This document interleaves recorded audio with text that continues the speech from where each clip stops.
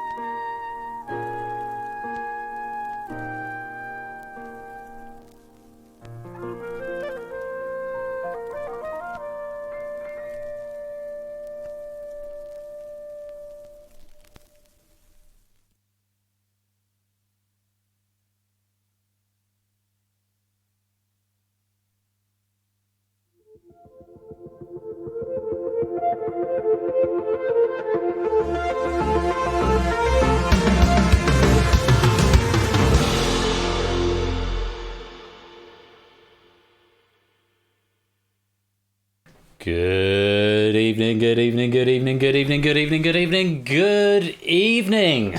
And welcome to the second day of Quizmas. Thank you all so very much for joining me. I'm going to turn the camera on, right, to show you that Quizmas has well and truly started in Shay. Have I set the screen on? I have set the screen on. In Shay Flush. Casa Shay Flush. Oh, it glows and twinkles. And a message from our sponsor, Matt the Ref. Oh, no, Matt the Ref is just gifting out a sub there to Murphy Bax. Thank you very much for the generosity there, Matt. Very kind of you. And Merry Christmas to Murphy Baxter. Enjoy ad-free viewing for the next month or so. Yes, indeed. Oh, and yes, I'm dressed up quite nicely. So I was going to concentrate on that rather than the tree. The poggy tree. It's very nice.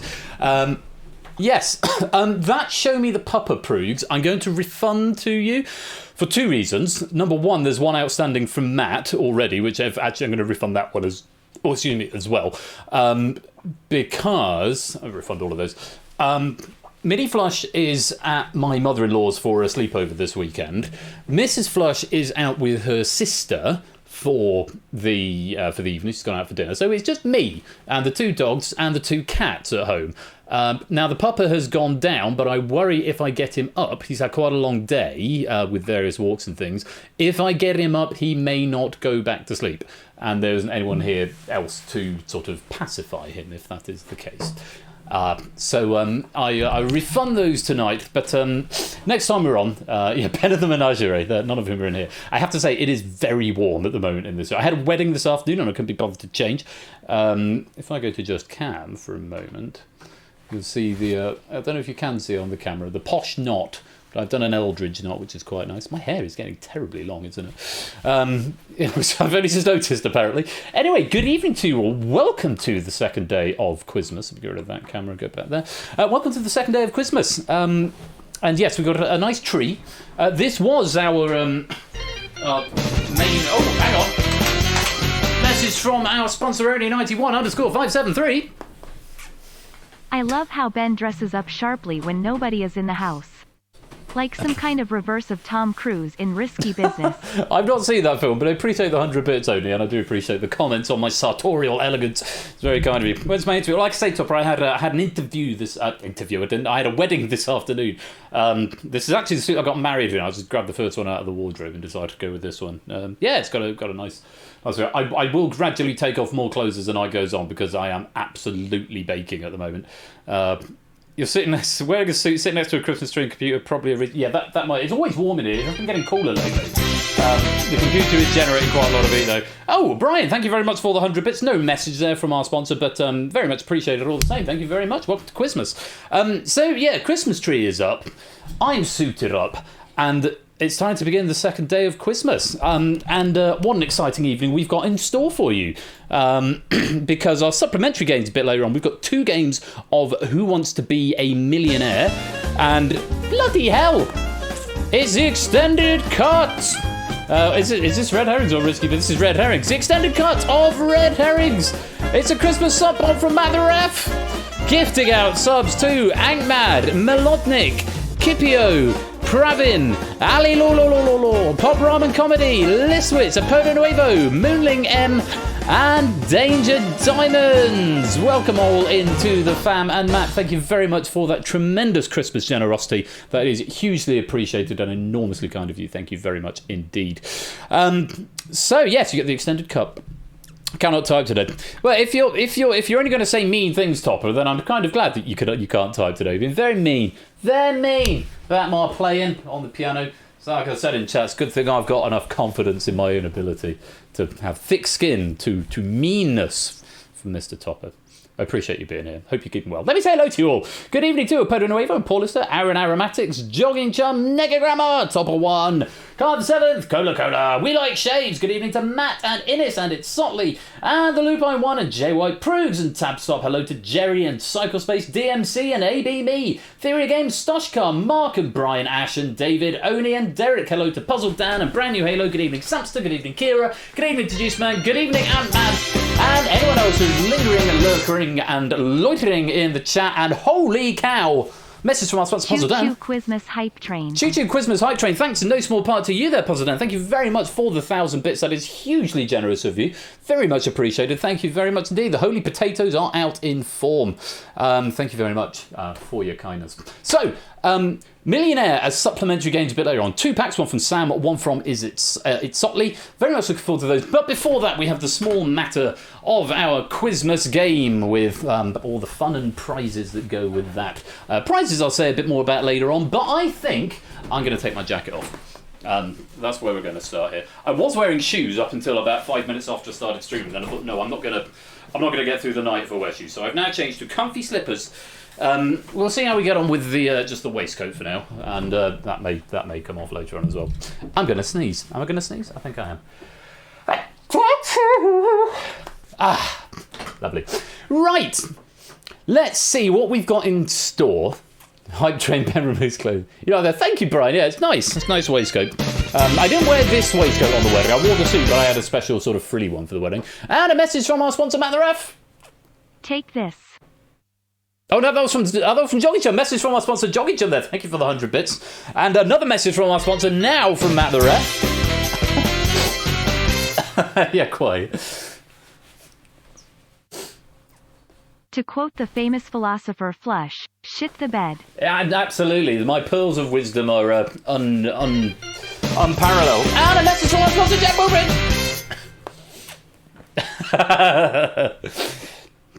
I've worked out who's replacing Daniel Craig as James Bond. Is that right? Seems good, Royal 10 red wine. Thank you very much, Jack Wilfred. Welcome to the stream. Good to have you here, my friend.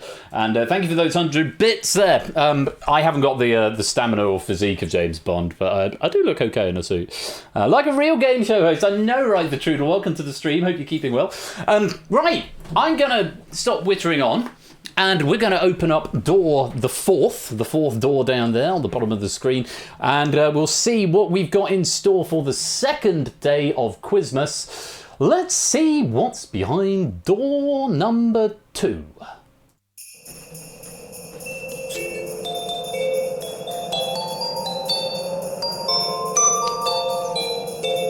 Oh, what is this? What on earth is this? Is it a Christmas double? Could it be? No, it's not mulled wine, it's just white wine tonight. Yes, we've got a Christmas double. It is the Abysmal Herrings. The Abysmal Herrings. What this is extra long stream tonight. It's 2 games to start off. It was always going to be 2 games here. The second game actually changed after we'd originally picked because basically I made a new game. And a message from our sponsor, Matt the Ref. On the 4th day of Quizmas, my true love gave to me a one-way trip into the abyss. It's the second day of Quizmas, Matt, but thank you for the 100 bits. It's on the 4th is the month, but the day of Quizmas is the 2nd. Yes, 2 games. Well, Red Herrings is a relatively short game. Red Herrings is in and out in about 40 minutes. The Abyss similarly, because it's self-running. Millionaire can go on a bit. So I'm anticipating about 11 o'clock tonight. Probably about 3 hours. But yeah, so we've got Red Herrings first of all, which will have a prize attached to the highest scoring player. And then we'll have the Abyss, which has got some slightly different rules, which I'll go into in a little bit. And a message from our sponsor, Silent Marine. A night of chaotic Christmas. Indeed, chaotic Christmas is on the cards. Thank you very much for the 100 bits there, Silent Marine. Welcome to the stream. Hope you're keeping well. Let me just zoom the camera out a minute. And so we've got, yes, first of all, Red Herrings, and this is a pack written by me. This is actually the last of the Quizmas packs that I wrote. No, it's not. I've got one more that I've written, but I'm not going to say that was the last one. This is the second to last one that I wrote. Yeah, looking forward to sharing this with you. And then the Abyss has been provided for us by our friend David J. Bodycombe. He's written a full game of the Abyss, all of which are Christmas themed, and I do hope that you enjoy them. Prizes attached to both of these first 2 games, and then Millionaire a bit later on is just for the regular leaderboard, which I need to update because I haven't updated it from the last game yet. So that is what we've got in store tonight. Red Herrings, the Abyss, double Millionaire, and that's it. And nothing else. And a partridge in a pear tree, of course. So let me just hop over to the BRB screen. Hello, Calibrated Vision. Welcome to the stream. Good to see you. Let me hop over to BRB. And there we go. And you can enjoy the falling snow. So that is second day of Quizmas done. So I can stop that now. Slide that over to 3 to prep for next time. I'll leave the calendar open in case we want to come back to it later on. And our first Quizmas game of the evening is going to be Red Herrings. Automate rounds, test mode off, JSON loaded. Good. I think we're ready to play. Let's do some Quizmas herrings.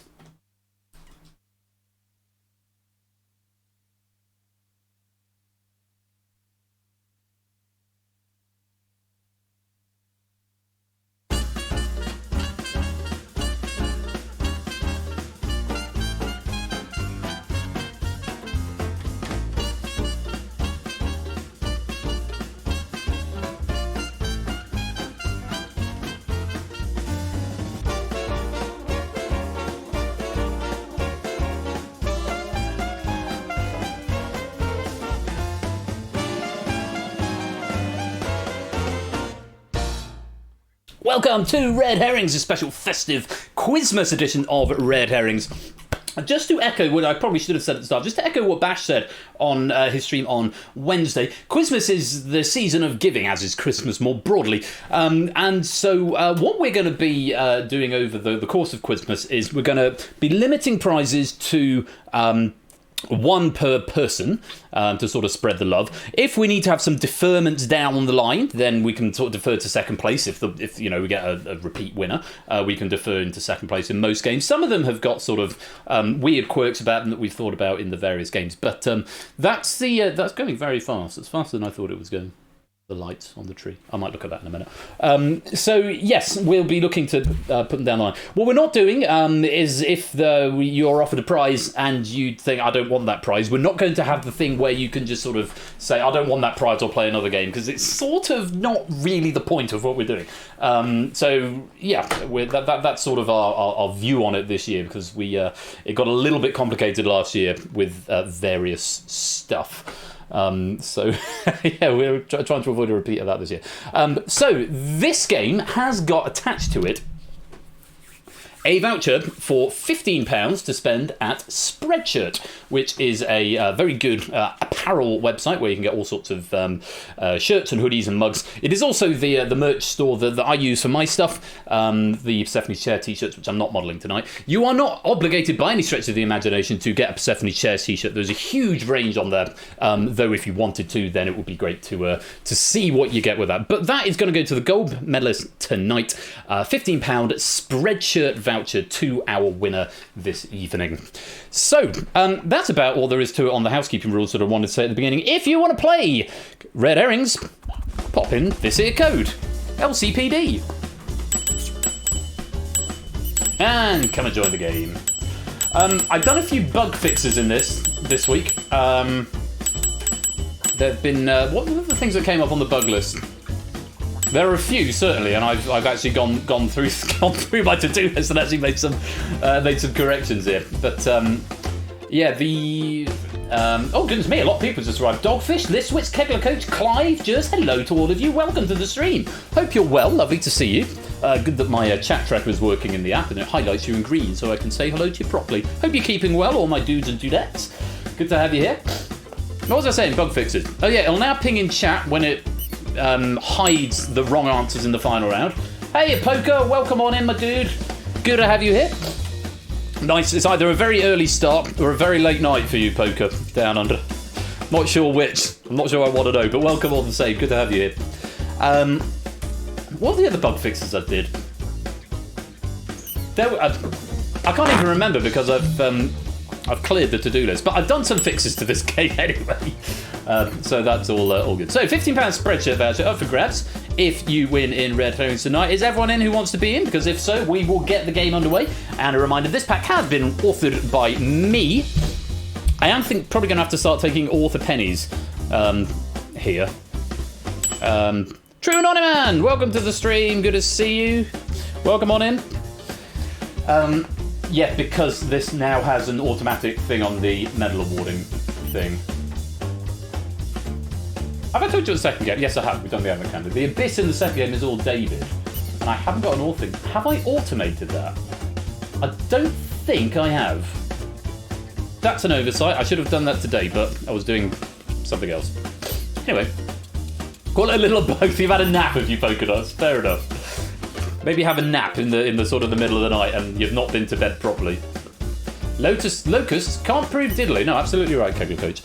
So, loop is coming to an end, so we're going to lock it up in 5, 4, 3, 2, 1. Oh, someone's just left. Samson, if you want to come back. Samson, did you mean to leave or come back before? There you go. Samson's back in the game. We don't want to get missed out on that, Samson. Let's lock up this lobby and let's play festive red herrings. And round 1 in true Royal Flush style is, of course, Christmas drinks. Christmas drinks, lovely, lovely. I love a good drink at Christmas, and I hope you do as well, whether alcoholic or otherwise. So in this round, yes, Christmas drinks is what we're after. Says Shapes. Let's start with a nice beverage, absolutely, a nice beverage.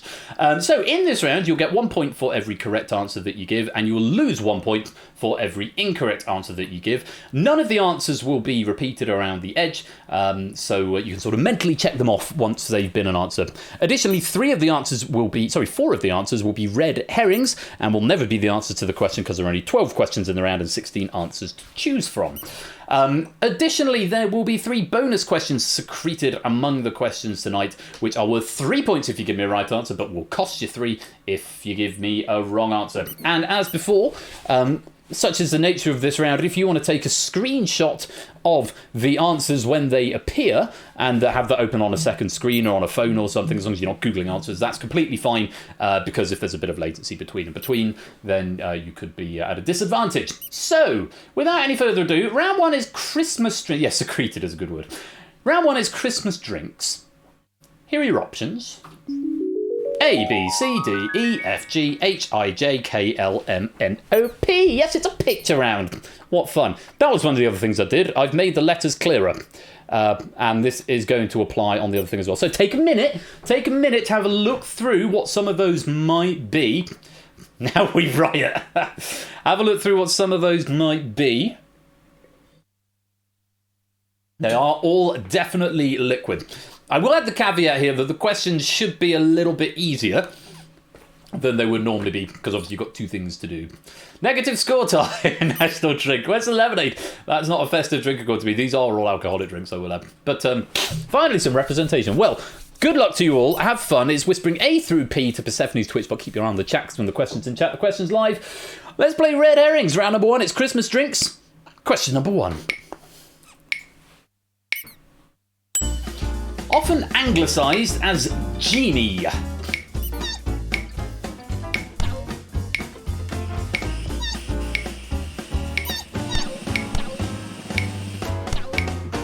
Oh, slow start. It's a gin, different spelling, but that is a bottle of Beefeater gin on I down there. Well done if you got that. Minus points for being wrong. On to question 2. Almond flavoured Italian liqueur. This is say what you see now.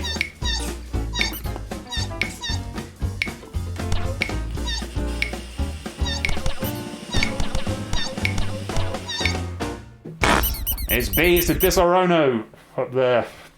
Was the strongest of the drinks in the Secret Fortune game the other night. First bonus question of the night. +3 if you're right here, -3 if you're wrong. Take a peep. A 1999 film and 1985 book involved the rules of this house.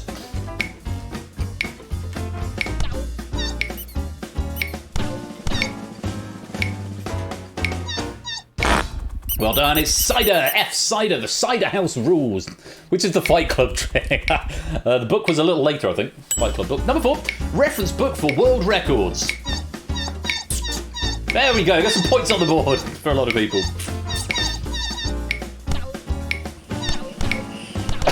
Oh, bloody Nora. I'm on fire. Most of us getting right there. Yes, it's M. Guinness, Guinness Book of World Records. That's Guinness down there on M. On we go. Oh, it's another bonus question. 3 points if you're right, -3 if you're wrong. Take a look. Winners of the 1981 Eurovision Song Contest.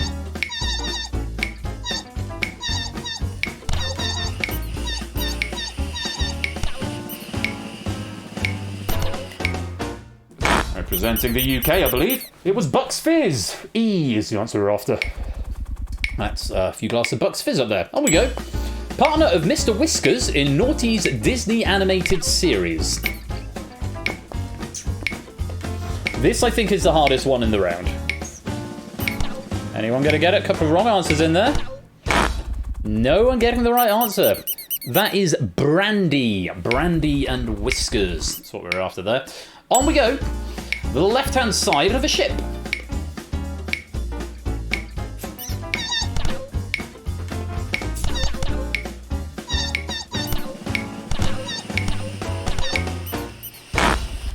It's port. There's a bottle of port down there. Taylor's Vintage. It's K.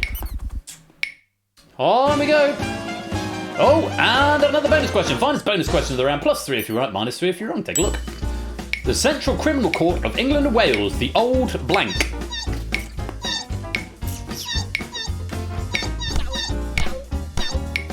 Remember, -3 if you're wrong here, because it is a bonus question. It's the Bailey, the Old Bailey, or Baileys in that picture there. D is what we're after. Where are we up to? I've lost track. Question 9. Brand name of a pressure-sensitive adhesive tape.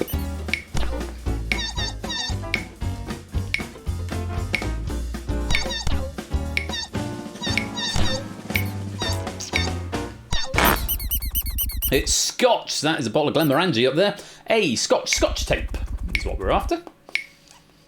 Question 10. Chocolate sandwich biscuit with a chocolate buttercream filling.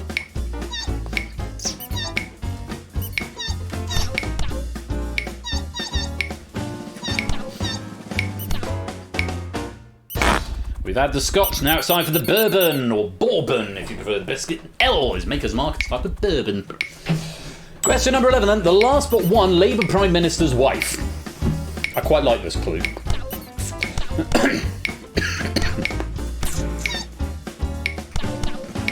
We've got one from Vision and from Car. Bit of a curveball here. That's Sherry, as in Sherry Blair. N was the answer. Tony Blair's wife.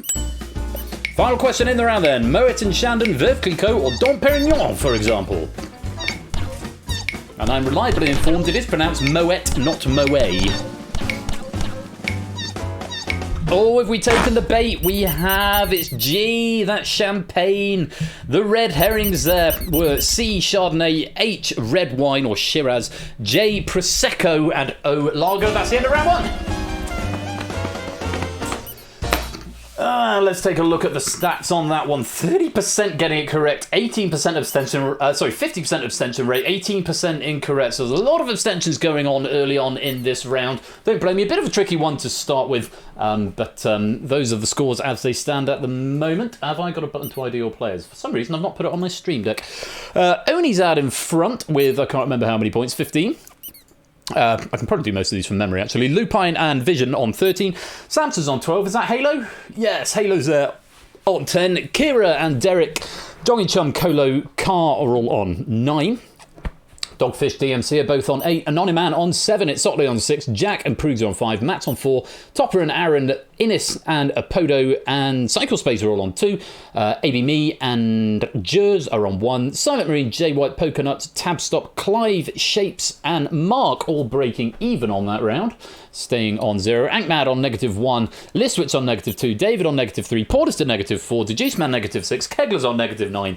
And Brian going to shoot the moon in this game on -11 at the moment. But plenty more points to be won as we go on. We've had our Christmas drinks. Now let's head off to the office Christmas party. Round 2 is the office Christmas party in this round. It's the freeze-out round, the speed freeze-out round. So the faster you answer, the more points you get. If you answer in the first 5 seconds, you get 3 points. The next 5 you get 2. The last 5 you get 1. If you give me a wrong answer, you don't lose any points. So you can't lose any more points from here, but you will be frozen out of the next question. So you won't be able to answer the next question. So bear that in mind. Additionally, there are 3 bonus questions, and the bonus questions in this round are worth a flat rate of 5 points. They're not timed, so you can answer any time to get 5 points, but you can still freeze yourself out when a bonus question appears, and you can freeze yourself out of a bonus question, which you don't want to do because obviously they're worth more points. Bonus questions will never be consecutive, and they will never be at the beginning or at the end. So those are the rules of the round. Let's take a look at the answers for the office Christmas party. Next day hangover, going for a curry, Secret Santa, thanks for hard work, sending drunken emails, eating too much food, splitting the bill, abusing the photocopier, cocktail sausages and nibbles, drinking cheap wine, dancing to crap music, introducing your partner, shots at the bar, flirting with colleagues, sharing a taxi, and kissing your boss. It's like a bingo for office Christmas parties. Things I've done after office Christmas parties. Yes, we've got a slightly new text there. It's bigger now. That was it. That was the other fix I made. Bigger text, letters gone to the corner, darker background, so it should be a little bit more legible. Kira's L, tag yourselves, introducing your partner. Well, I've certainly done Next Day Hangover. I've done Going for a Curry. This is not all at the same job. Definitely done a Secret Santa. Definitely had a speech where the boss thanks everyone for the hard work. I've never sent a drunken email. Definitely eating too much food. I don't think I have split the. I probably have split the bill. I was just thinking of office Christmas dues. Often it's paid in advance these days. I've never abused the photocopier at an office Christmas party. Cocktail sausages and nibbles. No, it's normally a sit-down meal or a curry, which is a sit-down meal. Drinking cheap wine. No, I don't do cheap wine. Dancing to crap music. Definitely done that. Has my wife ever been to an office Christmas party? I've certainly been to one of her Christmas parties, which means I've been the partner who's been introduced. Shots at the bar. No, I'm too old for that. Flirting with colleagues. Trying to think if I've ever been single when I've been at an office Christmas party. Probably actually. Sharing a taxi. Yeah, I think I've shared a taxi after a Christmas party. Kissing your boss. No, I've never done that. So, you've abused a photocopy of your Halo. Well, you called it. I see. You called it a rude name. Fair enough. Well, I can tell you the reason that all of these are in caps is because this is an anagram round. All of these will be anagrammed. You'll be given an anagram and you've got to find the anagram that matches. Simple as that. Remember, you're still just whispering the letter. Best of luck to you all. Good luck. Have fun. Round 2 is the office Christmas party. Here is question number 1. Do a circumstancing P.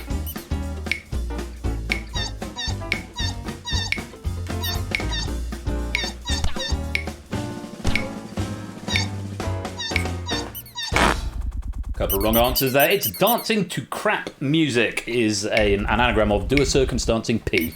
Couple of people frozen out. On to number 2. Taste cranes.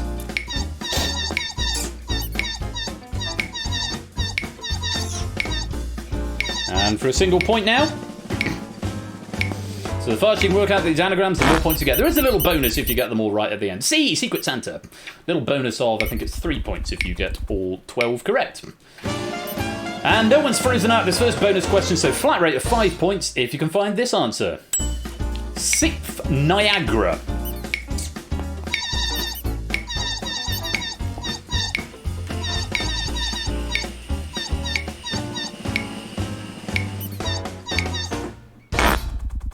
I can't see it. Oh, sharing a taxi. There it is. I was going to say, there aren't many X's up there. Sharing a taxi is the one we were after there. Well done. Plenty of people getting points. On we go. Appointee bought choirs.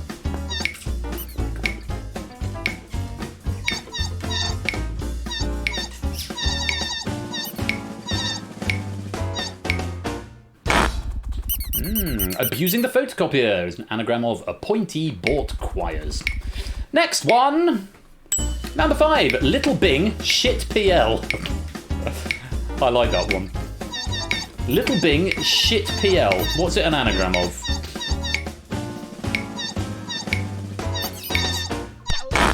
Oh, a wrong answer from Cyberspace there. Splitting the bill. It's an anagram of splitting the bill. Onwards and forwards. Tate has throbs. I forgot. I only wrote this last week. I've forgotten half of these. What is this? Is it it's not thanks for hard work. Oh, it's shots at the bar. Well, there we go. M is what you wanted. A few people frozen out as we go on to the next one. HR's Krakow North Fad. HR's Krakow North Fad. I have added some punctuation to the questions just to make them read a bit more fluently. Thanks for hard work. Was that one? D, thanks for hard work, is an anagram of HR's Krakow North Fad. Next one. Callousing weightlifter. Ooh, a bit slower off the mark on this one.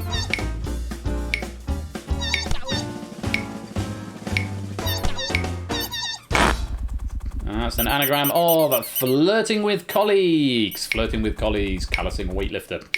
Onwards, couple of people frozen out. Oh, and bad luck, it's a bonus question. 5 points flat if you can tell me the answer to this. Norgay corgi fur.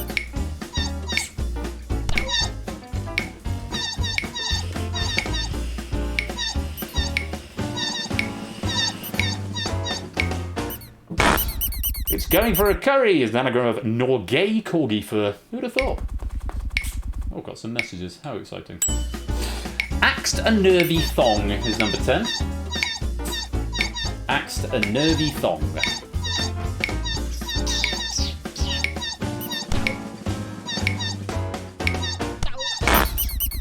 It's the next day hangover. It was A is what we wanted. 2 more to go then. Couple of people frozen out of this one. It's the final bonus question. 5 points flat if you can get this. And most people almost out of negatives now, which is great. Malingered unkindness. Malingered unkindness.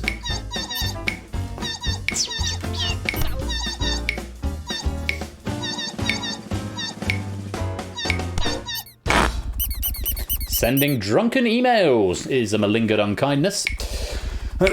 And final one then. Gus Binky cirrhosis. There's only 5 up there if you've been keeping track. And everyone is out of negatives. Hurrah! That one is kissing your boss. This is Gus Binky cirrhosis. The red herrings there, eating too much food, cocktails, sausages and nibbles, drinking cheap wine and introducing your partner. That's the end of round 2.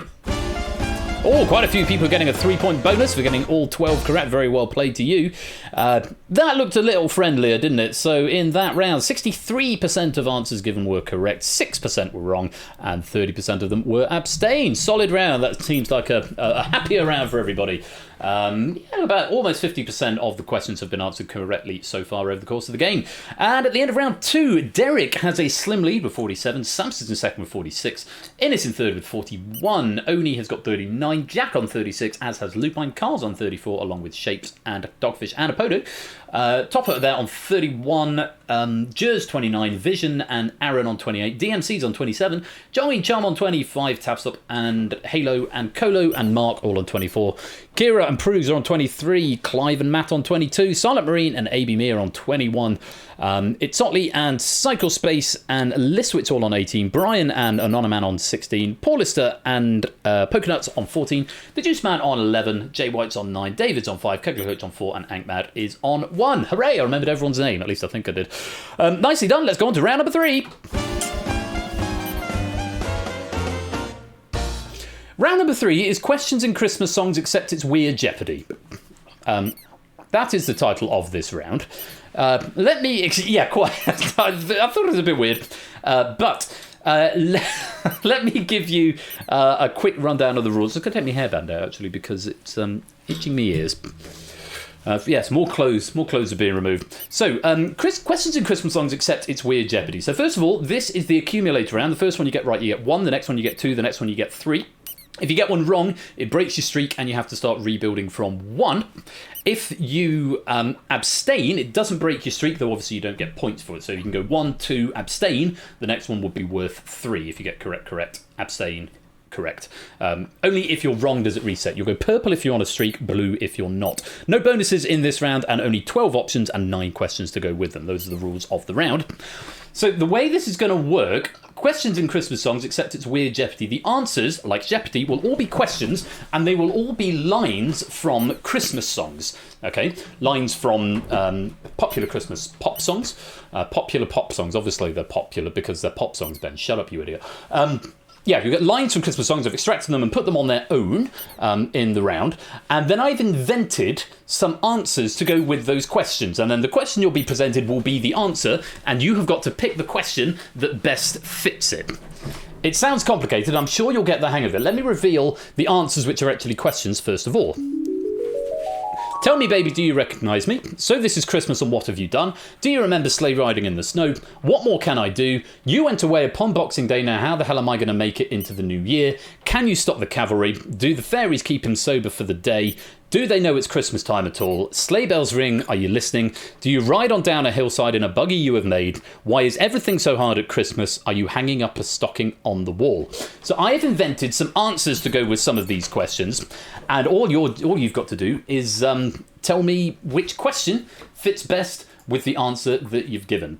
I will add, this round is potentially, this is great, I hate it.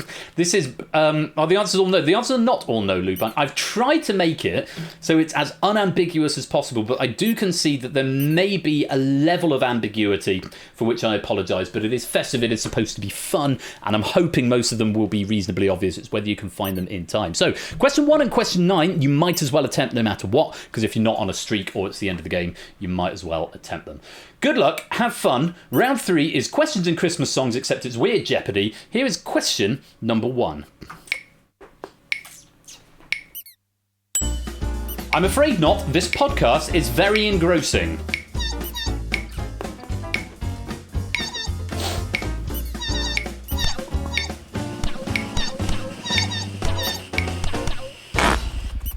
Sleigh bells ring. Are you listening? I'm afraid not. This podcast is very engrossing. On we go, number 2. No, and as a result, they have a very difficult working environment. Welcome, Nato. Welcome, GM Rubik's to the stream. Good to see you both. Hope you're keeping well. Purple if you're on a streak, blue if you're not. Do the fairies keep them sober for the day? No, and as a result, they have a very difficult working environment. G is what we're after. Given they've had to listen to simply having a wonderful Christmas time every time they've ventured out in public since mid-October, I'd say there's a fair bet they do. No, you don't need to know the songs at all, Proogs. I've made up the answers. Do they know it's Christmas time at all? Given they've had to listen to etc, etc, I'd say there's a fair bet they do. Onwards we go. I'd recommend port and absinthe.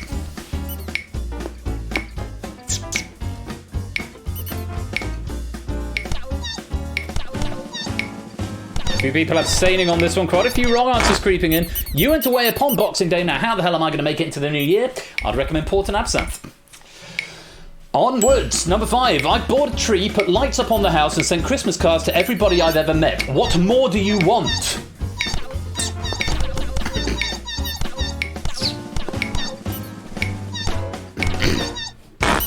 So this is Christmas, and what have you done? Well, I've done all that. What more do you want? Plenty of people on a streak here. Let's go on to the next one. Not yet. It's only December the 4th.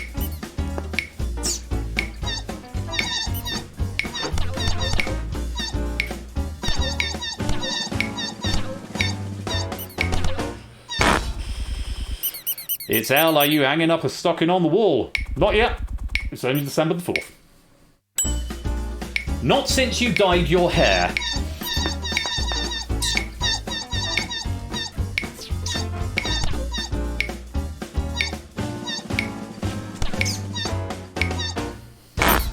Tell me, baby, do you recognise me? Not since you dyed your hair. Onwards, and there is a 5-point bonus if you manage all 9 in this round. Here's number 8. Maybe because the media has overblown it to be a massive commercial event and people run mad.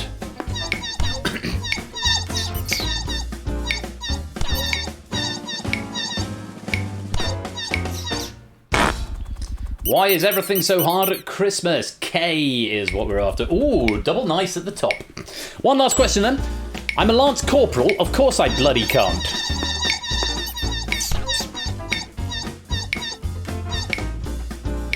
Plenty of yay going on there. Of course it's F. Can you stop the cavalry? I'm a Lance Corporal, of course I bloody can't. The red herrings there. Do you remember sleigh riding in the snow? What more can I do? And do you ride on down a hillside in a buggy you have made? That's the end of round 3. Oh, no bonuses. I thought we'd have some bonuses there. Oh. And a message from our sponsor, Odie91_573. Someone cuddle Ben. It sounds like a bitter time for him. I don't know, I was feeling very cynical on that one, I guess, when I wrote that round. Hopefully that was a lot of fun. No, I don't need any Christmas related though. I'm all good. Thanks, Sue. Appreciate it.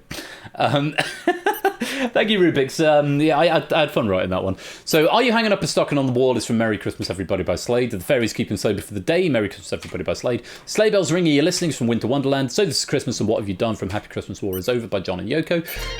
How the hell am I going to make it into the new year? It's Christmas time. Don't let the bells end by the darkness. And a message from our sponsor, Silent Marine. Sounds like the person hates Christmas. I think the character who wrote it, yeah, the character did. I love Christmas, personally. Do They Know It's Christmas Time at All is from Feed the World by Band-Aid. Why Is Everything So Hard at Christmas from It's Never Gonna Snow by Chris Moyles. Tell Me Baby Do You Recognise Me from Wham's Last Christmas. And Can You Stop the Cavalry is from Stop the Cavalry by, I think it's Jonah Louie who wrote that one. And then the other ones, Do You Ride Down the Hillside in a Buggy You Have Made? Again, Merry Christmas Everybody by Slade. Do You Remember Sleigh Riding in the Snow from All Alone on Christmas by Darlene Love? And What More Can I Do from All I Want for Christmas Is You by Mariah Carey. So, those were the questions that I managed to extract from various Christmas pop songs. Hopefully you all had fun with that, even if you didn't get a perfect board. Innes has taken the lead with 77. Derek's in second with 76. Jack now in third with 72. Shapes has got 70. Only on 60. Samsa 58. AB Me's on 57. Top of 52. Podo and Dogfish and Jers are all on 50. Aaron's on 49. Vision's on 48. Listwitz on 46. Tabstop 45. Lupine 43. Car 39. Mark 39. DMC 38. Cyclespace and Clive and Halo 1 on 36. Colo's on 35. Prugs 34. Kira 32. Anonymous 32. Johnny Jump 32. Silent Marine on 31. It's Sotley and Paulister and Matt all on 29. Poconuts on 20. JY 18. Brian's on 16. David 15. Juice Man and Kegler on 11. And Ankmad still on 1. One more round to go. Let's see what we can do with this. I can't believe Ed Sheeran is our last best hope for Christmas. Honestly, Lupine, I absolutely love that. So I've listened to it like non-stop since it came out yesterday. But more on that later on, I'm sure. In the 60% correct in that round, it's pretty good. 17% incorrect, 22% abstention ratio. Let's go to round number 4. Round number 4 is Christmas films. Inverted commas used rather loosely. So, in this round, you need to type exactly 4 characters to the bot, for example, A, B, C, D, E, F. And, yeah, exactly 6. I said 4. I think I said 4 again. I'm always saying 4. Message from our sponsor, Matt the Ref. Die Hard is a Christmas film. Don't at me. I tend to agree with you, actually. I never used to. I've changed my mind in recent years. Thank you for the 100 bits as well. Whispering 6 characters exactly to Persephone's Twitch bot. No repeats and nothing outside of the range of A to P. Exactly 6 of the options will fulfill the... A message from our sponsor, Digital David. Die Hard is not a Christmas film. Thank you very much for the 200 bits. You've got to keep outbitting each other on this. Welcome, David, to the stream, by the way. I've just seen your name pop up in green. Welcome on in. I never used to think so. I really didn't. And then a couple of years ago, I think my wife convinced me. Oh, God.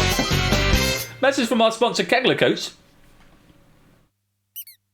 Die Hard is a Christmas film. Okay, I'm gonna not put a pin in this, but I've got something I need to say about it, but I'm not going to say it just yet because of what's coming up in the round. So, thank you very much for the 100 bits there, Kegler Coach. Exactly 6 will fit. If you're wrong, you'll get a ping back from the bot telling you how many were right, and you're frozen out for 5 seconds. I've tidied up the ping back message as well. Get exactly 6. If you're the first to do so, you get 50 points. The next gets 45, the next gets 40. Answers will gradually be removed, and you'll get a little message in chat saying that is not the answer. So hopefully it will eliminate some options along the way.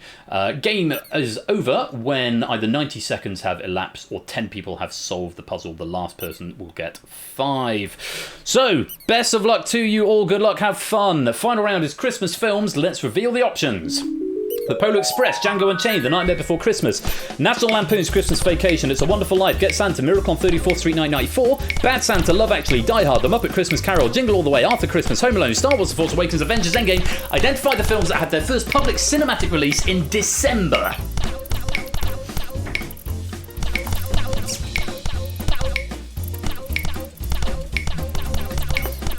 So I've seen a few early 4s. Computer's going to randomly start taking away the wrong answers now, starting with A. It's not A. Hopefully you got a message in the chat. And another one going to come away in a minute. Still only 4s at the moment. Is there a message coming in the chat as to which one it's not? It should be. It's not P either. Maybe the bot's doing too much. Oh, yes, it is coming up in chat. It's just a little bit hidden. It's not I, either. Eliminate I from your thought process. Clive is up to 5. Oh, Anonyman the first to solve, getting 50 points. Derek's up to 5 as well. It's not C. Any more souls? Coming to the last 30 seconds now. Innes is up to 5. There's another soul. Clive has managed to find them all. 45 points to you.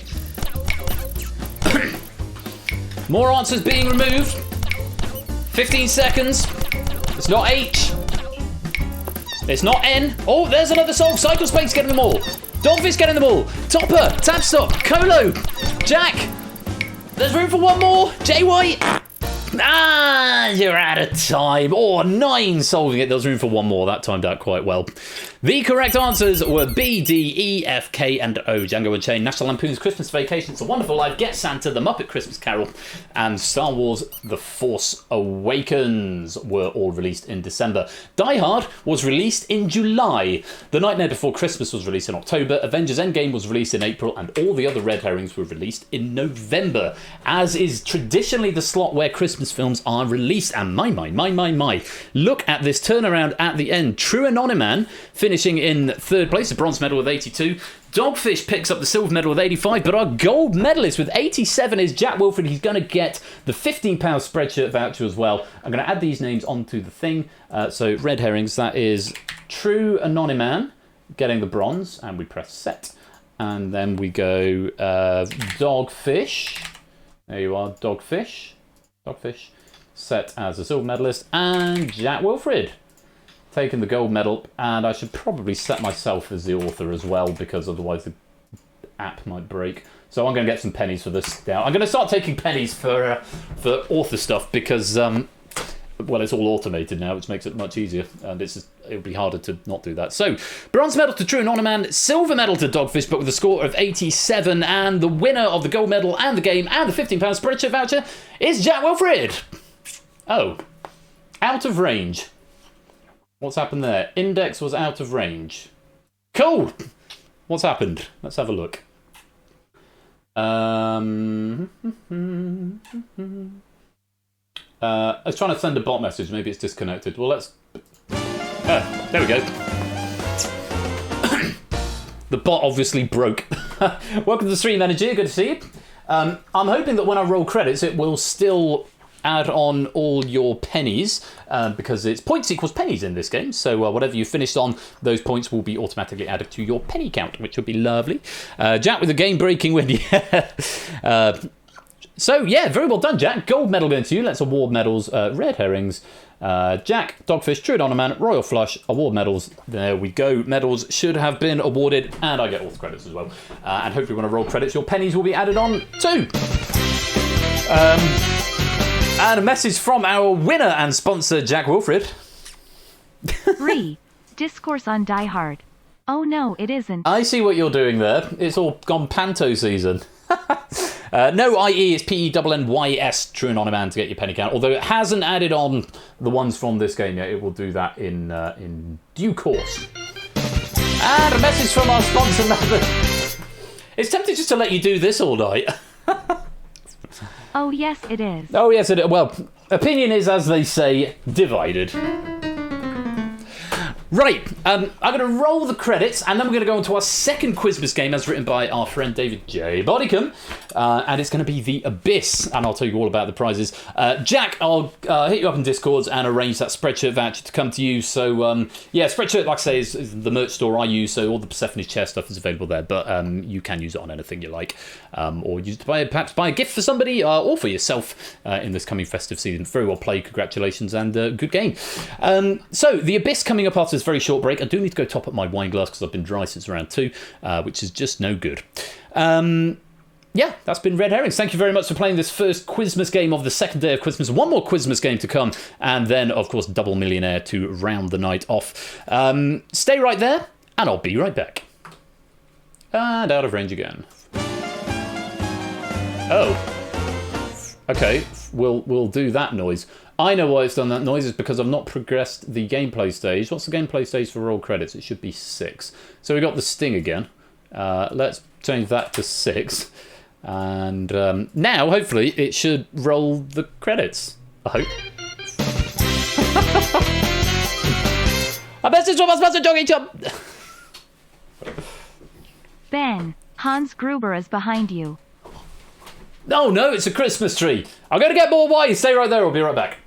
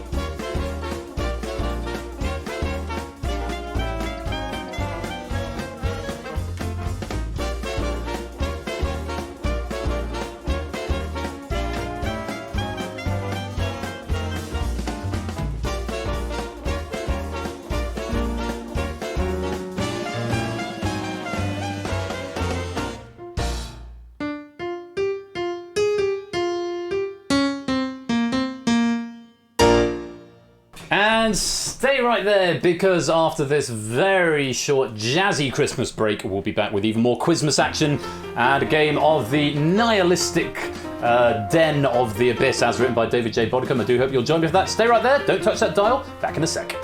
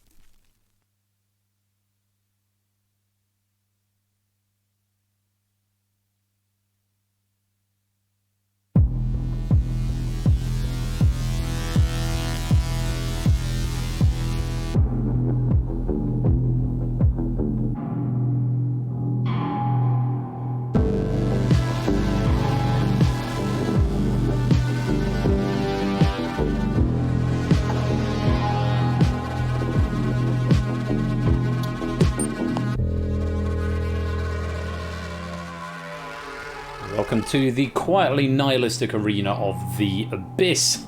And welcome to Lewis, Quizzle and Player 2 Star, who have joined the game, or joined the chat, good to see you. But let's have some abysmal pennies, I think. Type in Abyss 43, Merry Baldness, yes indeed. Now, we're very grateful to David Bodicum, who has written all 5 of the question packs for this Quizmas game. We'll be sitting on the sidelines. Welcome, Riff. Good to see you. Hope you're keeping well. And Aluzi as well. Hello. Welcome on in. All of these are... and of course, I should probably add at this point, all the pennies that you're saving up are all going into the end of season draw, which will be taking place on December the 21st, which is end of season, whatever season this is, 5, I think. Bloody Nora! Stop that bonus right there, 38 people. Grabbing some bonuses. And David with the sub-bomb of 5. The Abyss, the darkness of the Abyss was too much. We needed a Red Herrings riff. Gifting out subs there too to Daru, Mivers, MPL Dar, GreeMC, and MN Badger 1989. Welcome to the fam. And David, thank you very much for your generosity. That's hugely kind of you. Very much appreciated indeed. Bloody Nora, look at all the bits coming off my activity feed tonight. Y'all are too generous. Thank you so much. It is genuinely very much appreciated. Now, the Abyss. There are potentially, well, there is one of 2 prizes available tonight. If somebody is a winner at the end, if we have a winner at the end of the Abyss, then that person will win £20 in PayPal or equivalent. However, I am very aware that this is a game where there can be no winners. So in the event that nobody wins in the Abyss Arena, then the subsidiary prize, subsidiary, that's the wrong word, the sort of consolation prize, I suppose, to the highest scoring player in the lobby will be a £10 PayPal or equivalent. PayPal, Steam. Yes, supplementary isn't the right word because it's not in addition to. That's 19 quid, says David. So yeah, it's... if we have a winner in the arena come the end, then that person will win £20 in PayPal or equivalent. If we do not have an arena winner, then the highest scoring player in the wings will get £10 in PayPal or equivalent. That is the drill. And if you want to play, I'm going to need to remind myself of the rules. I'm glad these ones are all written down because it's a new game that we haven't played for a few weeks. So I'm slightly hazy on how it works, but I'm sure the game remembers. Type in the code if you want to come and play. QCHG.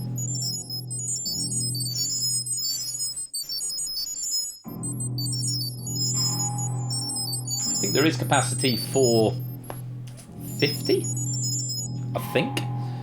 5, 6, 7, 8, 9, 10, 11, 12, 13, 14, 15, 16, 17, 18, 19, 20, 1, 2, 3. Yeah, 25 in each side. Anagram of GCHQ. Yeah, very nearly. Quarters Communication Head Government. I was sorry the break was a little bit longer. I had to go put some jeans on because it's getting a bit warm in the suit trousers, and I'm probably wearing them tomorrow. So tomorrow is the busiest day of my life for a very long time. So I've got church first thing in the morning, 9:30, and then I've got my best mate's kids' baptisms happening tomorrow, where I'm both the musician because it's at the church where I work, and I'm also the godfather to one of them. So I've been practicing my Marlon Brando impression. Boom, boom. Oh, hello, Zeus. Message from our sponsor, Zeusless. Waking fine. Waking fine. Thank you very much for the 100 bits, and good to see you. If you're not in the game yet, Zeus, you have got time to get it. Best mate's kids' baptisms, and then we're going out for lunch. He's buying lunch for us all. After that, I've got to go to a rehearsal that I'm running for our annual Come and Sing Messiah. It's not annual because we didn't do it last year, but Come and Sing Messiah, where we rehearse not quite all, but most of the Messiah in an afternoon, 2 till 5. There's then a performance of it at 6, and then from there I'm going on to my IRL pub quiz for about 8 o'clock. So I literally do not have a break tomorrow, which is why I've actually already written my IRL pub quiz. I normally do it Sunday afternoon, but yeah. I'm going to need a bit of a sleep come Monday, but come and approximate Handel's Messiah. No, it's good. Kira, you've sung solo for me in Messiah, haven't you? You did it with PFC just before lockdown, and you were very good. So you were very good. Right, if everyone's in who wants to be, I'll just give you another 30 seconds if you want to come and join the game, and then I will explain the rules. Yeah. Hallelujah. In fact, I've got the score right here. I'm actually singing a couple of them myself, because we haven't got an alto, so I'm singing the bass parts. The alto parts an octave down as a bass. Yeah.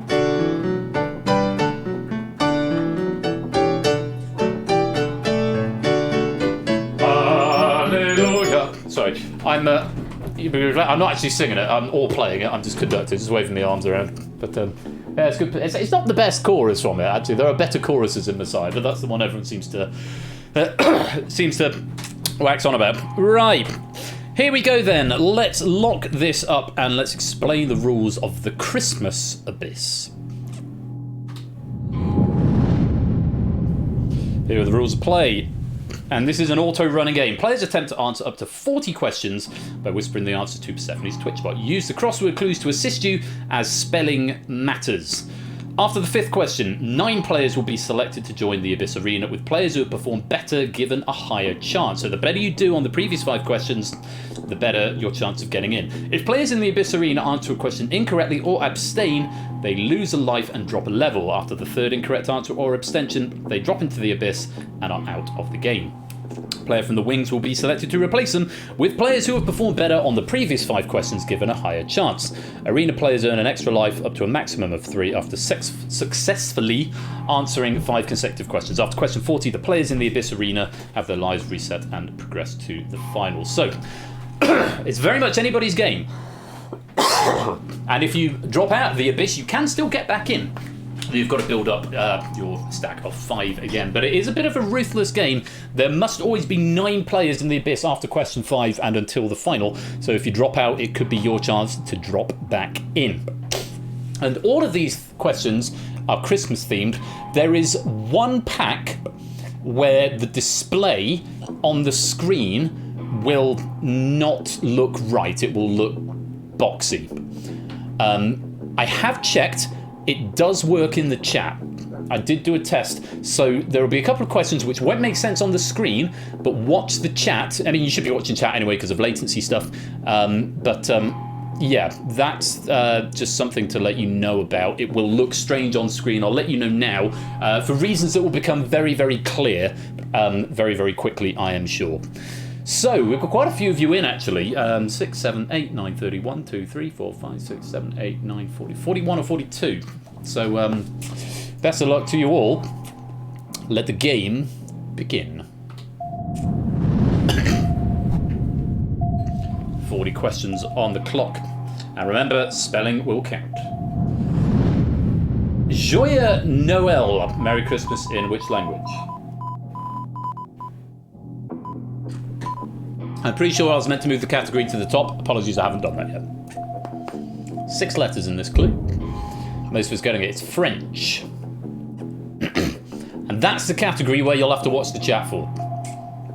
I did test it. It does work in chat. Fun gifts. 8 letters. This is a festive food anagram. More anagrams for you. And the first 5 questions will show you the 5 categories you're going to be facing. After that, you won't get any repeats in any set of 5 questions. Stuffing is what we're after. On to the next. Proverbially, its teeth are rare. 3 or 4. 12 days of Christmas.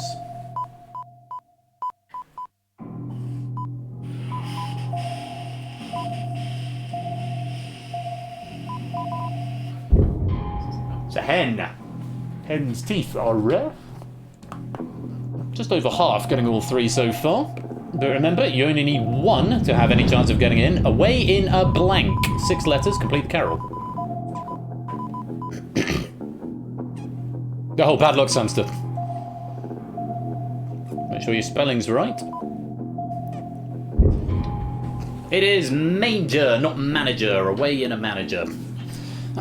So we're after 1 more question, and then we will bring some players into the arena. Billy Bob Thornton, Tony Cox, Brett Kelly, 2003. Name the Christmas film from the cast. 3 and 5.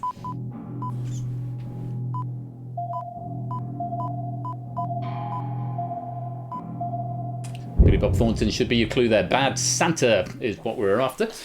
So, those are the 5 categories you're going to be facing. Let's bring 9 players into the arena. First up, Mark on a score of 5. It's always good karmic justice to see. And another one, Riff, also with 5 brought into the arena. Topper gets in with a score of 4. Lupine in with a score of 5. Kira makes it in on a score of 3. Prug's coming in with 4. Silent Marine with just a score of 2, but into the arena. Clive is in with 4. And one final player is Brian on 4. Welcome you 9. You are our starting lineup. Best of luck. Leo Ugly, 4 and 3. Another festive food anagram for you.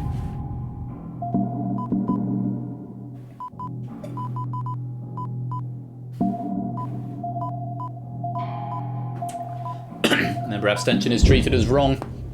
Topper, Prug, Silent Marine and Brian losing a life. It's the Yule log is what we're after there. It came upon the blank clear, 8 letters.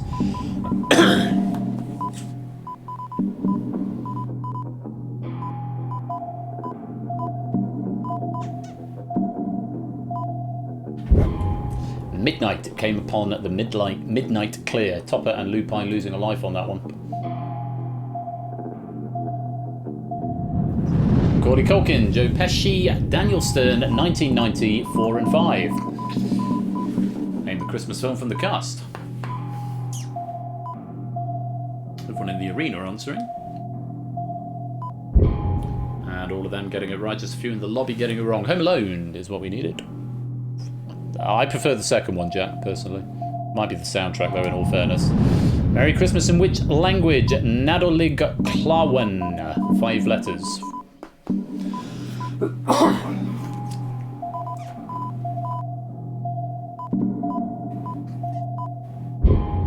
It's Welsh. Silent Marine and Brian losing a life there. Down to the bottom layer. Double L may have been the clue. British slang for the female toilet. 6 letters from the category, the 12 Days of Christmas.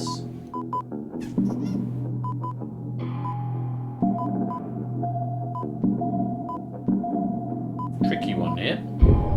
The ladies as well. He's not tricky when you know the answer. Unfortunately, Topper, Silent Marine and Brian, you've dropped into the abyss. Thank you for playing. Natter has rejoined. Kegler's rejoined on a score of 4, or joined I should say. And Anonyman in with a score of 8. Let's continue the game. This is the one where you need to look at the chat. Merry Christmas in which language? 6 letters.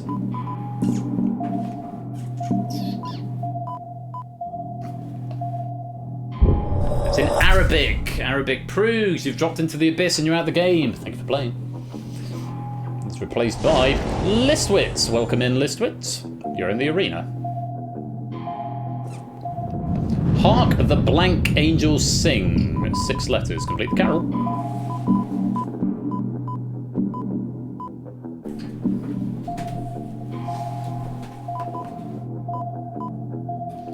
It is Herald. Natter, Kegler and Clive losing life there, but Lupine has earned 1 back, taking you back up to the top. Nice position to be in. Brig anchored. Festive food anagrams, 11 letters. Where is Brig? Missing his feature in the game.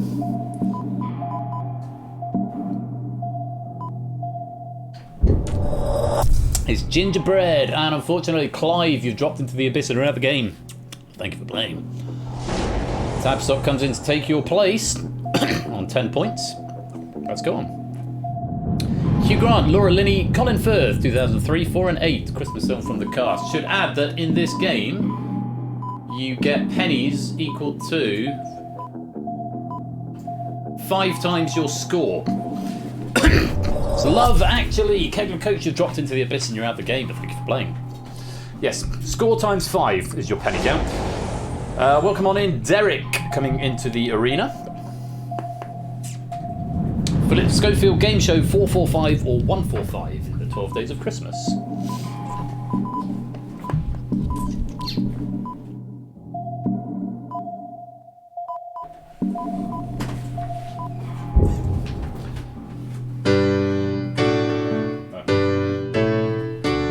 5 gold rings. That was not the core pattern for 5 gold rings, but you know what I mean. Epic Mine, 5 and 3. Festive Food Anagrams. And welcome Ohei, Score and Tipster to the chat.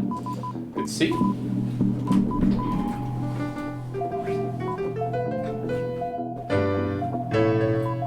Oh, wait, what's the core pattern? Mince pie is what we're after. Plenty of green going on there, including everyone in the arena. And you need 5 consecutive to get an extra life. Birds that collectively form a gaggle or a skein. 5 letters. Birds, plural, that collectively form a gaggle or a skein. It's geese. How many people put goose? It is not collective, unfortunately. Lupine's got 5 in a row, but already maxed out here. On to the next one. Oh, come all ye blank. 8 letters. Complete the carol. I played this at the wedding today. Yes, they had this carol at the wedding. Oh, everyone's got it right. Lovely. Faithful. Deste Fidelis. Nata, Kira, and Anonyman, you've all earned an extra life. You back up a level. Very well played. Your timing the abyss may continue. Next question. Bruce Willis, Alan Rickman, Bonnie Bedelia, 1988, 3 and 4.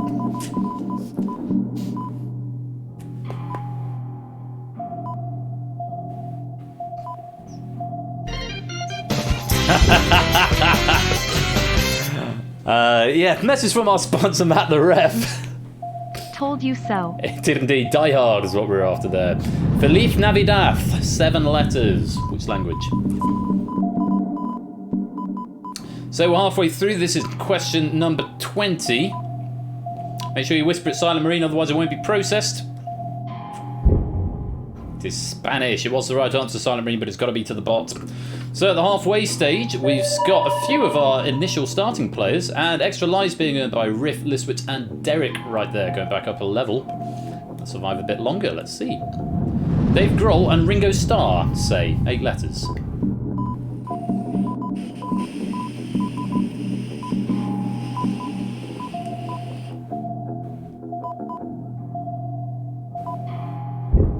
They're drummers, as in 12 drummers drumming. Or 11 drummers drumming, depending on your version of it. Dan Aykroyd, Eddie Murphy, Ralph Bellamy, 1983, 7 and 6.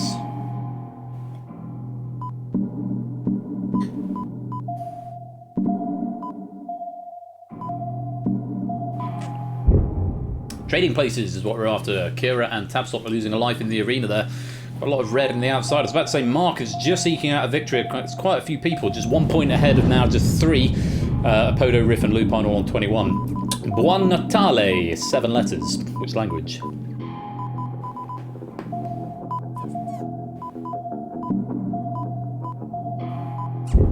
It's Italian. Italian. Spelling does count in this game. Unfortunately, if you spelled with an E, that would have been incorrect.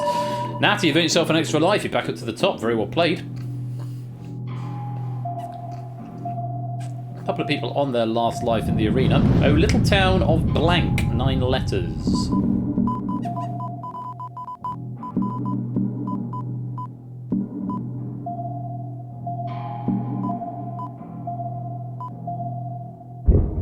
Bethlehem, or Bethlehem if you prefer. Most of us getting that one right. Nat losing a life in the arena.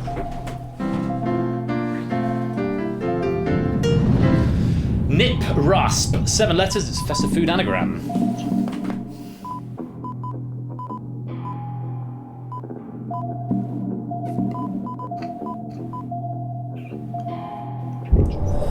It's a parsnip, and Listwitz, I'm afraid you've dropped into the abyss and you're out of the game, but thank you for playing.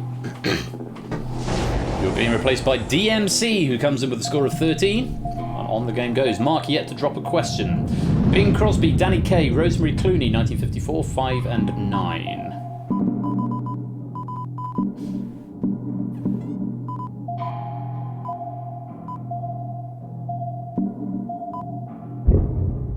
DMC losing their first life in the arena. It's White Christmas. White Christmas. Onwards. Frohe Weihnachten, 6 letters. Which language? Very fast answering there. It's Charman. What we're after. A few more players reaching 5, including Kira and Tabstop, who gain themselves an extra life. Their time in the arena may continue a little longer yet. On to the next. DJ, who works at North Norfolk Digital these days, 4909. I'm assuming that is first name, surname, or just surname. 12 Days of Christmas is the category.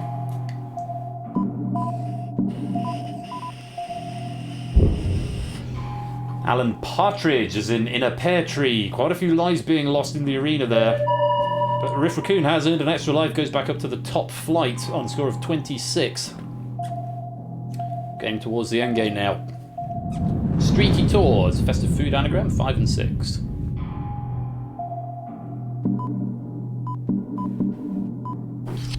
Is the bottom border gone? Oh no, it's just... So I'm thinking the bottom border of my game screen has gone, but it hasn't. DMC and Natter, I'm afraid you've dropped into the abyss and you're out of the game, but thank you for playing.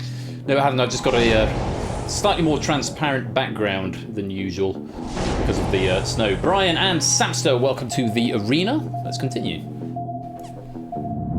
Ding blank merrily on high. 4 letters.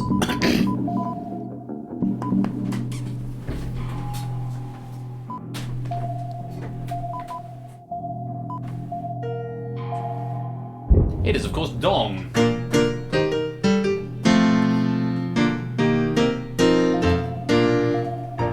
Something like that. Michael Keith and Danny DeVito, Michelle Pfeiffer, 1992, 6 and 7. Got 1 hair is just really annoying me. Oh no, I've got 2 hairs that are really annoying me. It's because I took my band out, I think. Oh, tricky one there. Batman Returns. Kira and Anonyman, I'm afraid you've dropped into the abyss and you're out of the game, but thank you for playing. Vision joins us on 21. And Liam, it's Otley on 25. And we go into the final straight, final 10 questions. In the blank midwinter, 5 letters. Depending on whether you prefer the dark version or the Holst version.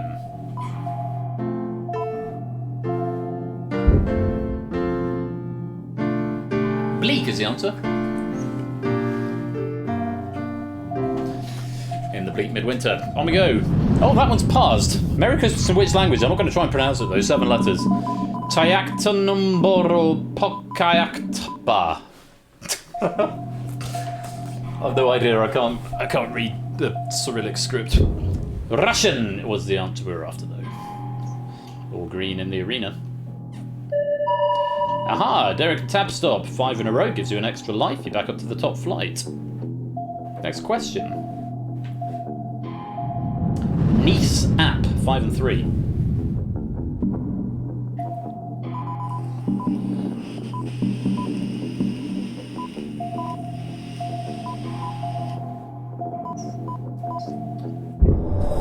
Pecan Pie, Lupine. I'm afraid you've dropped into the abyss and you're out of the game, but thank you for playing. Mark, earning himself an extra life, takes himself back up to the top flight on a score of 33, also leading the lobby 2 points ahead. Jack Wilfred joins the game to take Lupine's empty slot. Well, let's go on to the next question. She played Rose Tyler on Doctor Who, 6 and 5 or 5?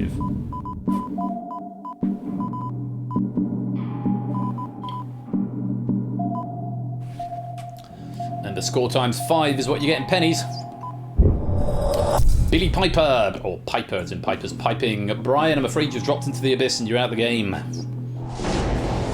Ah, replaced by DMC. Welcome back to the arena, DMC. Must have done well on the last 5 questions. RNG favouring you. Let's go on. Joy to the blank, 5 letters.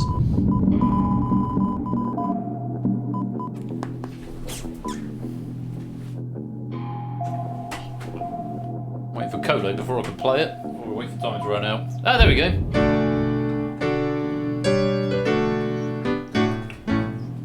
Joy to the world.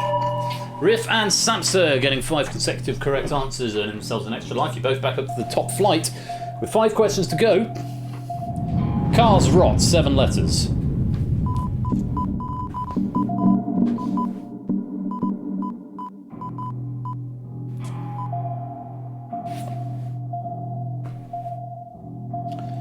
This is, of course, carrots. Carrots is what we're after.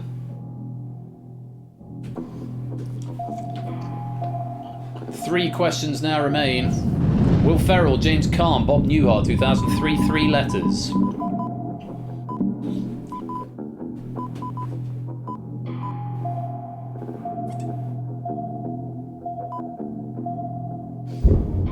Elf, a film I've still not seen, to my eternal shame.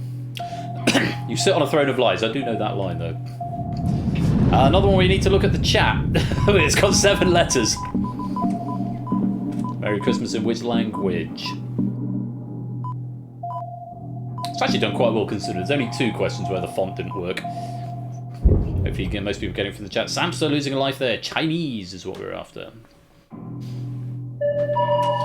The Vision and its Sotley have got themselves an extra life, both back up to the top flight and thus locking themselves into a place in the final. Very well played. A cob, a pen, and their baby signet. 5 or 4. This is the last question, so all of our arena players are safe at this point.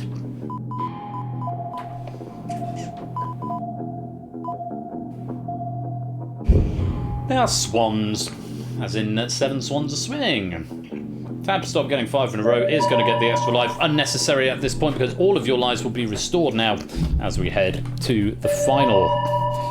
There you go, Samster, taking you back up to the top flight. After 40 questions, it is time for the final, and our finalists are Mark on a score of 39 out of 40, very impressive. Riff on 37, DMC on 22, Jack on 30, The Vision on 29, Samson on 33, Derek 37, Tabsop 34, and it's Sotley on 33. At this point, you can no longer get into the arena. Your only chance of winning at this point, if you are in the wings, is if everyone goes out in the final, and then it will go to the high score, which is currently Mark, who is also in the arena but has got the high score, and as per the rules of the game, Mark would be the winner at this stage. But there are still 10 or potentially 10 questions to go. Let's take a look at the rules for the final. 9 finalists have had their lives refreshed. Further extra lives will not be awarded in the final. Up to 10 questions will be displayed. They are a little bit harder than the ones you've seen, but the categories are the stame. Whisper your answers to Stephanie's Twitch bot. If arena players drop into the abyss, they are permanently out of the game and will not be replaced. The winner is the last player standing, and if after 10 questions no winner has emerged, the winner will be the player with the most lives left. In the event of a tie, the player with the highest score is the winner. So that's how this works. And the Christmas bonus, the Quizmas, I should say, bonus, will go to either the winner of the arena game or the player in the wings with the highest score once all have been eliminated. I wish you the best of luck. And remember, if you're playing in the wings, pennies still available. 5 times your score is your gift from me for your performance in the abyss. Let's go to the final.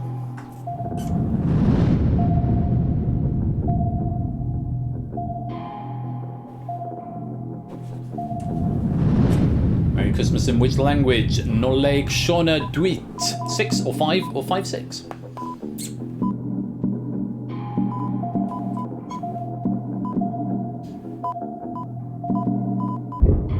Gaelic or Irish Gaelic were your options available there. Well done if you got that. Riff and DMC losing a life. Next question. Neaton Top. It's a festive food anagram with 9 letters.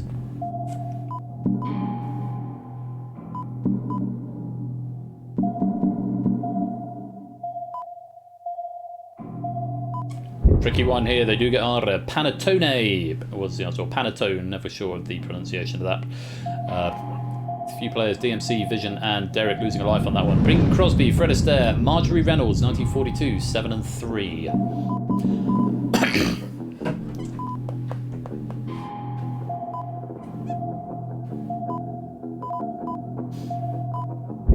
Holiday Inn was the answer. I'm afraid, DMC, you have dropped into the abyss and are out of the game, but thank you for playing. Rad because it's another anagram, 5 and 5. Clearly, I have not sorted these to be in groups of 5.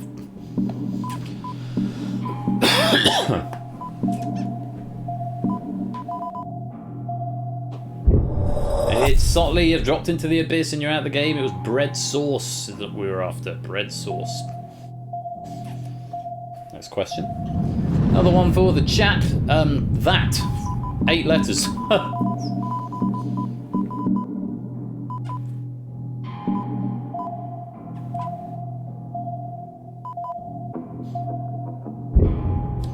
Everyone in the arena getting that. Yes, it's Japanese or hiragana would also have been accepted there. Indulci blank, 6 letters.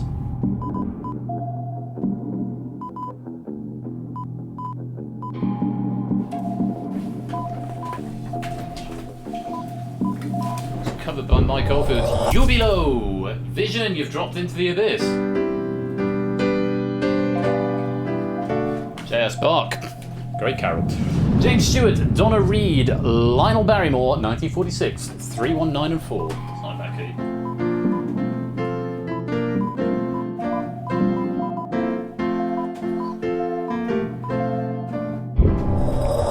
key. It's a Wonderful Life, but it's not for Riff and Tab Stop. You've dropped into the abyss and you are out of the game, but thank you for playing. John McFall is the speaker here. 5, 2, and 5. It's to do with the 12 Days of Christmas.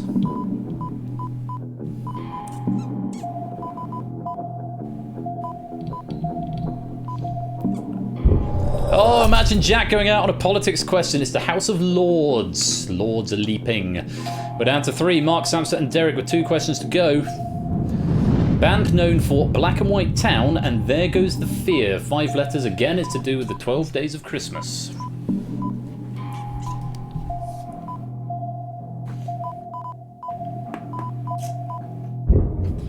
It's Doves. Mark losing a life here. Mark and Derek on their last foot here.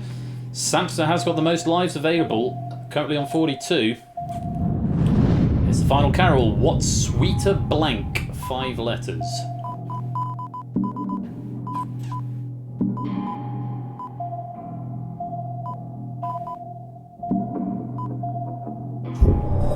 It's What's Sweeter Music. Mark and Derek have both dropped into the abyss and are out the game on the final question, which means our winner is Samster with a score of 43. My goodness me, what a turnaround there. I was on the edge of my seat. Bloody Nora, the turnaround. We got through all 50 questions and we had exactly 1 player left with all 3 lives. That to me is a sign of a very well written pack. So very many thanks to David Bodicum. Your things won't be added on here, David, because there's no author, because there's 5 authors normally for this game. So I will manually add your credits and your pennies for that. Thank you very much for the pack. Oh, I was just looking at Mark all the way through that. He only dropped 4 questions the entire game, but I think 3 of them were in the final. Obviously 3 of them were in the final because he's dropped into the abyss, and both Mark and What Sweeter Music I can't play. That's the only one of those that I know of it. I couldn't hum it to you though. And Mark and Derek dropping into the abyss, leaving 1 player. What did I say the rules were? Is it the person with the most lives at the end becomes the winner? I think that is the rule. The higher position, if there's more than 1 survivor, then it's the highest position, and then score is the 3rd tiebreaker. Yeah. I know Jubilo for reasons that will be clear later this month. I've got that open on my PC. I've been trying to do a recording of myself doing all the parts.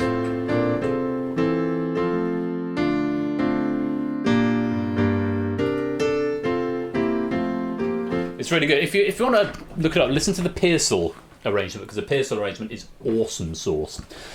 Well, we have our Abyss winner, Samster. Very well played. Let me award you your medal right there. And note to self, and I've got it on a notepad file to do actually after the stream, I haven't done historic winners of the Abyss yet because I've only just updated the online app, which stores all the medals. So Samster's going to be the only medal holder at the end of the stream, but I'm going to backdate the other Abyss games. The other Abyss games that we've played. Yeah,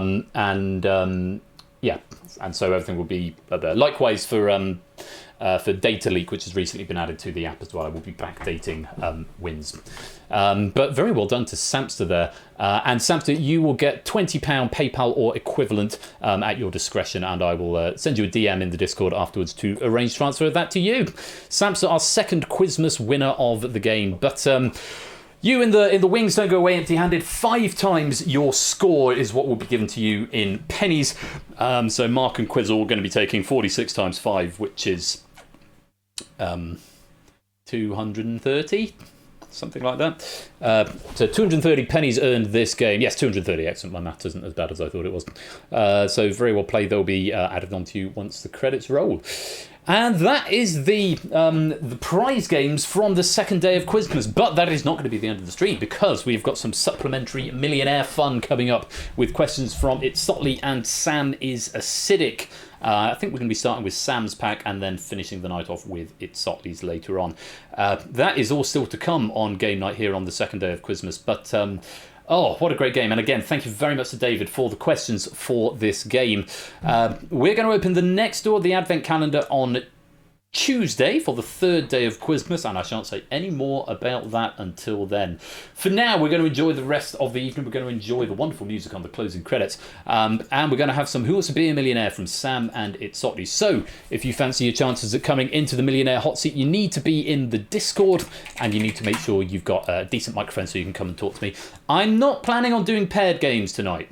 Just saying. Wasn't played. We did 2 pair games last time, so the 2 games we'll have tonight I think are going to be solo games, which I look forward to very, very much. But if you fancy your chances at that, you need to stick around, because after the break it is time for the big money Who Wants to Be a Millionaire. Congratulations to Samster though, because you have survived the abyss.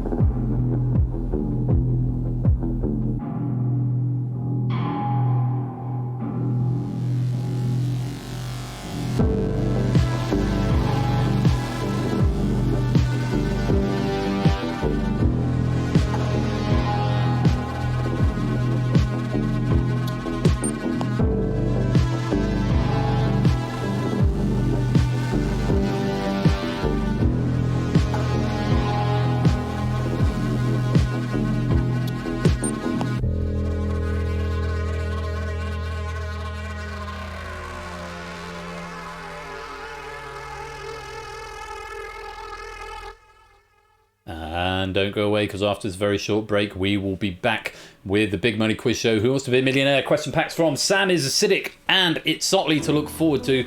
I do hope you will join me for that. Stay right there. Don't touch that dial. We'll be right back.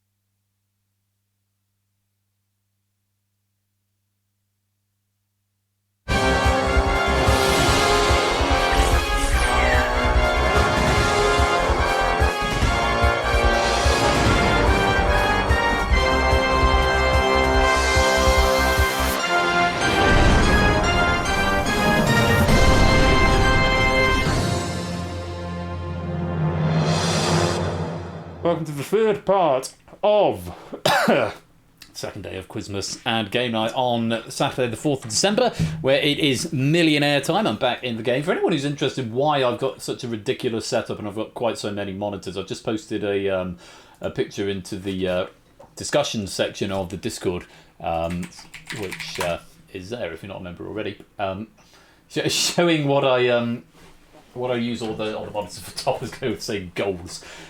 Yeah, it's a pretty smart setup, I have to say. I'm quite pleased with it. I've recently redone my OBS layer. Originally, OBS was just a tiny little window, but then I realised actually my activity feed and the stream chat can all be seen on OBS. And the reason for it was actually when it was on, because that's the monitor on the left over here was my OBS monitor, and it's a vertical monitor, and it was just in the middle. But because of weird bugs in OBS, it wouldn't allow it to all go there. So then I redesigned the Penny app, and I realised I didn't need the chat tracker anymore. And then I realised that my request queue could go on the top monitor along with Pretzel and my general Chrome monitor, which has got tabs and factoids and other things on it. And then Unity's up there, and then my app is all down there, and then Discord at the top. So, and then the game screen is in front of me. So that's what I use it for. They are all used. It's not just it's not just vanity. Though it does come in useful for other things as well. It means I can watch several streams at once. Anyway, welcome to Who Wants to Be a Millionaire. And if you want to play, like I say, you need to be in the Discord. You need to have a decent microphone so you can come have a chat with me. And you need to be fastest on our fastest finger first, which I'm being told we've got 6 of 26 available, which is a reasonable position to be in. This first question pack comes from our down under friend, Sam is acidic. I'm very grateful to, I think I'm grateful to Colo, possibly. I think I'm grateful to Colo. Let me have a look. Sam is acidic. I'm very grateful to Colo, who has proofed this pack for us, because, of course, in this game, I don't see the questions in advance, because Ask the Host is a lifeline there. So thank you very much indeed to Colo. And later on, we'll be thanking Lewis, latest member of the proofing team, who joined us this week, who has proofed the second pack for us, and making his debut as a proofer there. So, but in the here and now, thank you to Sam for writing, to Colo for proofing, and let's get this game underway. If you want to play Who Wants to Be a Millionaire, type in the code. So it's RXIG if you want to chance in the hot seat, KGPA if you just want to play in the lobby and audience game. You must be in one of the lobbies if you want to be involved in any part of the game, be it phone a friend, ask the audience, or well, you don't need to be in there for phone a friend, but for ask the audience you certainly do. I think it's now only asking people who are in the game. I think. I might be wrong, actually. I can't remember what I did with it. Quizface, welcome to the stream. Good to see you. Just seeing your name pop up on the chatting app. I think it might have been there a while, but I missed it before. But do come on in. Left lobby if you want to play in the hot seat, potentially. And anyone who doesn't make it into the hot seat lobby anyone who doesn't make it into the hot seat will automatically be put into the lobby game. So left or right? Which is it going to be?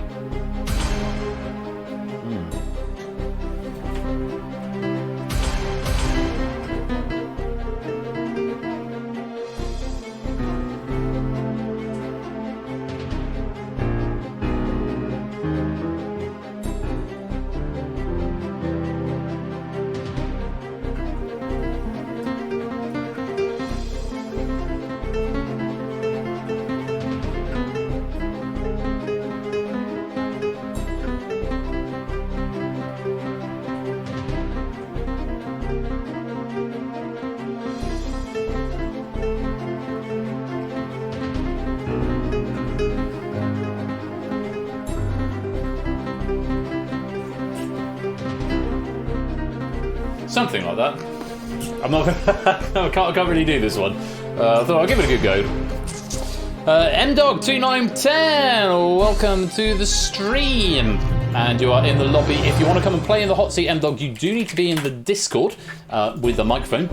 So make sure you head over to there just in case you get pulled into the game and you're the fastest on fastest finger first. But welcome to the stream. Lovely to see you here.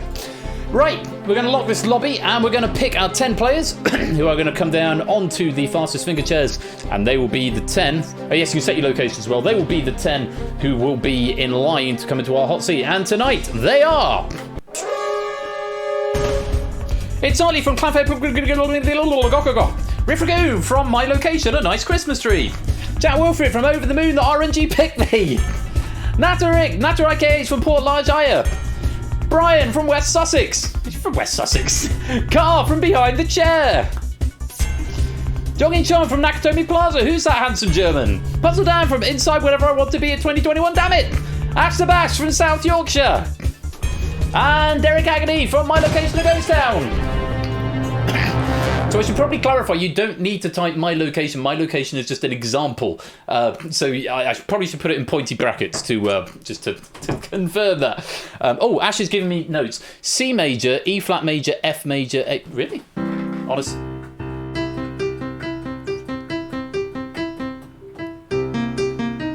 Oh yeah.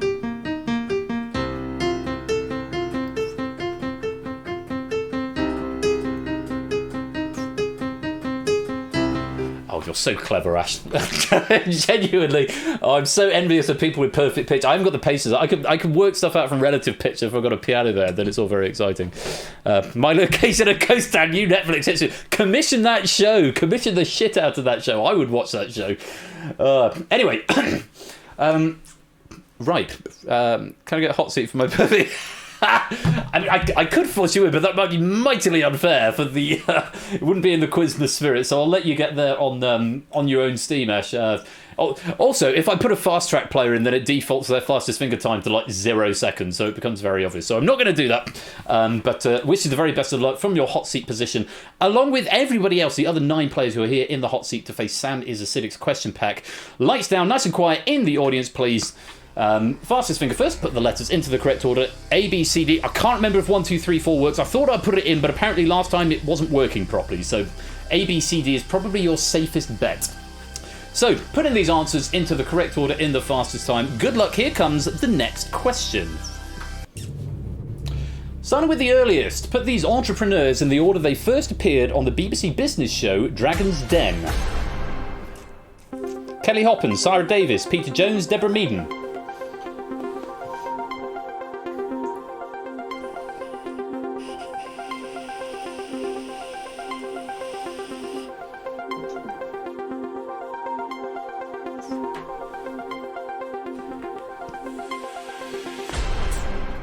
Pretty sure I know this one. Thank you to the question writer, whoever this was. I need to add in a thing that adds pennies on for fastest finger writers. I think it's CDAB. Let's find it out. So going furthest back, Peter Jones, way back in the first series, the only dragon to be there from the very beginning. Deborah Meaden came in series 2 or 3, I believe, just for Hilary Devey, the itchy foot.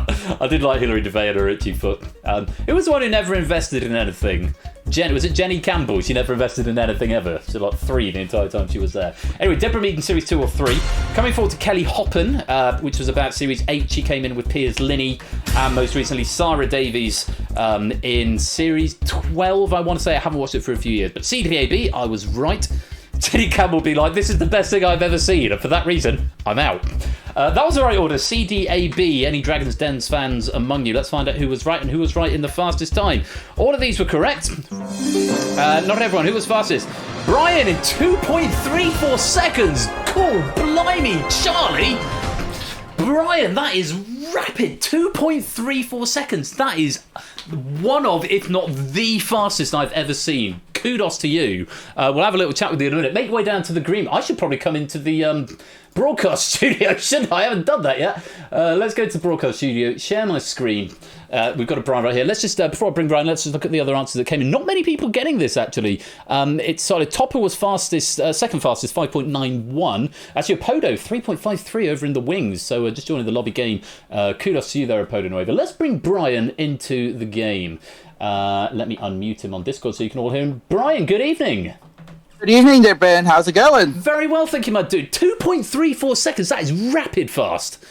Yeah, I was just randomly guessing because I had no idea who they are. So I'm like, oh, superb! It worked. You sort of fluked your way to the chair. You should have kept that. You should have said, "Yeah, I'm a religious fan of Dragon's Den." I was like, in, done. But no, hey, you made it into the chair and very well played. 2.34 seconds is that was a 1 in 24 shot, as Oni is saying.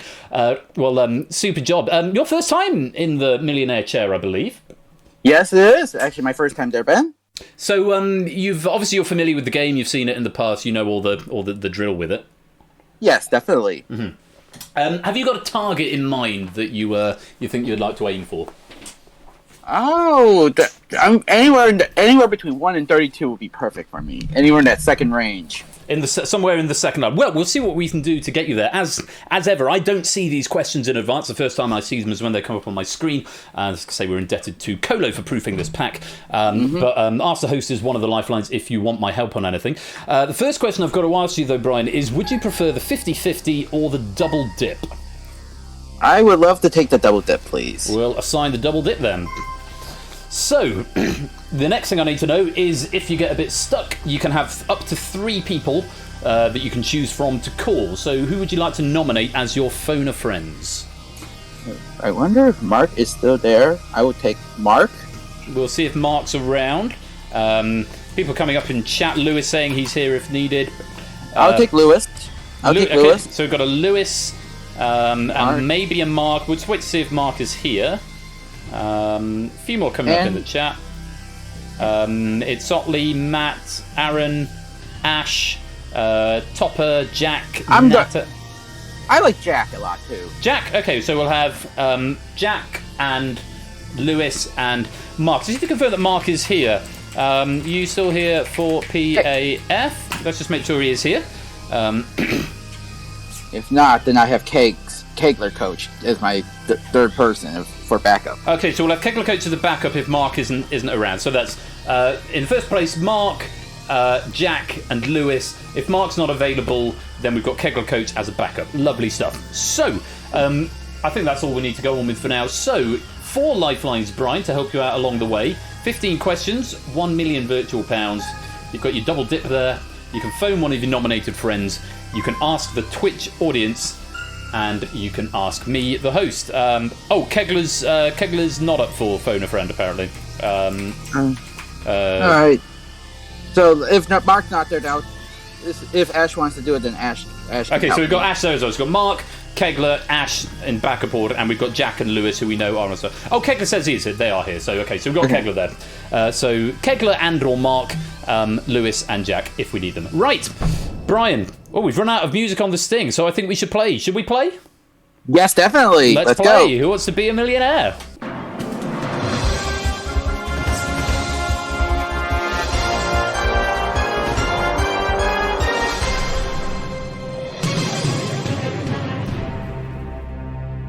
And a reminder for you, if you're playing in the lobby at home, you've got 20 seconds to whisper your answer A, B, C, or D to Persephone's Twitch. But if you don't know and you want to walk away, you can simply abstain, and that will set your bonus. I haven't updated the numbers in this game, so it still represents monetary value rather than actual penny value. But it's basically 25 pennies per question until you get to the upper echelons. So once you walk away, that bonus is fixed. But you still get 10 pennies for every question that you answer correctly in addition to that bonus at the end. But make sure you whisper it to the bot and make sure you're in before the time runs out. Brian, best of luck. Here's question number 1. It's worth £100. The company Converse sell roughly 100 million pairs of what yearly? Shoes. Teeth. Jeans. Glasses. I definitely know this one. Converse sells shoes. A final answer. It's a good start. You got £100. Yes, Converse trainers, All-Stars. I used to wear them a lot. I used to wear a lot of fake ones. I need to get some more, but they've gone up in price quite a lot recently. But they're very smart shoes. Moon boots, my mum calls them. M-Dog, Derek, Kegler, Puzzle Down, Pokenuts all walking away. Maybe they're a bit slow on that. And Jay White and Stoshka also walking away. Everyone else was right. Let's go on to question number 2. Unicorn best means which of these? Pre-wings. 1 leg. 1 horn. Thick hair. I'm going to go say C, 1 horn, final answer. Right answer, you won £200. Nicely done. Welcome Merlin Mew to the stream. Lovely to have you here. Hope you're keeping well. So far so good over in the lobby. Oh, hello Z, getting that one wrong, walking away with nothing. But do keep answering because you still get 10 pennies for every question you get right. Let's go on question number 3. Which popular Netflix K-drama sparked a candy resurgence in 2021? It's okay to not be okay. Charlie and the Chocolate Factory, Startup, Squid Game. I've seen these on YouTube everywhere. It's gotta be D, Squid Game, final answer. So Right answer, you won £300. That's the only one I've seen. Squid Game is, I don't know why it started a resurgence of candy. Was there much candy in Squid Game? I don't think there was, but... It's also that little cookie day. Oh, yeah, the cookie with the nail file, whatever it was. Yeah. Good show. Aaron Riff Liswitz all getting this one wrong, walking away with nothing, but do keep answering questions. 10 pennies for everyone you get right. Question number 4 for £500. Have a look. Incurring a 4-hour penalty if failed, a roadblock is a single-player task in which multi-Emmy award-winning adventure reality series. The Amazing Race, Got Talent, Big Brother, The Apprentice. I watched this back in season 15 with the Globetrotters. It's A, The Amazing Race. Final answer. I'm going to vape for tension. It's right answer, you won £500. No tension required there. I think you were quite sure on yourself there. Let's take a peep into the lobby. Everyone who's still in getting it right, and a few others besides. Right, Brian, you're doing fine. This is the last point you could go away with nothing. Question number 5 is worth £1,000 if you give me a right answer. Guaranteed £1,000. Still got 4 lifelines available if you need to use them. Have a look at question number 5.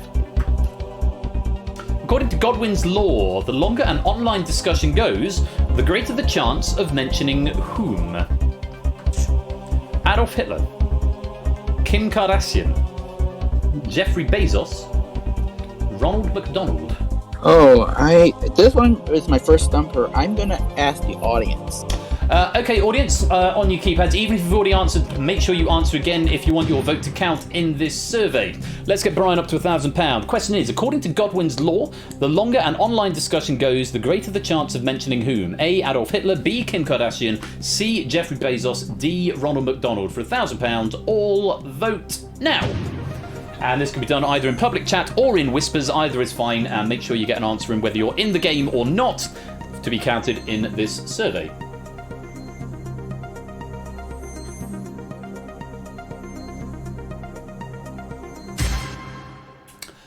91% think A, Hitler, 2% think it's Kim Kardashian, 5% think Ronald McDonald. This is based off a survey of, quite a big survey actually, 35 people responded to the survey here, Brian, so that's quite a large majority. Do you, are you happy to go with the audience? Does that help?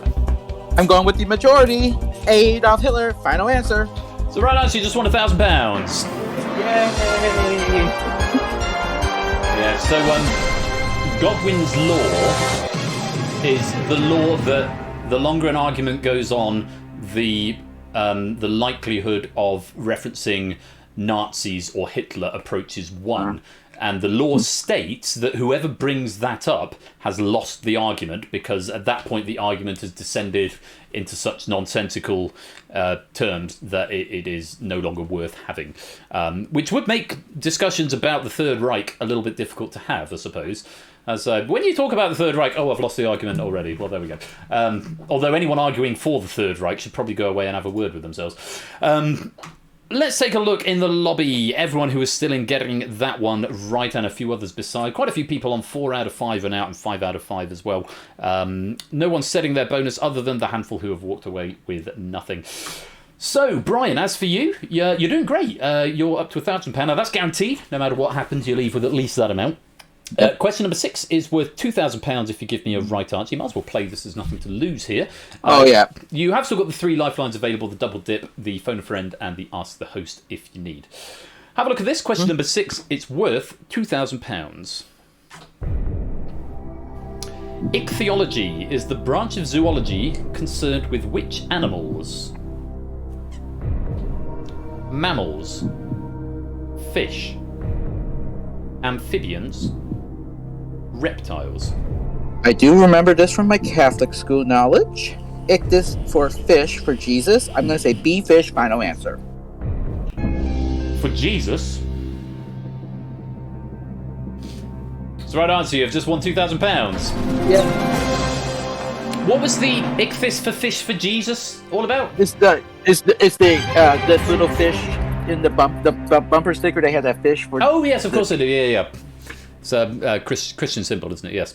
Yes, I was for some reason going to ichthyosaur, which was a prehistoric, a dinosaur, for want of a better word. which was an underwater one. Oh, hey, getting that one wrong, walking away with £1,000. Matt also getting that one wrong. Jack choosing to walk away on that one, also setting their bonus at £1,000, which I think is 125 pennies, plus, of course, 10 pennies for every correct answer you get, so do keep answering. Points still available. Let's go on. Question number 7 is worth £4,000, 3 lifelines available. Have a look at this. Dolly Parton created the initial rhythm for the track 9 to 5 by brushing what together? Metal poles, her toes, her acrylic fingernails, drumsticks. That's a tough one. Oh,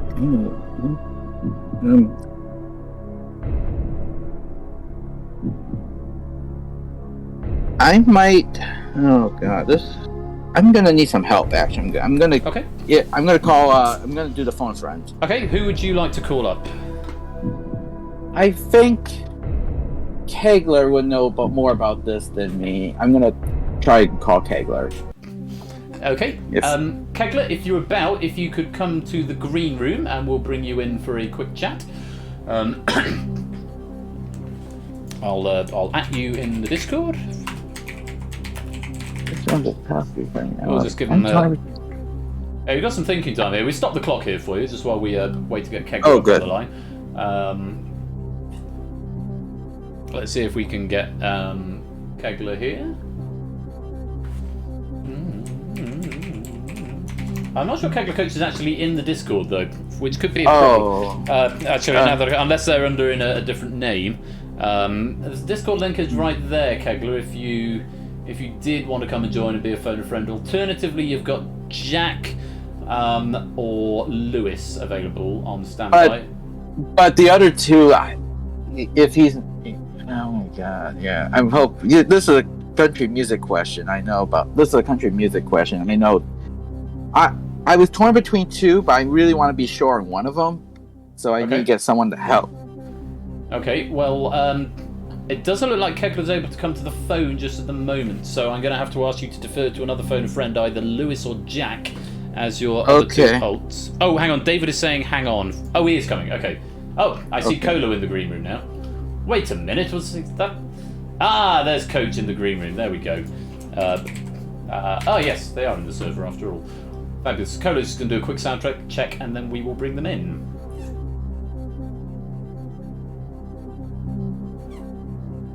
If we're all good. Kegler. Hello. Hi, it's Royal Flush from Who Wants to Be a Millionaire. Hello. Oh, it's a pleasure to finally talk to you. And a pleasure. Likewise, it's been so long. I've seen your name and your avatar for so long. I don't think we've ever had a conversation. So pleasure is all mine. It's beautiful. We're in. I'm here with Brian. Actually, Kegler. We're in the middle of Who Wants to Be a Millionaire.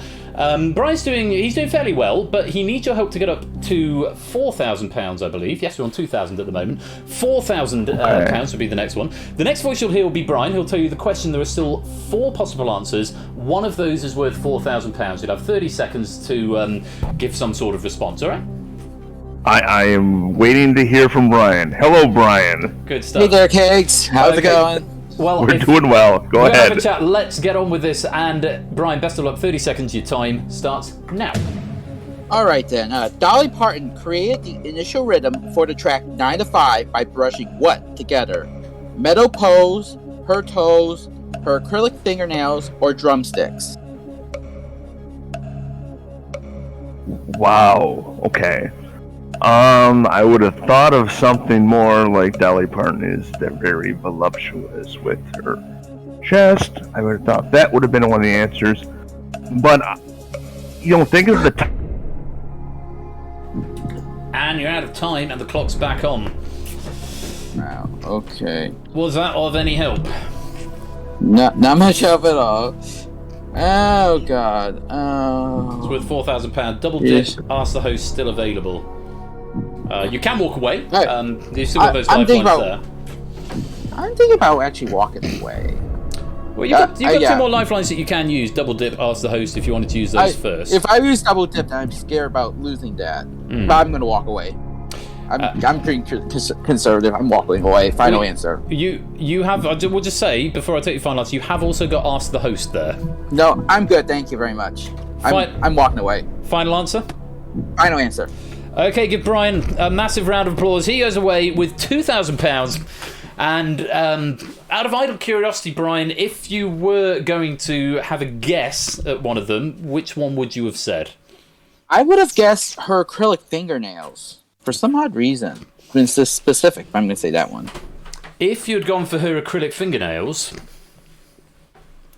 you'd have just won £4,000. It was the right answer. Oh, no. You had that double dip as well. Could have had it, but of course with the double dip, if you play and you're wrong, you are committed to playing. So right. I knew about that life. I'm like, I don't want to gamble with that double dip. Yeah. Until I'm really fairly certain. So I will also say, if you'd asked me, I did know that one as well. Oh, that's okay. That's the way the game goes. Brian, it's been lovely having you here, and it's been great to talk to you actually at length the first time.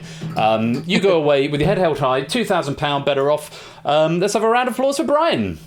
It's a pleasure. Thank you so much, Ben. It's Take care. Great to meet you. And you. Bye-bye now. You too. Bye-bye. Bye-bye. And of course, the game doesn't end there, because we have got another 7 or 8 questions to play. Let's take a look at the lobby, see how we got on there. Topper, Silent Marine, Halo, and Paulister all getting that one wrong, dropping back to 1,000. Proogs, Lupine, Bash, DMC, Apodo, and David taking the lead from Brian there and walking away, sending their bonus at £2,000. But we go into quick play mode now as we blitz through the pack, and let's go on to the question that would have been worth £8,000. Who played Patrick Verona in the 1999 romantic comedy 10 Things I Hate About You?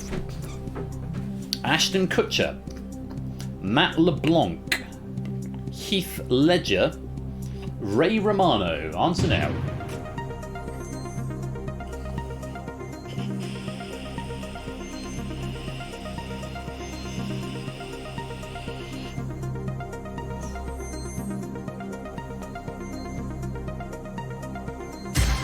Ooh, divided opinion between A and C. I thought it was C, and C was the right answer. Heath Ledger. Yes, very well done if you got that.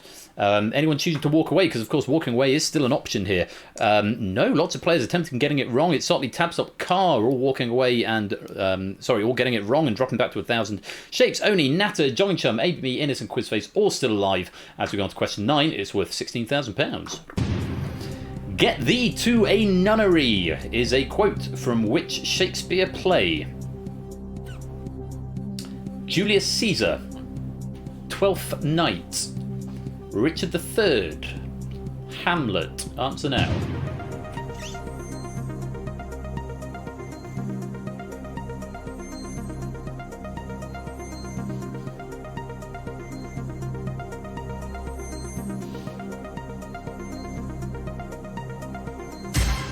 Majority going for D, Hamlet. The Tragedy of Hamlet, Prince of Denmark is the right answer. I make no secret of the fact that that is my favourite Shakespeare play. Yes, David Tennant's performance of it. It's been done by all of them now. David Tennant, Benedict Cumberbatch, Andrew Scott, they've all done it. All very, very good. Natter, Jogging Chum, getting that one wrong, dropping back to 1,000. Oni, Quizface, and AB Meal setting their bonus at £8,000. Very well played. Just leaves Innes and Shapes to battle it out as we go to question number 10 for the £32,000.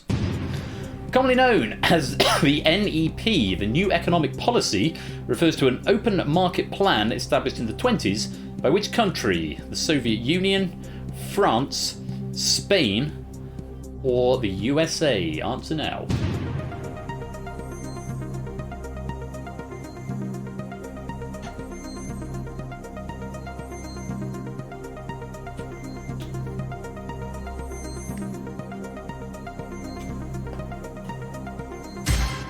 George going for D, USA, which is not the right answer. It's the Soviet Union. Bit of a curveball there. Only 20% of the audience getting that one right. Let's take a look. Shapes got it wrong, dropping back to 1,000. Innes is up to the £32,000 mark. Very well played, up to £32,000, leading the store, and will take away the most money here. £32,000 now guaranteed to Innes. Let's go on to question 11 for £64,000. What is the field, the main colour, on the flag of Turkmenistan? The Xylology is back again. A, blue, B, white, C, green, or D, red? Answer now.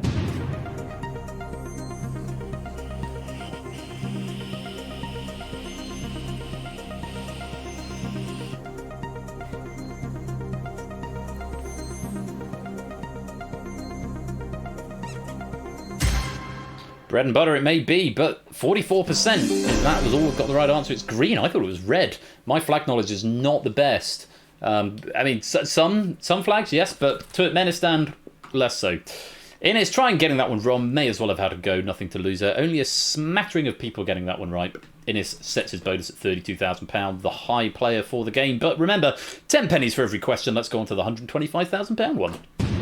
What is the name of the 1,000-mile-long river that defines part of the border between Oregon and Idaho? Idaho, Willamette, Jerusalem, or Snake? Answer now.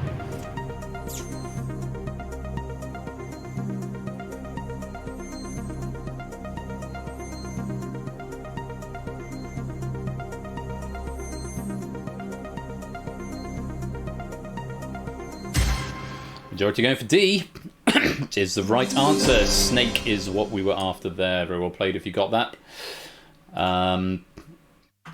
Let's have a look. Podo, Liswitz, David, Innis, Matt, Shapes, Sotley, Oni, Aaron, Tabstop, Puzzle Dan, and Jogging Chum all getting it right. On we go to the £250,000 question, or what would be.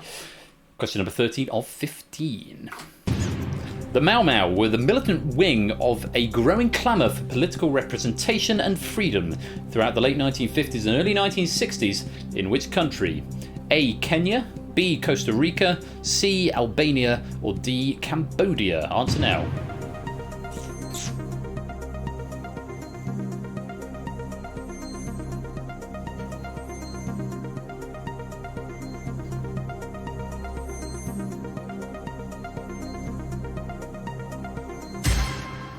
A slim majority, 51%, which was the right answer. Very well played if you gave me Kenya. Let's take a look and check out the scores. Who's got the most? Innis, 12 out of 13, the leader at the moment. Shapes and it's Sotley both on 11 here. Tabstop also on 11 out of 13. Nicely done to you guys. Of course, no one's going to get the million on this particular game. Question number 14, though, is worth £500,000. Have a look at this. At the age of 50, Dong Changsheng famously pulled an aeroplane almost 5 meters with what part of his body? Was it his teeth? Was it his little toe? Was it his nipples? Or was it his eyelids? Answer now. Oh. It's PSHE is useful for some things. Apparently so.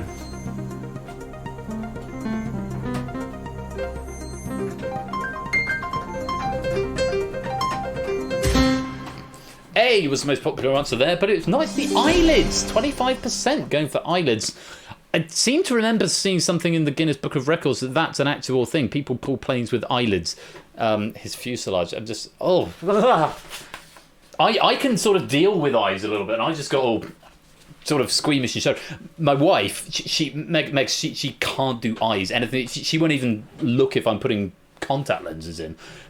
Which I don't wear very often, but I can deal with that level of eyes. But let's move on. Let's move on rapidly. Innes getting that one wrong, but I think still has the lead with 12 out of 14. One more question in this pack. It is the £1 million question. Let's see if you could have won the million with this. Take a look. What was Walt Disney's middle name? What was Walt Disney's middle name? Was it Francis? Was it Louis? Was it Arthur? Or was it Elias? Answering now.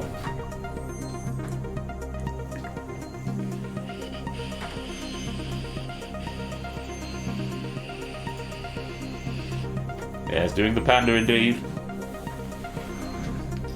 Panda making a cameo. 37% B. Louis was right answer. It was in fact Elias, or Elias, if you prefer. Our friend the panda's name was Walt Disney's middle name. And who got that? A few of us got it. Innes did get that one right and will finish the pack as the leader with 13 out of 15. Tabstop, a very valiant runner-up with 12 out of 15. And we've got Topper 1, Shapes, It's Sotley. And that's it with 11 out of 15. So that is going to be the end of the game. If I press the button again, data will be written to drive. You'll score 10 pennies for every correct answer you gave, plus the bonus that you got, and roll credits in the in the console. So very many thanks to Sam for that question pack. Sam is acidic, our friend from down under.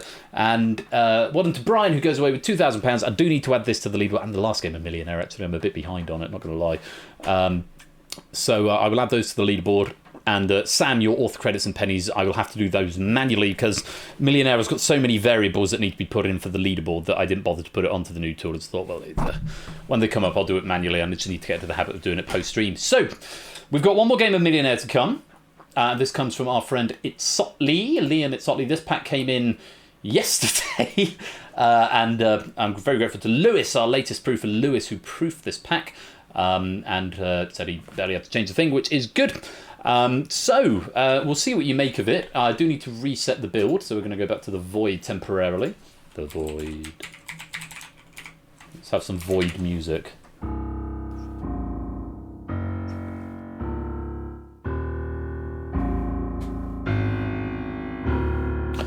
That's enough Void music.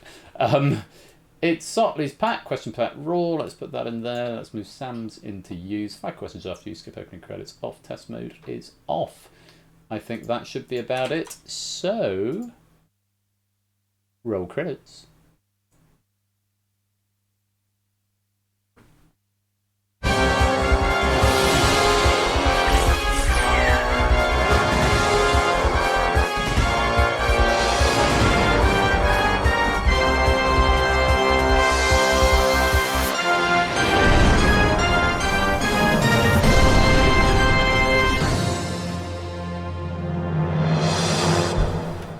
And welcome back to the fourth and final game of game night this evening. It is another pack of Who Wants to Be a Millionaire. And as before, if you want to play one of those two codes, It's Sotley is our pack author. A reminder that you must have a microphone and be a member of the Discord if you want to come and play in the hot seat game.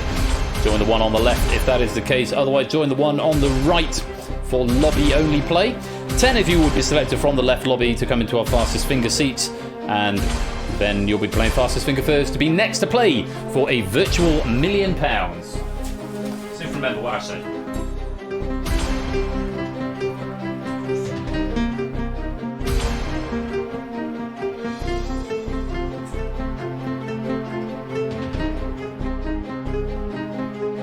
It's a string sound though.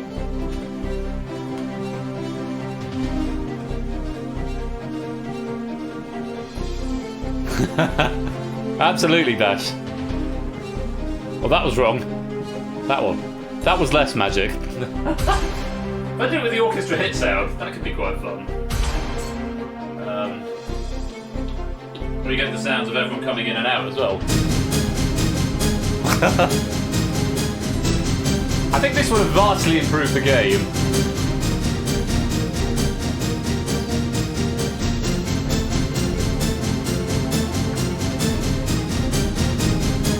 Never remember the last one. Oh, well, that was too soon.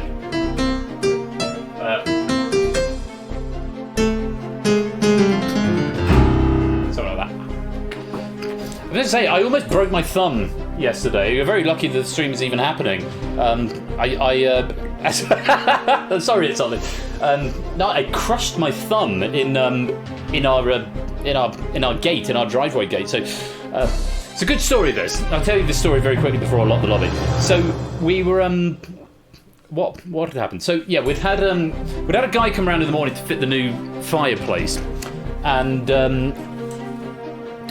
he'd had to park his van on the driveway. We because of the well that sort of juts out of the patio, you can't back everything down, not until we get rid of the Lalandi, which is going later in the week. This is not drinking games for all the middle class things Ben says in one sentence. Let me give you a Who Wants to Be a Millionaire bonus while we're telling this story. There we go. And anyway, because he went off, I then went to take the dogs in. Now, because Dexter is still so small, he can get through the trellis in the patio and into the road, we have to make sure the gate is closed first. Now, where the guy had backed his van in, he'd put the bolt down on one of the gates and put the bungee cord around the other side. So I was carrying Dexter out because if you open the door, he's out and gone and under the trellis and into the road, which he has done before.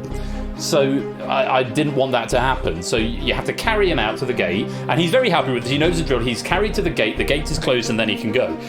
When I got to the gate, I didn't realise, obviously, the bungee cord there, so I'm holding the dog with one arm. Undo the bungee cord, close the one gate, go to close the other one, realise the bar is down, and Dexter's now thinking, oh, the gate is being closed, it's time for me to wiggle and escape. And he actually got out from under my arm, which really panicked me. So I then turned around to see where he'd gone, to make sure he hadn't run into the road. And it's one of these big old metal iron gates and it's got a sliding bolt to sort of catch the two together. And I slid it across without really looking, and my thumb was caught between the handle of the gate and the bar at the side, and I went full wallop, and I shit you not, I nearly passed out. It's, I think, to this day, the most painful thing. I've not given birth, so I have no basis of comparison to that, but I think it's the most painful thing I've ever had happen to me. You won't be able to see it on here, but it didn't really swell up, but there's a nasty looking cut at the bottom of the nail bed. I was genuinely terrified I'd broken my thumb. And then after about 5 minutes, I was able to move it, and the pain is still there, but it has subsided somewhat. But I was genuinely worried I wasn't going to be able to type or play the piano or anything. But yeah, that was my day. It was not very dexterous of me, no. Oh, he's asleep at the moment. Anyway, hey, shit you not. Hello, Mappy, welcome to the stream. And Joe as well, good to see you. Hope you're both keeping well. Right, there's enough people in, I think. We've got 18 players in the main game. 10 of you will be picked for the fastest finger game. Oh, and Akmad, welcome to the game, into the lobby game. Let's lock it up and pick 10 players to come and play Who Wants to Be a Millionaire tonight. They are... Silent Marine from Los Angeles, California. We Like Shapes from Zone 3. Matt the Ref from Away in a Manger. Only 91 underscore Phantom 3. Let's full Phantom offering in the market leading alternative. Natter IKH from Waterford Island. Polka Dots from a hot seat. Ash the Bash from the land of C Major. Kegler Coats from the dark side of the moon. Puzzle Dan from some point in time. And Aromatics from north of the border, which border not telling. That was fun. Right, without any further ado, let's get on with the game. Fastest finger first, A, B, C, D, C, D, A, B, B, A, C, D, whatever you think the order is. Whisper it to Persephone's Twitch bot. Whoever is right in the fastest time will be next into the hot seat to play for a virtual £1 million. It's Sotley's pack that we're looking at here. Lights down, fingers on buzzers, and nice and quiet in the audience. Here comes the next question. Put these religions in order of number of adherents from least to most. Sikhism, Buddhism, Shinto, Hinduism.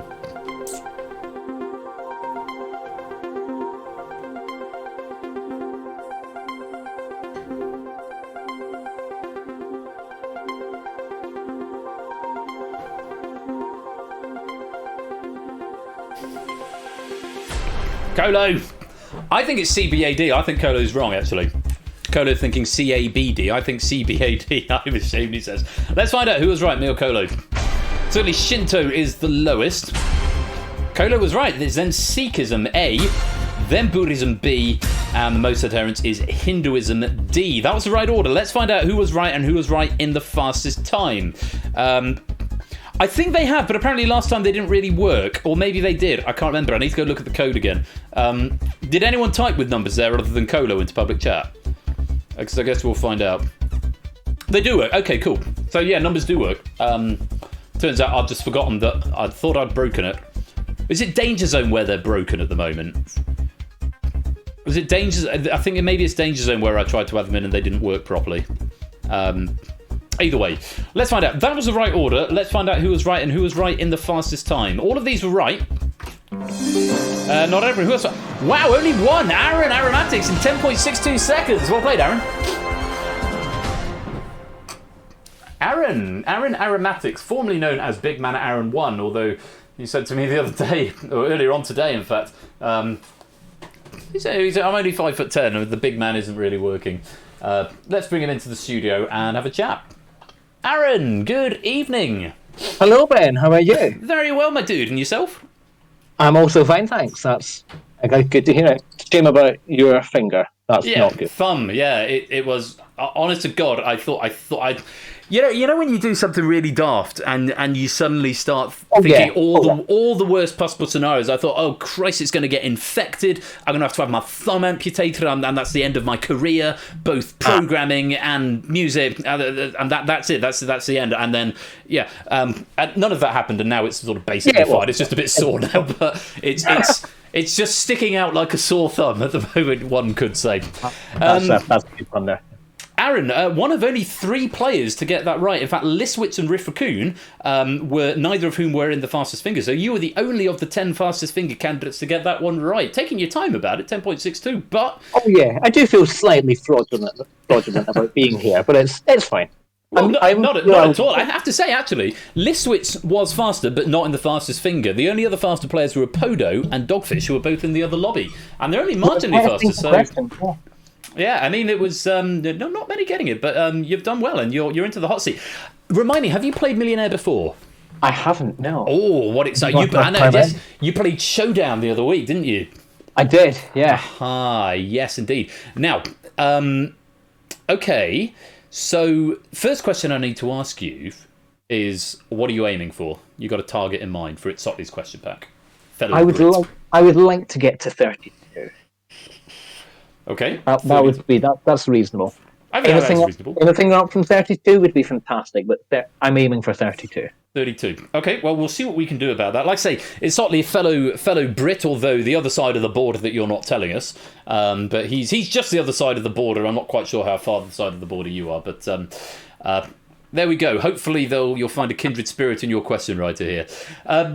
Aaron, next question I need to ask you, is it going to be 50-50, or is it going to be the double dip? Well, one's got better music than the other. Double dip music is very, very cool. So it is very pog. Yeah. Is it double dip? Let's go double dip. Let's go double dip. So, next question. Phone of Friends, Natter and Carr are suggesting. Any other volunteers? Shapes obscenely available for phone a friending. Innes is available as well. Only ready, willing, and able as ever, my colleague. Jogging Chum is saying music guy here. Proves is waving. And see if anyone else is wanting to volunteer as tribute. Have you got anybody in mind? Any Americans, please? Any Americans? Any Americans among us available for phone a friend? Please. Jack Wilford is available. Just please don't call him about Dolly Parton. That's okay. I hope that my Dolly Parton knowledge is enough. Tabs up. I can be available from US, and Pokenuts. I can possibly, hopefully have an idea. International Pokenuts is a US. Liswitz saying if desperate. Topper is putting on a very bad American accent and pretending to be American. Options on international. You've got Tabstop available from US. Liswitz if desperate. Pokenuts is Australia. I think we go Tabstop. Okay, so more West content. So Tabstop. Bear in mind it is a British question writer. Just something to bear in mind. But Tabstop is number 1, and then Shapes and Innes. Shapes and Innes. Tabstop, Shapes and Innes do be on standby in case we need you for phone a friend duties. And Aaron, you've got 4 lifelines as we just discussed there. That double dip that you've selected, the phone a friends that you've chosen, the asking our wonderful Twitch audience, or you can indeed ask me, your host. You ready to play? Let's do it. Let's play. Who wants to be a millionaire?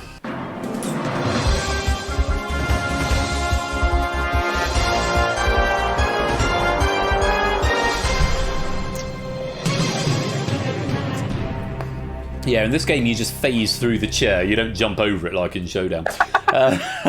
Aaron, very best of luck to you. 15 questions stand between you and a virtual £1 million. Remember, audience, 20 seconds to get your answers in from when the bot posts it in the chat, whispering to Persephone's Twitch bot A, B, C, or D. If you don't know, you can walk away and set your bonus. 10 pennies for every correct answer, plus the bonus, which is your streak from the first question. Best of luck to you all. And Aaron, good luck. Here's question number 1. It's worth £100. How many edges does an octagon have? 8, 6, 10, or 12? I'm just going through this, but I'm pretty sure that an octagon has 8 sides. Okay. Final answer, 8. Good start. You won £100. That's good. They're not the bestagons, though. They are the poor cousins of the hexagons, which are indeed the bestagons, as we know, which have 6 sides. Yes. No drama in the lobby. Oh, Poconuts, Matt and Topper maybe out of time on that one. Not getting an answer in. Maybe got eaten by the bot. But leaving us with nothing. But still 10 pennies for every correct answer you give. Let's go on question number 2 for £200. Among the first shows released on the Disney Plus platform, The Mandalorian is a 2019 spin-off from which film franchise? Star Wars, Back to the Future, Lord of the Rings, Star Trek. Oh no, this is bad. This is bad. It is Star Wars, isn't it? I can't say anything unless you're going to ask. I know you can't. No, and I don't want to do that that early. I'm sure it's. Has anyone got out in question 2 since you've done this? Possibly once. Okay, Star Wars, final answer. It may have been question 3 though. Oh. It's the right answer. You've won £200. Yeah, following the adventures of the Mandalorian, they dress as Boba Fett. Watch it; it's really good. The new films are probably not worth your time. That series definitely is. Disney Plus. You do what now? I don't have Disney Plus. Oh, I've got Freeview. That's fun as well. Let's take a look in the lobby. No drama there. Everyone's still in play. Give me a right answer. Let's go on question 3 for £300. What meat is traditionally found in a coq au vin? Lamb, pork, chicken, beef. Okay, well I'm fairly sure that pork is chicken. Quotes out of Big Man Aaron out of context right there. Yeah, write that down.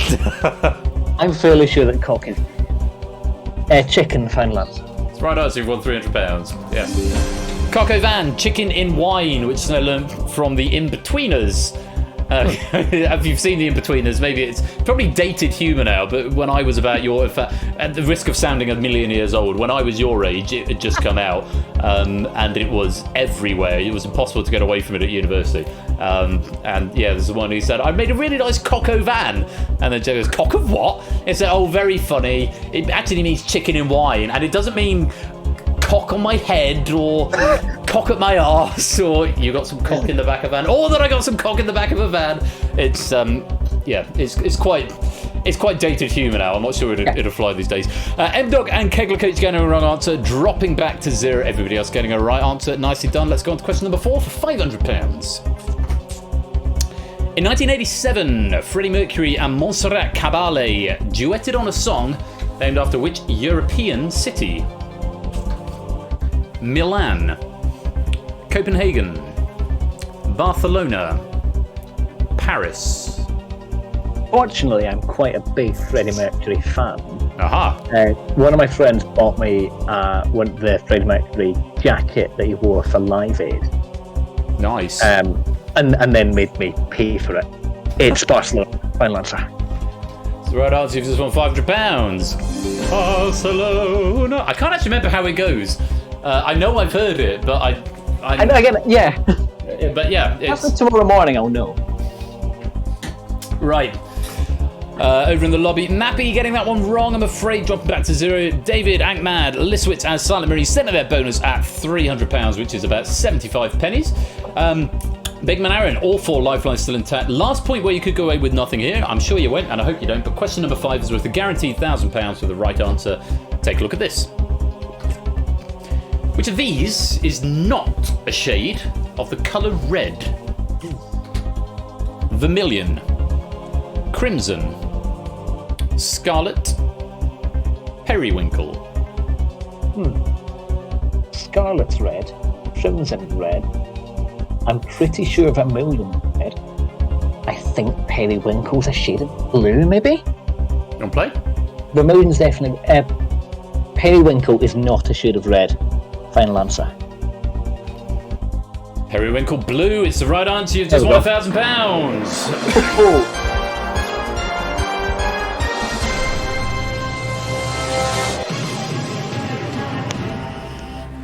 Strong start, my dude. Strong start That's indeed. somewhat of a relief. Yeah, £1,000 guaranteed. All 4 lifelines intact. No problems at all. A little momentary flups maybe on the on Star Wars. There was a bit of panic on the Star Wars question, yeah. But no drama. You're up to question number 5. Got up to question number 6, I should say. £1,000 guaranteed. All 4 lifelines intact. Let's take a peep into the lobby. Puzzle Down walking away, setting their bonus at £500. I think that's 100 pennies. Natter getting that one wrong, dropping back to 0, no bonus for you, but of course 10 pennies for every correct answer you give along the way, so do keep answering if you like. Now, Aaron, question number 6 is worth £2,000 for the right answer. You might as well play this one because there's nothing to lose, but all 4 lifelines still there. Have a look, question number 6, it's worth £2,000. With one sold roughly every 5 seconds, what name is given to the range of IKEA's most popular bookcases? Billy, Bjorn, Bobby, Benny. Certainly the phrase I've heard people use when referring to IKEA is Billy bookcase. And that seems to be the sort of one for like comedians to say if they're referring to an IKEA book. I imagine that's the most. Yeah, it's called the Billy bookcase.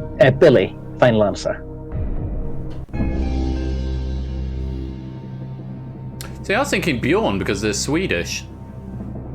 That did sort of vaguely cross my mind. Well, not vaguely. That crossed my mind quite a lot. But when the question came up, I thought it's a Billy bookcase. Yeah, I'd have been wrong. You've just won £2,000. Oh, good. Much like Ash, I have never had the pleasure of shopping in an IKEA. I've also never had the pleasure of shopping in an IKEA. It's the thing is, we haven't, because we live in Chichester. Well, we live just south of Chichester. But you'd think Chichester's a reasonably affluent area. You'd think there might be one, but no IKEA in Chichester. But we've got Portsmouth about 20 minutes up the road. Portsmouth's a big old city. You'd think there'd be one there. No, closest IKEA to us is in pissing Southampton. It's a good hour away, and ain't nobody got time to drive to Southampton to buy flat pack furniture. Not even for the meatballs? Not even for the meatballs, no. Not when Amazon is there and they'll deliver it the next day. Yeah. Aaron, very well done. Billy Bookcase, £2,000 has got you that. That question has got you £2,000, I should say. All 4 lifelines still intact. Let's just take a peep into the lobby. Tabstop, Jogging Chum, and Bash all getting that one wrong. Bash openly admitting he's never been to an IKEA, leaving with £1,000. Still plenty of people getting them right. And remember, 10 pennies, even if you're out, 10 pennies for every question that you get, as well as your bonus. Question number 7 then, Big Man Aaron. All 4 lifelines still intact. Have a look at this. It's worth £4,000. Which of these is not the name of a ghost in the English language version of the Pac-Man video games? Winky, Pinky, Blinky, Inky. I'm fairly fortunate with this question that I think I've written something similar-ish to it. Yes, you're a prolific question writer, so you learn things by osmosis. Yeah, I think the ghosts in Pac-Man are Pinky, Blinky, C, and Inky, and Clyde is the other one. So Winky is not the name of a ghost. A Winky, I'll answer. Your knowledge serves you well. You've just won £4,000. Yes, Inky, Pinky, Blinky and Clyde, and every time the Pac-Man question comes up, I will wax lyrical on the fact that all 4 ghosts have a slightly different AI pattern. One of them chases the player, one of them runs away from the player, one goes to where the player is going to be, and one of them moves at random, I think. Someone who is cleverer than I am will correct me in the chat, I am sure. Inky, Pinky, Blinky and Clyde. Winky is not one. Prue's getting that one wrong, dropping back to £1,000. No one walking away. Still got quite a few players alive and well here. 7 out of 7. Am I right, Jack? Amazing. That's the AI programming for all 4. Oh. Ash. Okay, so Ash is going to... they all had individual AI. Yeah, that's what I mean. They all had individual AI. One goes to where you are now. One goes to like the end of the path of which you're currently in. One actively moves away from you. One moves at random, I think. The AI programming for all 4. Oh, there's dissent in the chat. But I'm going to defer to Ash as the best programmer in the room here, and as someone who's basically written it before. Aaron, as to our Millionaire game, you're doing really well here. You're up to £4,000. Question number 8 is worth £8,000, but you do lose 3,000 with the wrong answer here. You have still got all 4 lifelines available. If you would like to use them, or any of them, or all of them, you can still walk away. But have a look. Question number 8 for £8,000. Commonly found in New York City. What is a bodega? A bodega. Shop. Taxi. Sandwich. Train. Well, you've got Bodega Bay, haven't you? Which is leading me to think of... I don't think it's... It could easily be Taxi then. Commonly found in New York City. This feels like one that it would be worth asking an audience. It's worth £8,000. You want to ask the audience? Yeah, let's ask the audience. Okay, audience, even if you've answered, please answer again. Even if you're not in the game, whisper either to the bot or in public chat. Let's get Big Man Aaron up to £8,000. Here is the question. Commonly found in New York City. Don't answer yet. What is a bodega? A shop, B, a taxi, C, a sandwich, or D, a train? It's for £8,000. All vote now. And again, either public chat or into the bot. Either is fine and will be processed. And even if you've already answered, or even if you're not in the game, please do answer again to be counted in this survey. 88% think it's a shop, 12% think it's a sandwich. Nobody thinks a taxi or a train. This is based off a survey of 25 people, just FYI. Is that of any help? I think so, yeah. Shop is what I was leaning towards, because I can imagine that Bodega Bay is probably sort of a region where you have just a bunch of shops and sort of shopping district. I wasn't too sure on sandwich. It was a decent lifeline. Shop, final answer. It's the right answer. You've just won £8,000. Well done, audience. Thank you. Thank you, everyone. I thought it was sandwich, and I've no idea why. So I'm glad you asked the audience and not me on that one. Let's take a look at the lobby. Sorry, go on. You stumbled over the pronunciation of it slightly, so I thought it's not a word. This is not one for Ben. Yeah, quite. Yeah, so I thought, yeah. If Ben is very much my last resort at this. Oh, thanks. Yeah. That's all right. Sorry. None taken. I'm assuming you meant no offence. Cola getting that one wrong, dropping to... Apologies, Ben. That's fine. It's all good. I'm sure you'll be very useful for your question later on. I'm an idiot. Unless you get something on video game music, classical music, or classical music. Maybe the Marvel Cinematic Universe. Yeah, I'm not your best guy, but I'll do my best as and when the opportunity arises. Cola getting that one wrong, dropping back to 1,000. Everyone else who is still in play is still in play. Shapes, Oni, Lupine, Card, Jack, Riff, AB Mia, Podo, Quizface, Dogfish, Brand New Halo, and Innis, all 8 for 8, doing very well indeed. As is Big Man Aaron, first lifeline burnt there, but you're 2 away now from a guaranteed £32,000. Question number 9 is worth £16,000 if you give me a right answer. You've got 3 lifelines left if you want to use them. You lose 7 if you're wrong. Have a look at question number 9 of a possible 15. Which Netflix show is primarily set at the fictional Moordale Secondary School? Stranger Things, Sex Education, The Umbrella Academy, The Witcher. Oh dear. Right, these. I seem to. No, I'm aware of what Stranger Things is. I'm aware of what Sex Education. I've heard of The Umbrella. Right. I don't know who it is. I've not heard of Moordale Secondary. Well, I think 3 lifelines, double dip, phone a friend, ask the host. All of this these. feels like. I think this feels like something you might know. So I'm going to ask the host. You want to ask me? Yeah. Okay, here's what I think. I should probably have added stuff that's on Netflix to the list of things I occasionally know. It's Sex Education. Lovely, thank you. Yeah, it's. Have you not watched it? Oh no, you have Freeview. No, I've got Freeview. It's not yet made it there. Oh yeah. I understood your In-Betweeners reference. My In-Between. That was Channel 4. Yeah. A million billion years ago. Sex Education is very funny. It stars what's her name? Margot Robbie look-alike, and I can't even remember his bloody name, but it's got some good guest stars. It's very, very funny. It's just finished its 3rd series, and Mrs. F and I are big fans of this one. So, yep, can say with some confidence it's B, Sex Education. That's my final answer. Sex Education, final answer. Because you've asked me, there is nothing in the log, so computer, can you please tell us is B the right answer? Thank you, Ben. A pleasure. See, I hope where I can. I'm not the last resort. You are not, no. No, the Jack Whitehall one was Bad School or Bad Teacher or something. Bad Education. Bad Education? Bad Education, that's the one, only confirming there in chat as well. But yeah, Sex Education is on Netflix. Gillian Anderson is in it, off the X-Files. It's really good. If you get a chance to see it, I'd highly recommend it.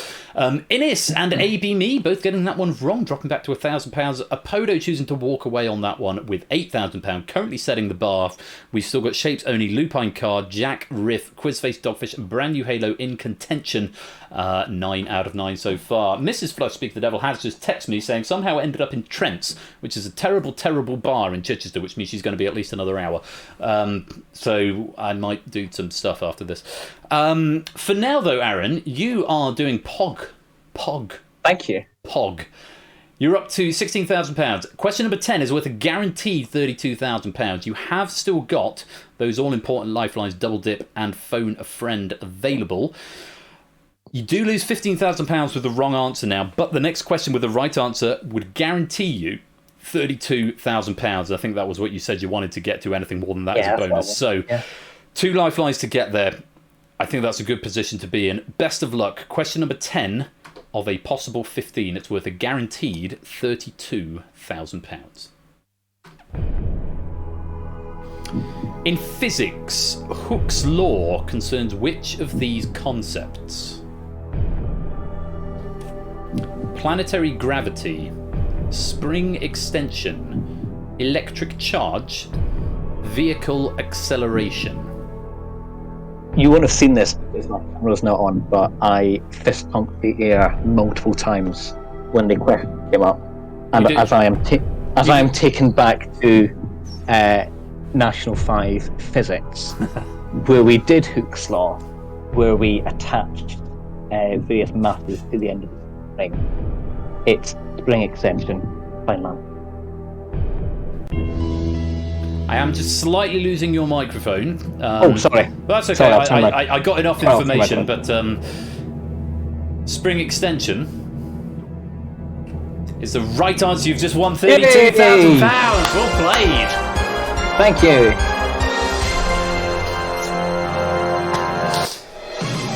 As Samson was saying, nothing prepares you for this. I cheered, I shouted, I fist pumped the air, I cried, I stood and cheered. It's absolutely everything you hoped it was going to be. I don't know if he's referring... 5 seconds I did, yeah. I don't know if he's referring to your £32,000 win or the discovery of Hooke's law, but either way, very well played. Let's take a peep into the lobby Oh, Shapes and Jack both getting that one wrong, dropping back to £1,000. Bad luck. Oni choosing to set his bonus at £16,000 there, which should be about 200 pennies, give or take, 200, 225, something in that region.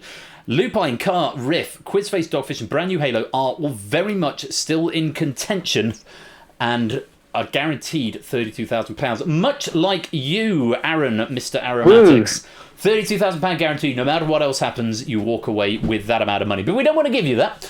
We'd love to give you that. But question number 11 is worth £64,000. You might as well play this one. Nothing to lose here. You have still got those 2 lifelines, Phone a Friend and Double Dip. They are available if you need them. You can walk away, but free go at this question. Have a look. Question number 11 of a possible 15. It is worth £64,000. Holding the record since 2015, who has taken the most career test wickets for the England men's cricket team? Andrew Flintoff, James Anderson, Ian Botham, Alistair Cook.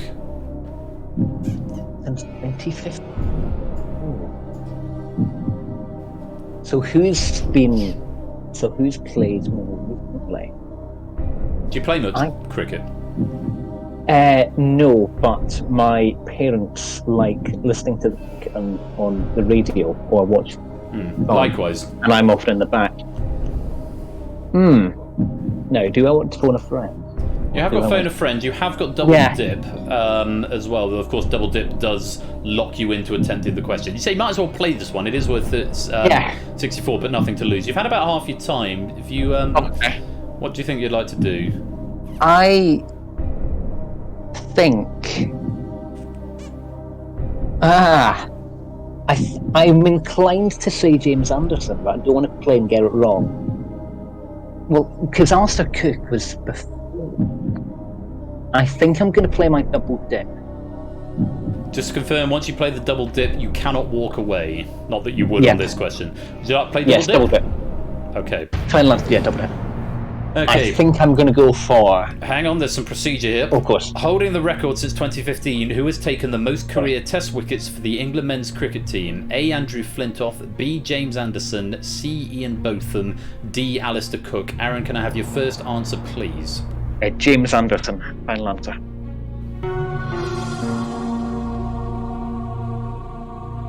James Anderson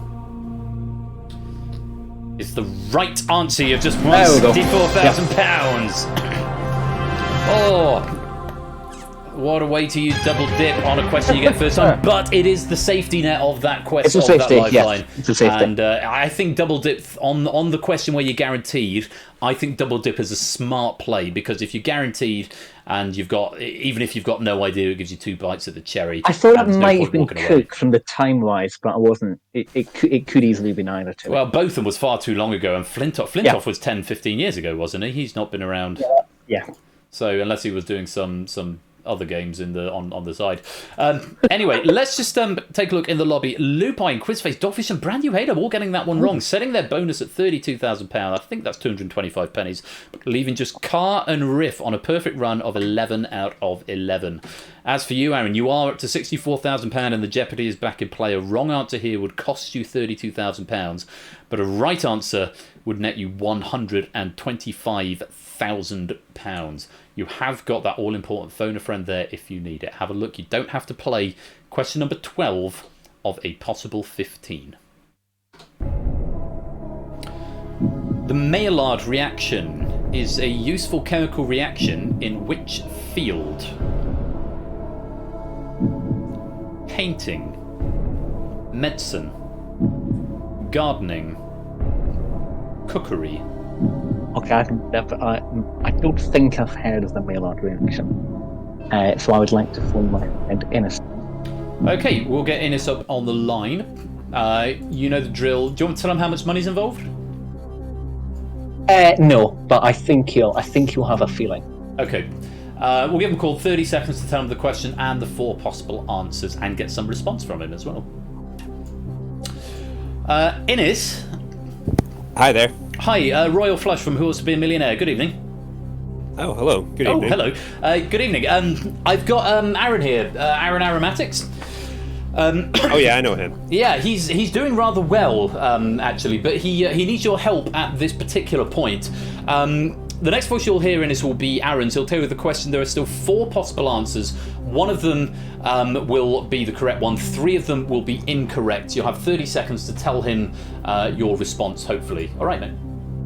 I'll do what I can. Grand. Aaron, lots of luck. 30 seconds. Your time starts now. The Maillard reaction is a useful chemical reaction in which field? Hinting, medicine, gardening, cookery. I'm delighted you phoned me on the chemistry question. My thought is, I don't know the precise details, but I think it's roughly speaking what causes food to go brown when you cook it is that particular chemical reaction. So cookery. therefore, it would have to be cookery. Perfect. I'm pretty sure very of much. that. No problem. Thank you. Best of luck. Cheerio. Thanks. Bye. So finishing before the time runs out. Innes sounded pretty confident, very happy that you chose him as a lifeline. You did sound very confident, yes. Are you going to go with him? I will. Yes, cookery. Final answer.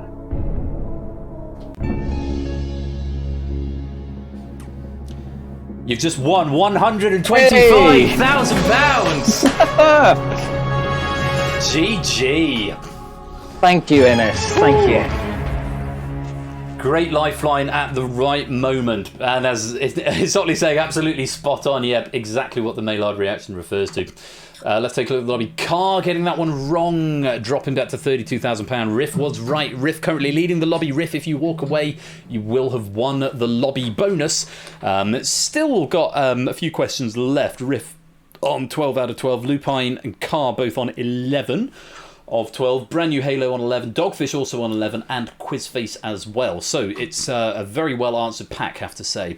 Now, Aaron, £125,000. That's yours if you want it. You take it, you can walk away. But we don't want to give you that. We'd love to give you that. But question number 13, if you give me a right answer, is worth £250,000. You've got no lifelines left. And if you give me a wrong answer, it would cost you £93,000. That's quite a lot. It is quite a lot. You can see the question and walk away. You don't have to play, but have a look. Let me know what you'd like to do. It's question number 13 of a possible 15 for £250,000. In which of these cities is it not currently the same time as in London, UK? Lisbon, Marrakesh, Accra, Reykjavik. No, I think Lisbon is the same. There's some funny thing telling me at Reykjavik, and I can't place. I would be very, very surprised if it was Marrakesh. That's all just. No lifelines left. Lose 93 if you're wrong here. Yeah. I have £250,000 if you're right. I have a very, very feeling that Reykjavik isn't in the same one as us. It's definitely. I'm pretty sure of that. I don't think it's Reykjavik, and I wouldn't have thought it's Accra. 30 seconds. You don't have to play this. You can walk away with 125k. Yeah.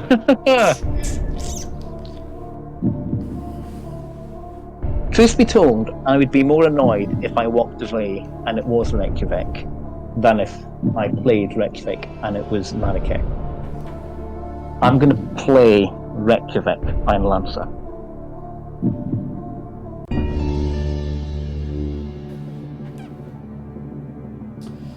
Would have been one if you had had your Ask the Host still available. You could have asked me, because I'm going to Reykjavik in March. And I can tell you, it's the same time as the UK. You've just lost £93,000. Oh, it's Marrakesh. It was Marrakesh. Marrakesh, I believe, are an hour ahead. Are they? Lisbon, you were quite right, is the same time. Accra is the same time. Reykjavik is also the same time as the UK. There is no time zone change when you go to Iceland.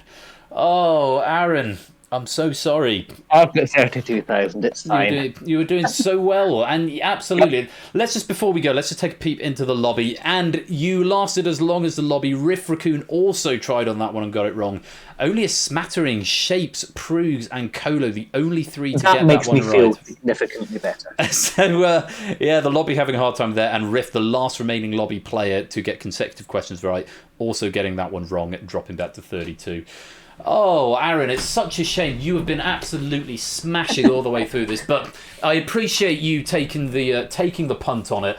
And I think, like you said, you'd have kicked yourself if you'd walked away and it had been right. But you leave with your head held high after having a great game, and you leave us with £32,000. Thanks very much. Thank you. Pleasure. Take care.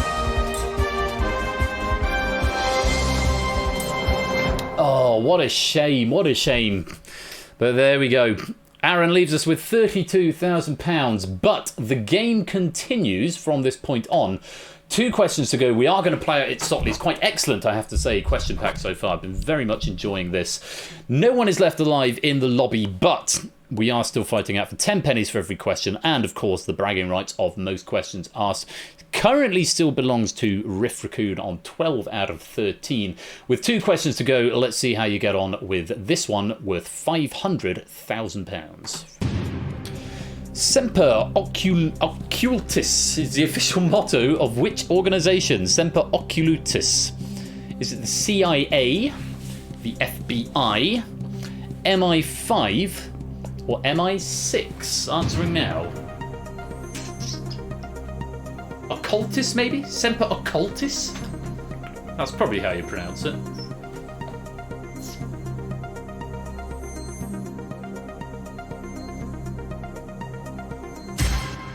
Sorry to go for A. It's D, MI6. I did think it was one of the British ones. I didn't know which one, whether it was MI5 or MI6. Turns out it's MI6. Oh no, what happened to MI1, 2, 3, and 4, for goodness sake? No one ever hears about them. Always hidden, as Prugs is saying. That sounds about right. Just 5 players getting that right in the lobby. Prugs, David, Dogfish, Tabstop, and Brand New Halo all getting that correct. Quite a few people now tying Riff's 12 out of 14. Who else have we got? Brand New Halo, Dogfish also on 12 out of 14 at this point. 3 players on 12 out of 14 as we go to 1, 2, 3, 4, 5. Oh, is that right? Oh, TIL. They got absorbed into it after the war. Well, I never knew that. Fascinating. I genuinely didn't know that. I'm really very excited to learn that because I've wondered that for a long time. One final question in this Millionaire pack from Itsotley. Take a look at this.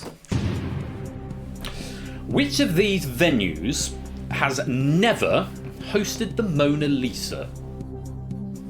British Museum London, Pushkin State Museum of Fine Arts Moscow, Metropolitan Museum of Art New York, or the Tokyo National Museum Tokyo? Answering now.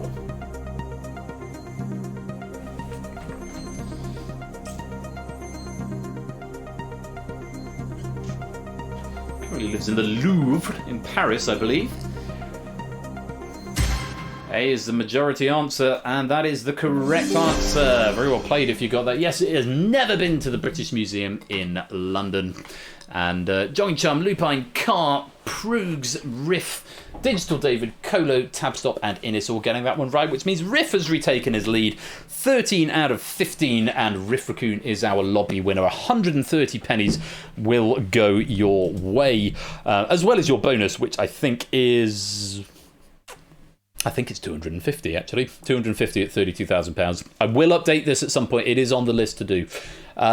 And that is the end of the pack. So let me press the magic button that writes the data to the drive. Those pennies have now been added. So if you want to check your penny count, they should have been added on. Delightful pack, I have to say, from Itsotley there. Just delightful. Really very enjoyable to play and play through, and great game to Aaron as well, getting all the way up to 125, but sadly risking it and it not working out. Oh, that's the way it goes though. So that might be the end of game night tonight. It's 10 past 11, and the second day of Quizmas, and what a wonderful evening it's been. We had Red Herrings earlier on. Jack Wilfred getting his gold medal in Red Herrings, might be a first-time gold medal, and the £15 Spreadshirt voucher. Samster conquering the abyss, winning £20 in PayPal. Earlier on, we had Brian walking away with £2,000 in Millionaire, and we've just seen Big Man Aaron go away with £32,000 and four. Well, I can't say four. I can certainly say three delightful question packs and one of mine. I wouldn't arrogate as much that my question pack was wonderful. I'll let you be the judges of that. But thank you very much to our writers and to our proofing team for making tonight such a success. I've really enjoyed it. So much so that I kind of don't want the night to end, and I kind of want to show you some stuff. Thank you, David. Thank you for the kind words. And Andrew Zia, welcome to the stream. Good to see you. I kind of want to show you some stuff, but it's not finished. It's not finished. I haven't written the Twitch game properly yet. I could probably write it quite quickly, because I haven't got... I could do an impromptu spotlight. Hey, Zeus. Oh, impromptu spotlight's a good call. Do I do impromptu spotlight? Do I show you some unfinished stuff? The main reason I'm worried it's not finished is because it hasn't got music in it yet, which means it'll be... I've got spotlight. I've got billions of spotlight packs that I could do. I'm going to get some wine. I have got a piano. I have got a piano. That's a good point. I could do some piano stuff. I could do a spontaneous thing.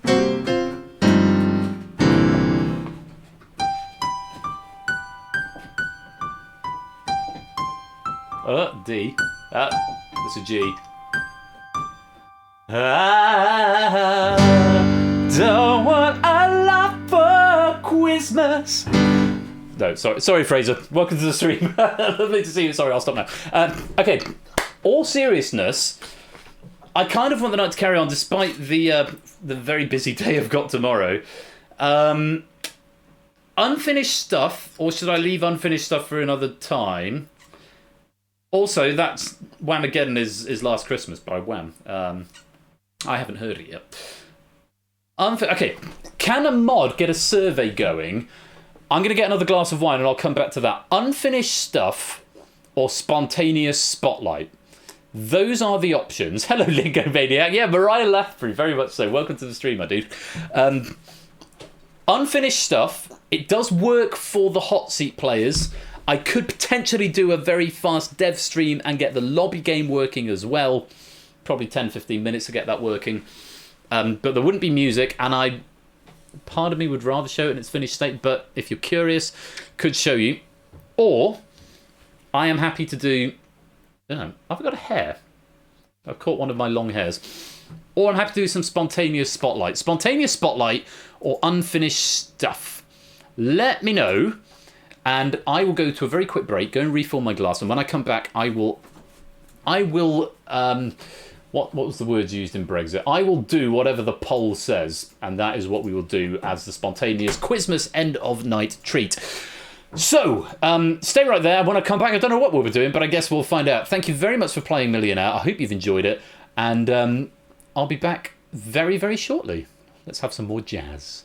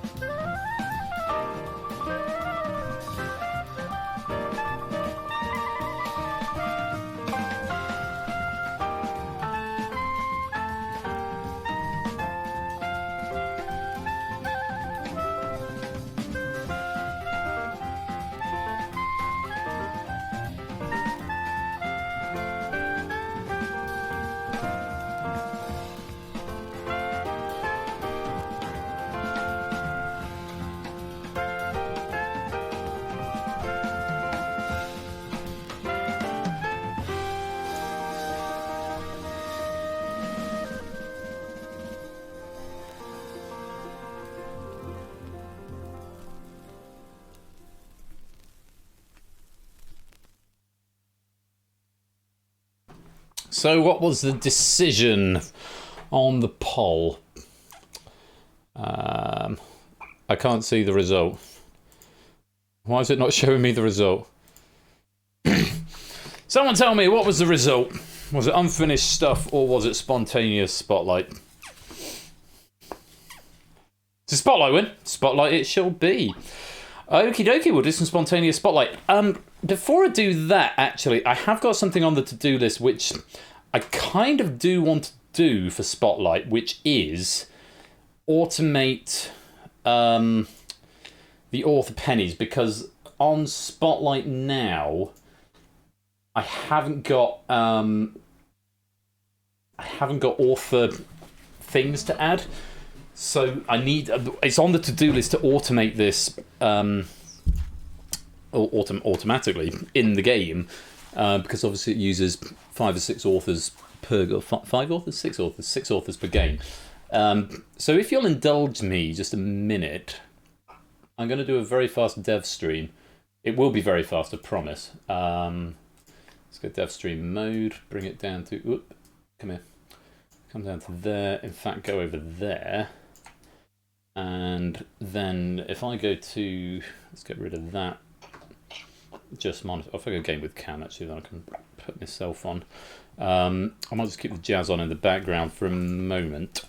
If you stand by, we'll do very quick dev stream. You can all look at my terrible, terrible code. And I'm going to be doing it in teeny weeny eye strain no vision, so you can all see. Lucky people. Just have a look, see where this is. Select captain, load to podiums. Change cam angle. Run question. I'm pretty sure it's. Is it there?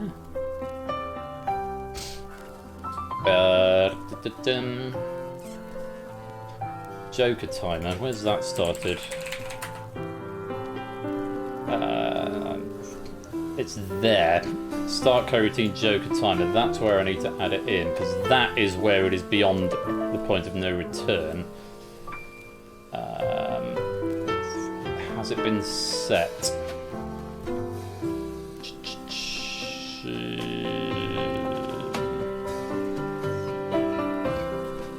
This is where everyone goes. Please don't all go.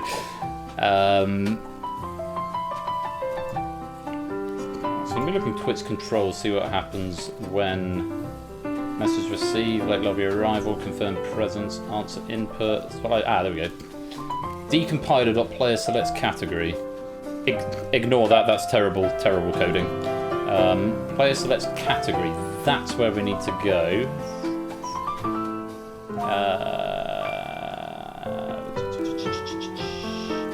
Round to flag is the select cat round.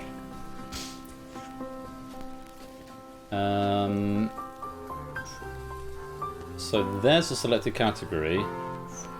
If rounds put as 5, final round.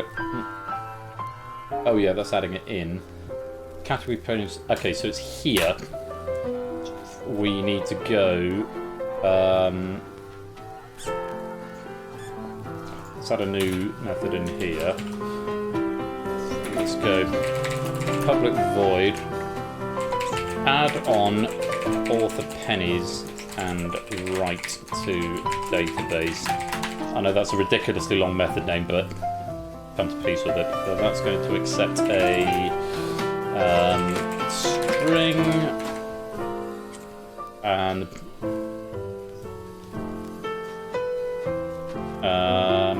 do we need to do a for it? Well, I do, because I'm using a list rather than a dictionary. This is really bad. We don't need to know if they're present. If author name dot to lower invariant equals playlist to playlist to play name to lower invariant. Don't know about that. Playlist to playlist. So current season pennies plus equals 25. All-time pennies plus equals 25. Playlist.playlist I dot author credits plus plus. That should never come up, to be honest, because it's only established authors that are writing. And then we break from the for loop. And why am I in a for each loop there? I don't need to be in a for each loop there. Author name accepted. If author name, go through the player list. If author name equals someone on the player list, add on pennies, add all-time pennies, add author credits, and then write new file.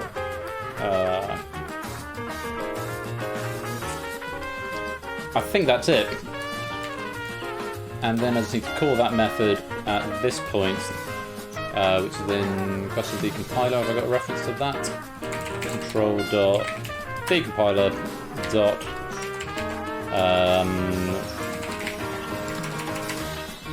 okay. Oh no, it's pennies. Pennies dot connect to database. Category podiums selected cat dot round dot author. Right. I think that's it. I haven't tested it. I guess we'll find out. So if your authorage is correct, if your question pack is picked tonight, that didn't take me as long as I thought it would, actually, to be honest. Twitch mode. Thank you, Jazzy Auld Lang Syne. This is all very, very cromulent. If your pack is picked tonight, let's go back to just Cam.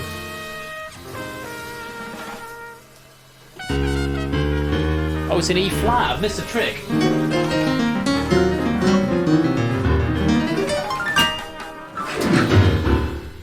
Sorry, I missed a trick. I can only play jazz in E flat.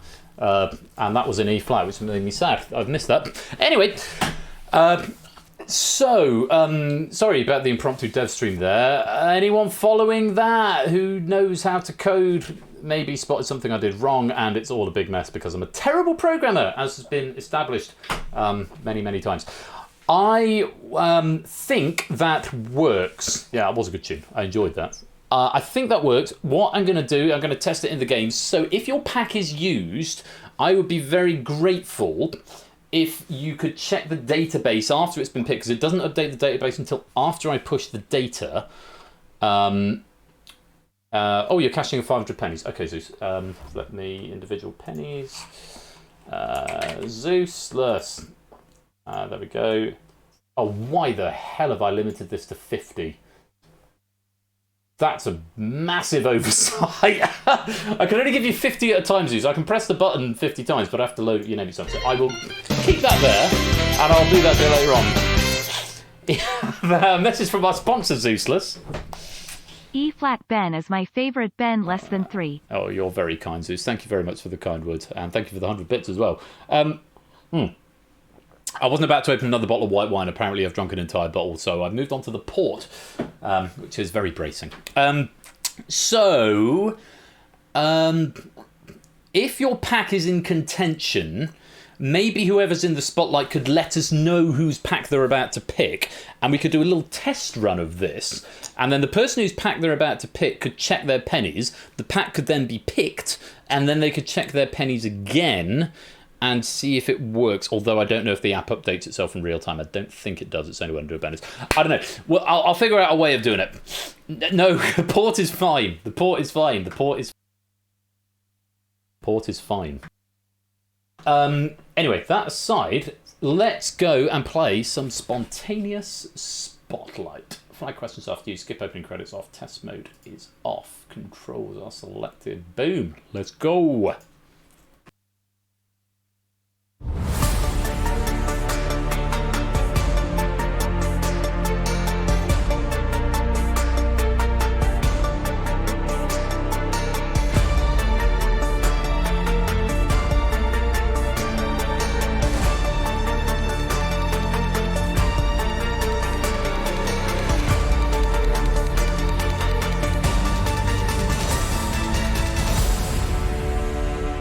Time for some spontaneous Spotlight.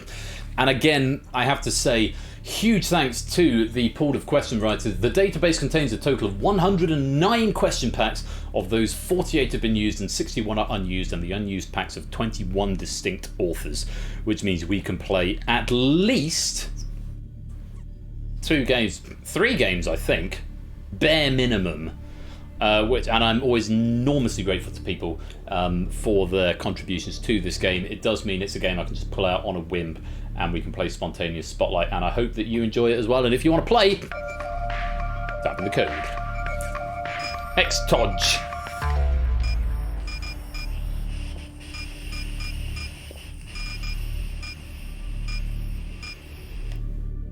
Timors, welcome to the game, my dude. Welcome to the stream. Hope you're keeping well. Nice to see you here. As a point of reference, we have had 67 active chatters through the stream this evening, which is always very gratifying. Thank you very much for your support and coming out on this late night game night on the second day of Quizmas. I think that's enough people in for now, but if more people want to join, you can join by typing in that code at any time. If you don't like where you are, you can type the code to leave and then rejoin. Do come and join, Good game, Spotlight. Multiple choice, A, B, and C, all to the bot. Right, we'll lock it up and let's put a player in the spotlight. Jackie boy, it's your night. You're in the spotlight for the first game and the first choice of the question pack. So, Jack, if you would be so kind, friends like the... Yeah, I can see where you're coming from there. It's solid. Friends, I loved Friends Like These. What a great show that was back in the days. Now, if anyone else would like to come and join, you can join by typing XTOJ. You can ID yourself by typing !ID. Jack Wilfred has confirmed that he is still here. So maybe Jack, you could tell us which category you are about to pick, and then we can do a test to see if it works. We've got Big Brother by Zeus, Glovers by The Lupine one, 1970s British animated series by Cola, Marvelous Food by Now Cut That Out, International Taskmaster by Apodo Nuevo, No Fun by Clive the Legend, Junior Eurovision by Dogfish, and Jaded Questions About Video Games in 2021 by Jogging Charm. Where's Popple set categories for me? Put your faith in a friend. I remember that. Oh, hello. Why are we getting a no reference exception? What's that all about? Aha, right. Okay, so you picked a category, and it caused an error, right? Oh, you bloody idiot. I know why as well, because there's no one on the playlist. Oh, that's very annoying. That may have broken the game. I might have to reload it. Jack, I can force you back into the spotlight. I think. Ooh, can I do that? I'll have a look in a minute. That's the new code I've just added. It was about to add some pennies, but I've missed out a line. I've forgotten to load the JSON in, so there was no data there to edit. Shit. Okay, I've now added that in, so I am going to have to stop the pack now. It shouldn't have flagged that. It shouldn't have got that far. We should have 4861. Yes, we do. Oh, apparently we're stopping the build. Okay.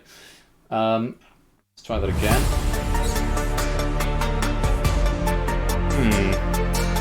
We'll get new categories now. So, Jack, you get a second chance. If I can force you into the spotlight. Let's have a look to see if I can do that. I don't know that I've done that. I can just keep re-rolling the player.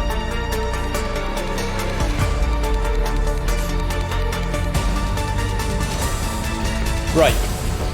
I have an idea about how we can do this, but you're going to need to go along with this. If only Jack and, let's say, Digital David, just because I know you're here, just those two type in the code and see what happens, and then everyone else join after we've selected Jack, because I can keep re-rolling and there's no adverse effects for coming in after the fact. So, only Jack and David type in this code, and then I can keep re-rolling, or Topper as well. That's also fine, I suppose. Right, let's pick. Oh, I can't pick up. Okay, a couple more. I need a few more. apparently I need at least 7 or something. Let's get it up to 7. Okay, that's it. Stop. There we go. That's fine. Let's see where we go to from there. No. Whoever just left, come back. Whoever just left, come back. See if one more does it. The code is VGTX, by the way. Whoever just left, come back. Okay, fine. I'm going to type it in. I'll type it in. There we go. No, I need one more. Someone else. Score, come and join the game. You can leave off. Oh, I don't know if you can leave afterwards, actually. But anyway, in the game, get some pennies. Right, that's it. Let's see if that works. There we go. Right. It's Otley, don't press anything. I'm going to re-roll player. Oh, I'm going to re-roll again. No, it's still Oni. No, it's me. There we go. We got Jack Wilfred back in the spotlight. Now, everyone else come and join the game. I don't know if I can leave. I can't. Everyone else can come and join now. Jack Wilfred is back in the spotlight. Jack, don't type anything till everyone's come and joined. That's a really janky way of getting back to where we were, but hey, it worked. Eventually. We've got some new categories now, and hopefully my code won't break. If it does, then I'll block out that code if that happens again. Right. Anyone else want to come play? Now is the time to do it. There won't be any music.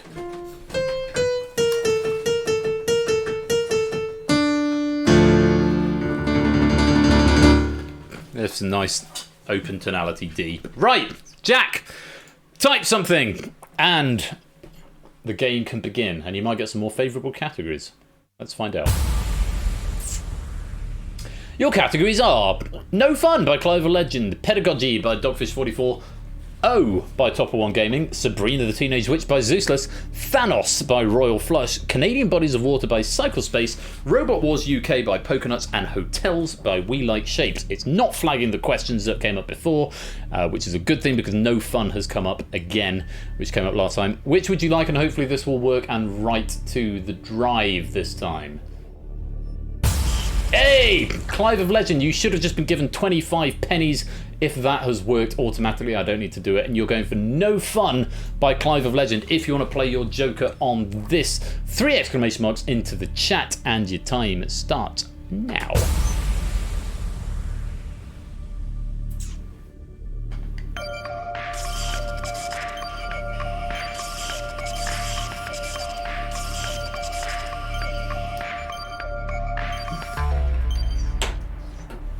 Lewis, AB, me, Dogfish, and Tabstop all activating their jokers on this round. You'll get double points if you're right, but you will lose a point if you're wrong. Everyone else 1 point for a correct answer.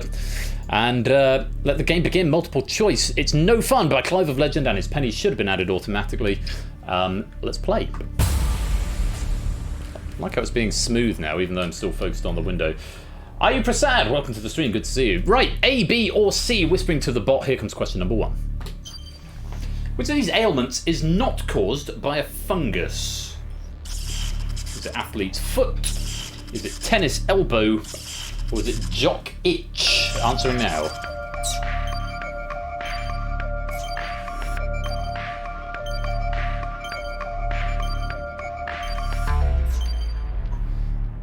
Tennis elbow? Yeah, tennis elbow is the right answer. Athlete's foot definitely is. That's the one I've had, athlete's foot. It's not fun. If you gave me B, you're going to go green. If not, you're going to go red.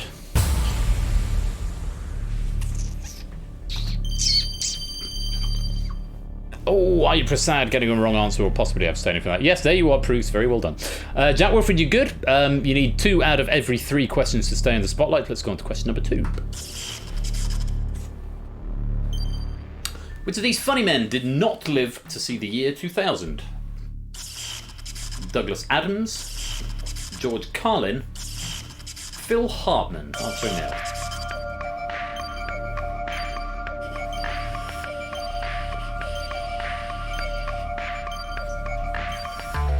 I only know this because I maybe wrote a question about it the other day. It's C. Phil Hartman died in, I think, 1998. Shot.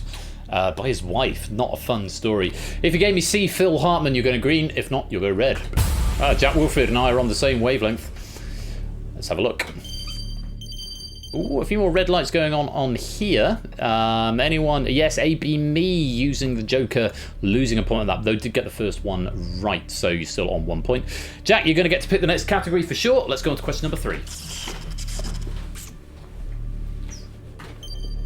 Which of these Dr. Seuss characters has not been released as a Funko Pop? Is it the Cat in the Hat? Is it the Grinch? Or is it the Onslaught? Answering now.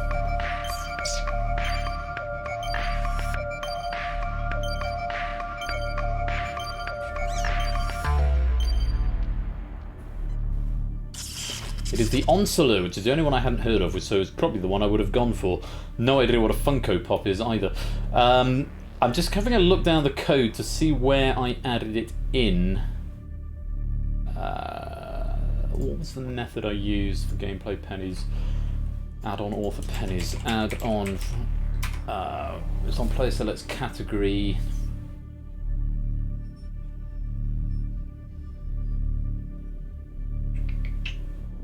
Yes, because you don't select the category in the final round, so it's fine. That should be good. I'm just trying to make sure I don't give too many pennies out to players now. If you gave me C, the Onslaught, you'll go green. If not, you're going to go red. Jack is 3 for 3. A good start for you in the spotlight, my friend. A handful of wrong answers going on around there, but mainly green.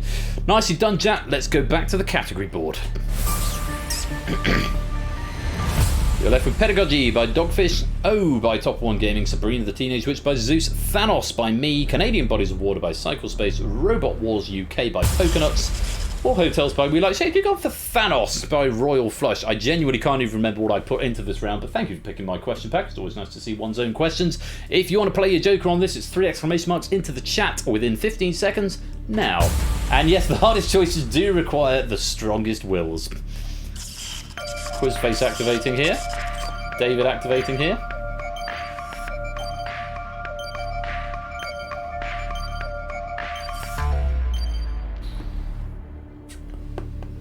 Just a 2. Quizface and David.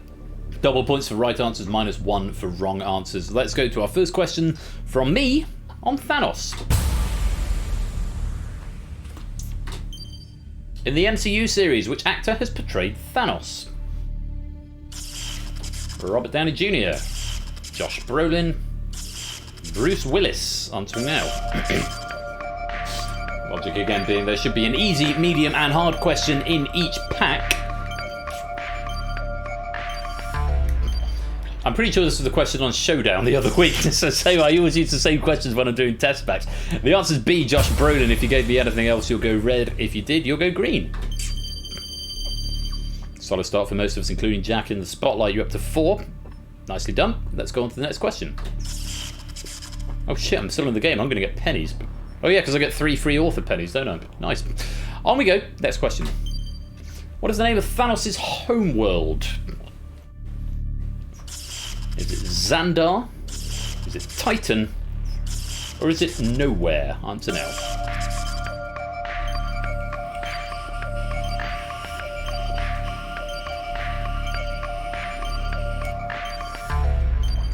Colloquially, he is known as the Mad Titan because he is from Titan. B was the answer we were after. If you gave me that, you'll go green. If not, you're going to go red. Ooh, a few more wrong answers in there, but Jack staying in the green. Nicely done. You get to pick the next category. Let's go to question number 3. In the comic book series, what is the superhero name of Thanos' brother Eros? Is it Spacehound? Is it Star Fox? Or is it Moonwolf? Answering now.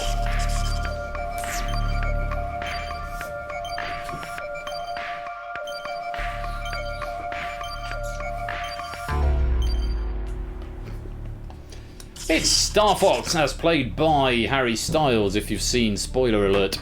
I'm not going to say any more because I've actually not seen it, but I have seen that particular scene. Yeah, Star Fox was the answer. If you gave me Star Fox, you're going to go green. If not, you'll go red.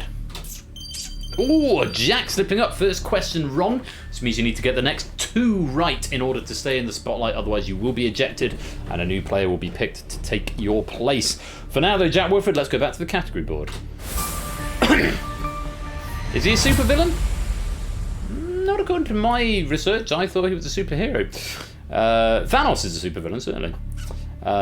Anyway, Jack, Pedagogy, Sabrina the Teenage Witch, Canadian Bodies of Water, Robot Wars UK, or Hotels are your options. Where would you like to go next?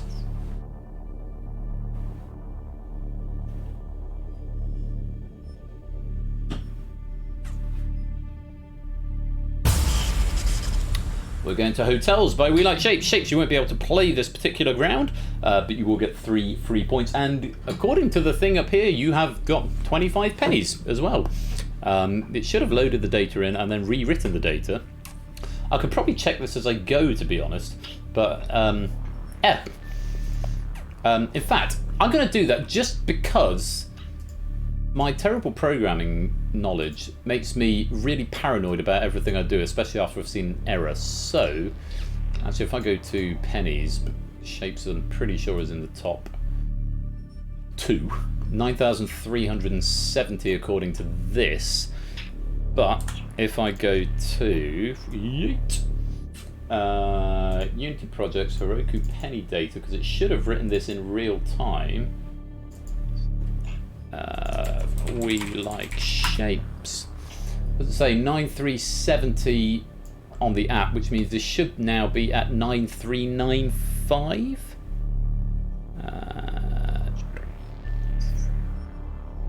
Oh, it's actually at 10,200 because you've got 9,940.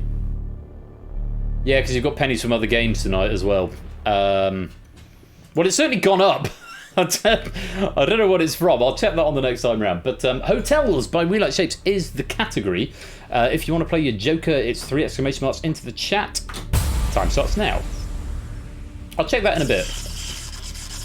Oh, lots of electricity. Lingo, Joe, Proves, all activating here. Aaron as well. Remember, double points if you're right, but you do lose a point if you're wrong if you play your Joker round. Joe, Lingo, Aaron, Proves, and Listwitz all activating jokers on this round. So the category is Hotels by We Like Shapes, who gets 3 free points. Let's go to the question board. Welcome to the game, Jers. Lovely to see you. Here's question 1. When asked by Johnny Carson on The Tonight Show if he had a message for the American people, how is Conrad Hilton reported to have responded? Take the chocolate off the pillow before sleeping, leave the shower curtain inside the tub, or always tip the bellboy? Answer now.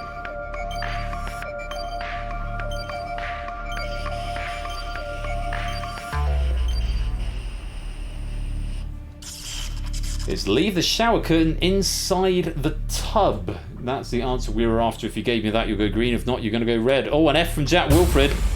I think we might know what that means. You have gone red, Jack. I'm afraid that is 2 out of 3 incorrect answers. A great game up to this point, but unfortunately you have been ejected from the spotlight. So at this point, the more points you have, the more likely you are to get into play. So think of your points essentially as a lottery ticket. Everyone gets 1 for free, and thereafter every point you have is another lottery ticket, and then it is just a draw. So the more points you have, the more likely you are to get into the spotlight. But a bit like the Abyss, it is still anyone's game. Let's put another player in the spotlight.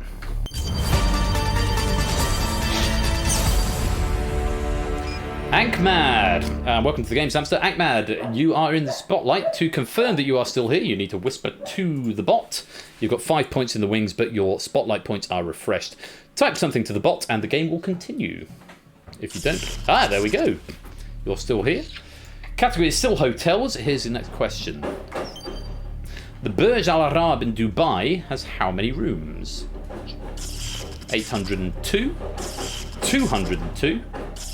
Or 502? Answering now. Appears to be a puppy awake next door.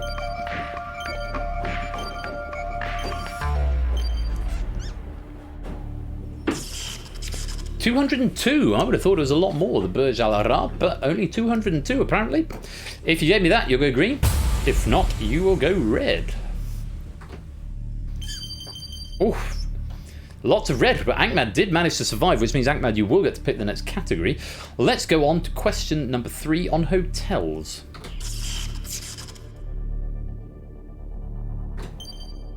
In 2010, which of these companies opened a boutique hotel in the south of Brussels? Was it Pantone, or Pantone, Dulux, or Valspar? Answer now.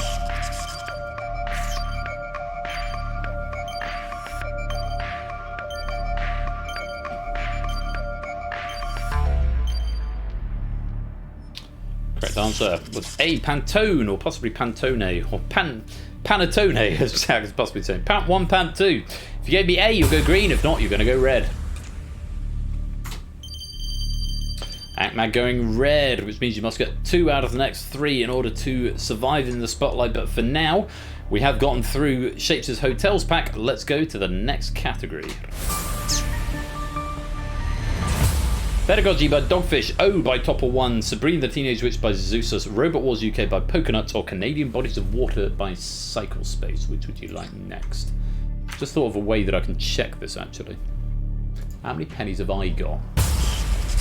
Canadian Bodies of Water by Cyclespace. I will have you know, this is the very first pack that was written for this game. It's the first one in the database and has yet to be picked. It has been now. So Cyclespace, you are front and center in the spotlight. Give me a second, because I'm just going to find out how many pennies I've got, because it's occurred to me I've only done the red herrings, for which I should have got 75. I'm going to maximize that in a minute. Players, Royal Flush. I need to add a search tool to this. My current season penny is 353. And if I go to that one and look up Royal Flush, 353. Current season pennies 453, which is 75 from red herrings plus 25 from this game. It works. Pog on a log. Excellent. Ow. My bodged code that I just put in works, so players are getting pennies as they are being selected for categories. So Cyclespace would have just gotten 25 pennies.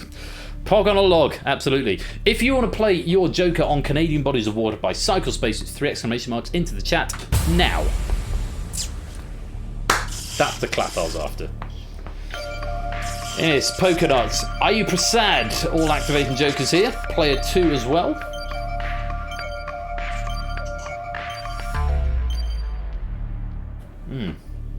Oh, this port is delicious. Player 2, Poconut, Innis, Ayu Prasad, all activating Jokers here. 2 points if you're right, -1 if you're wrong. Ankmad, you need to get 2 out of 3 in order to stay in the spotlight. Let's go to the question board. I don't own any Pogs at all. It's a sad thing. Here's the first question. Canada does not touch with which of these oceans? Does not touch which of these oceans? Is it the Pacific, the Indian, or the Arctic Ocean? Answer now.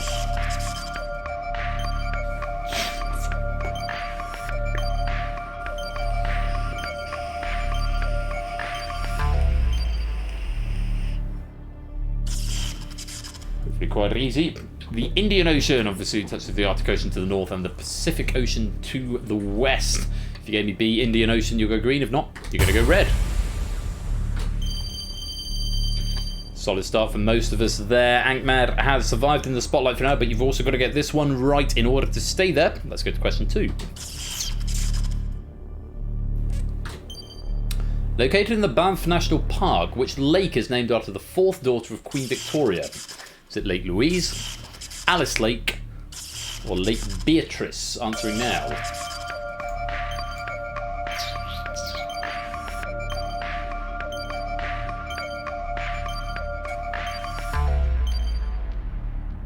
Alice Lake? Really? Lake Louise? I wouldn't have had a scoop on that. If you whisper it. Proves, to your point in suggestions, yes, I think it should be whisper only. Yeah, that's a very small author. Ash, as well, to your point, if you're still here. I would try and make the authors bigger, but at the same time, I do also read them all out, so it's... I mean, it's the category really that should be influencing the way you play rather than the author. And I do read the authors out, and now the game automates the pennies. I don't really need to know who it is, but at the same time, I do take your point. It should be legible. I would try and do this. The problem with using oblong, oval shapes, because it's like you lose like half mesh. Anyway, Lake Louise was the answer. If you gave me A, you're going to go green. If not, you're going to go red. Sorry, I'm just looking at the Discord and the suggestions that are coming in there. Ankmad is good. Ankmad, you are going to pick the next category, no matter what happens now, even if you get this one wrong. Smattering of green and red amongst their Tab Stop currently on 12. Is that the leading score? It looks to be. Tab Stop, you are in the lead with 12 at the moment. Is there one more question on lakes? I think there is. Let's go there. Which river forms part of the southern border between the provinces of Ontario and Quebec? Is it the Niagara River, the Ottawa River, or the Mackenzie River? Answering now. Yeah, that's a good point, Prudes. Should probably do that. I've thumbed up it, I will add it to the to-do list. It's the Ottawa River. Ottawa River. B is what we wanted. If you gave me B, you'll go green. If not, you'll go red. Ooh, lots of red, including Ankmad in the spotlight, which means, again, Ankmad, you need the next 2 in order to stay in the spotlight. For now, though, you do get to pick the next category. Let's go back to the category board. Pedagogy by Dogfish, O by Topper One Gaming, Sabrina the Teenage Witch by Zeustus, or Robot Wars UK by Pokenuts. Which category is next? We're going for O by Topper One Gaming. Topper, 25 pennies to you. You won't be able to answer in this round, but you get 3 free points. And if you want to play your Joker on O by Topper One Gaming, it's 3 exclamation marks to the chat. Now. Apodo activating. Zeus activating. Quizzle activating. Jurors activating. Jack activating. And Shapes activating. Popular category this, apparently. Ankmad, you must get 2 out of 3 in order to survive. Let's go to the question board. Let's get the first 2 out of 3 specifically. Here's your question. How many letter O tiles are there in a standard English Scrabble game? Is it 8? Is it 12? Or is it 4? Answer now.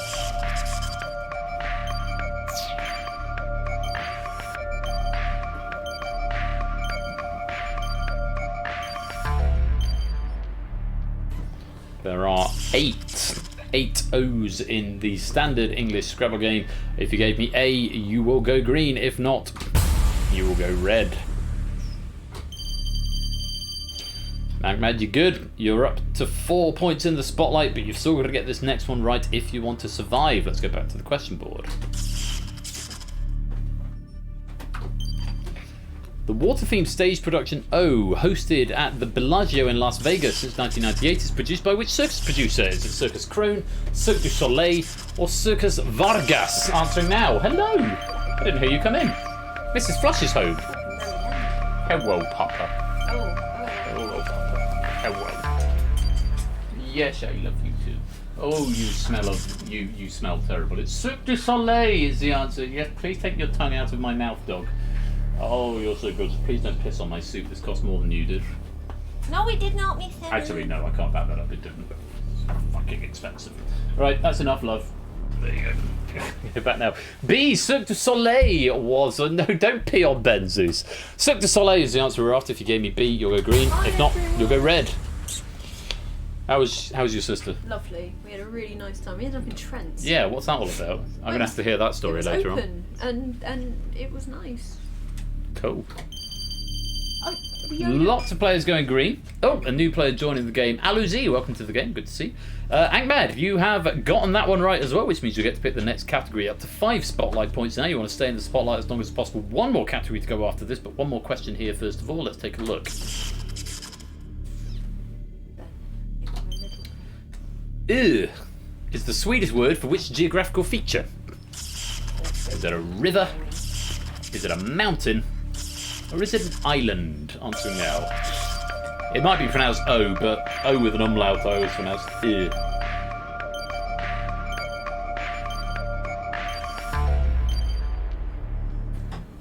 It's an island.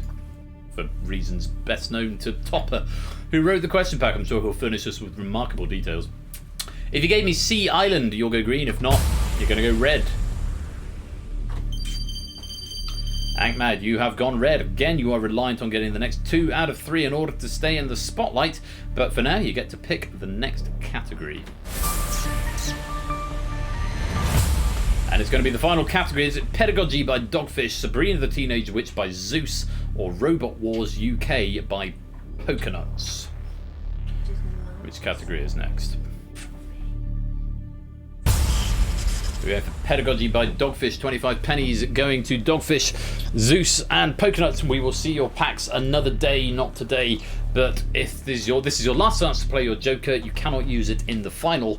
So if you want to use it, 3 exclamation marks to the chat now. I like Dogfish because his name has the word dog in it. Yes, he has. Oh, I love you too, Dexter. It's Sotley, Ankmad, Lupine, Brand New, Halo, Alu Z, and Oni all activating multipliers on this round. Double points if you're right, -1 if you are wrong. Ankmad as well in the spotlight, activating a multiplier here. Best of luck to you all. Ankmad, you need the first 2 right to stay in the spotlight. Good luck. Here's your first question. Oh, I've got a reroll button on here. I didn't need to press the one in the inspector. Oh well. Question 1. Rote learning is most associated with which theory of learning? Is it constructivism, behaviorism, or humanism? Answer now.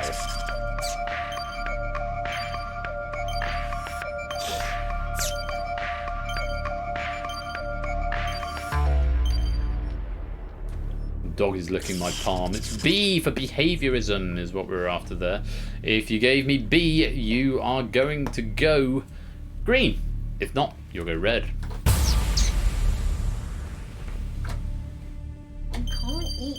Oh, Ankmad, I'm afraid that is a wrong answer in the spotlight. Your second out of 3, which means, unfortunately, at this point, getting 4 spotlight points, no mean feat, but I'm afraid you've been ejected. Which means with only 2 questions to go, somebody is going to be looking for a not particularly high score on the leaderboard, but a score nevertheless. Let's put somebody else into the spotlight.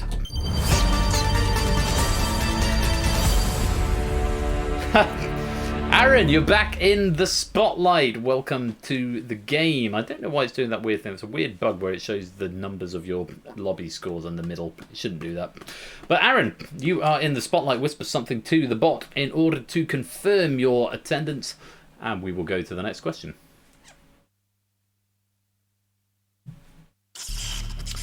And there we go. Either of these 2, and you're in the final, Aaron. Here's your first. The book Pedagogy of the Oppressed was written by which author? John something, Paulo Freire, or Irish Shaw? Answering now. Azimakopoulos.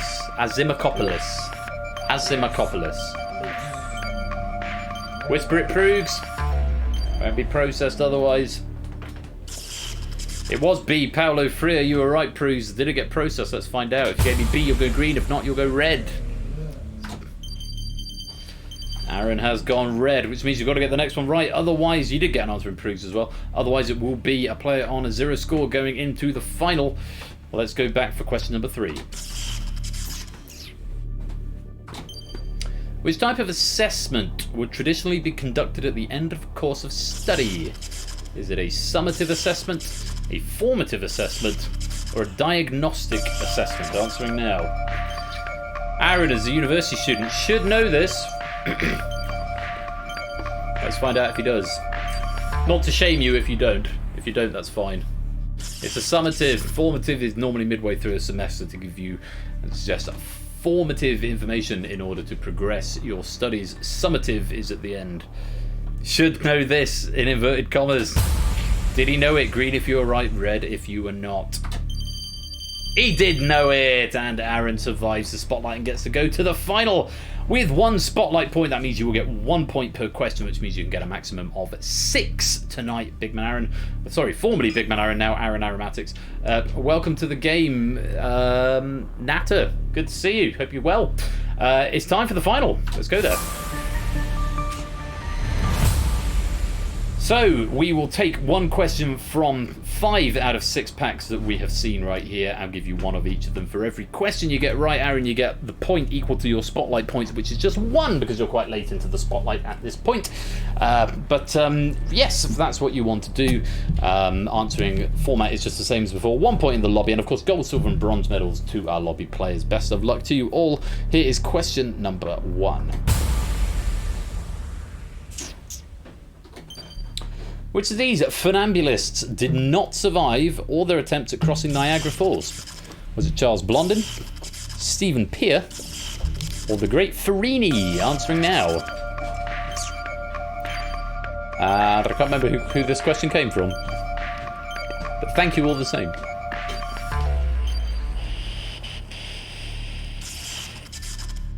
Stephen Pear.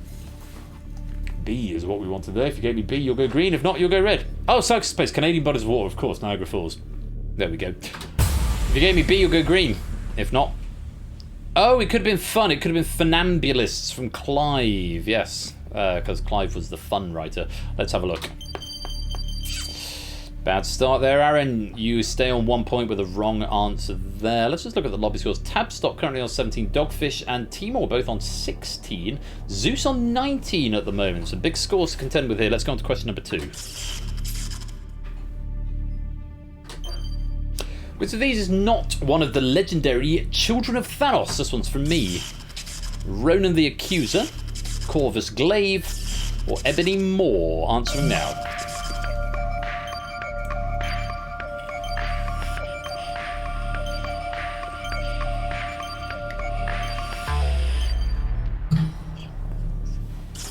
Ronan the Accuser, the main bad from Guardians of the Galaxy. He did have a relationship with Thanos, but was not one of the Children of Thanos. Ebony Maw was the telekinetic one from Infinity War and Endgame, and Corvus Glaive was one of the other ones from Infinity War and Endgame.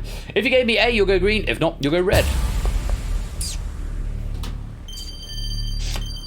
Aaron, you're 2 and 0 for 2. Plenty of green in the lobby game though. Lewis up to 17, Dogfish Timor also on 17, Tabstop 18, Zeus sticking on 19. Could have some ties here, and actually it's just occurred to me I have not yet come up with a mechanic for having multiple winners on the bronze medalists. Maybe I could just add 1. I'll have to look into that in a minute and experiment. For now, let's go on to question number 3. Why is Gamora? Yes, adopted daughter. She wasn't an option though, Nata. Question 3. Which of these London hotels was established by Richard Doyle Carte, or Carte? Was it the Ritz? Was it the Savoy? Or was it the Dorchester? Answering now.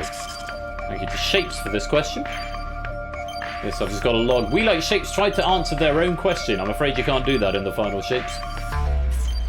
You get your 3 points earlier on, but then you can't answer the final. It's B, the Savoy. The Savoy. If you gave me B, it's been B a lot tonight. Is that right, David? Hello, by the way. Welcome back. First hotel to have electricity. Know that. Let's have a look. See if you were right. Green if you were. Oh, Aaron is having a rough time in the spotlight. 3 wrong. 2 more to go. Zeus getting it right, taking the lead, or reaffirming the lead with 20 points. Let's go on to question 4. Known to have the highest tides in the world, what is the average height difference between the high tide and low tide in the Bay of Fundy? Is it 1.6 metres, 16 metres, or 160 metres? 5 feet, 52 feet, 525 feet? Answering now. They've come out in a very cromulent order.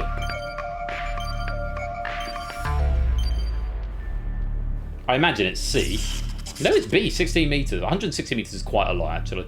16 metres, the average height difference between high and low tide in the Bay of Fundy. Thank you to Cyclespace for this question on presumably Canadian bodies of water. Let's have a look. If you were right, green if you were. Hey, Aaron's got one right. Nicely done. You're up to 2 points in the spotlight with 1 question to go. Let's take a look at the final question. Which of these continents does not contain a capital city whose English name starts with the letter O? Thank you to Topper. Is it Europe? Is it Asia? Or is it Africa? Answering now.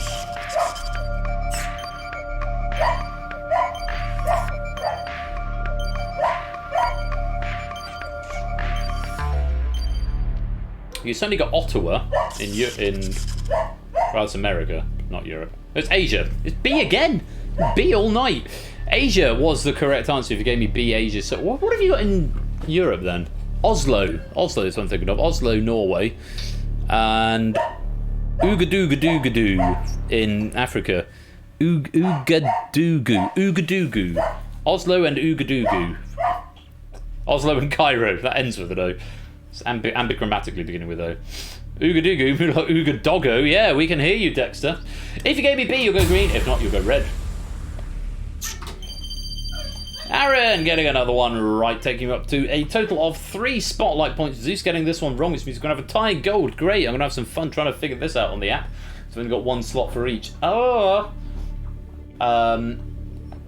sure it'll be fine. It looks like, Aaron, you're finishing with 3 points.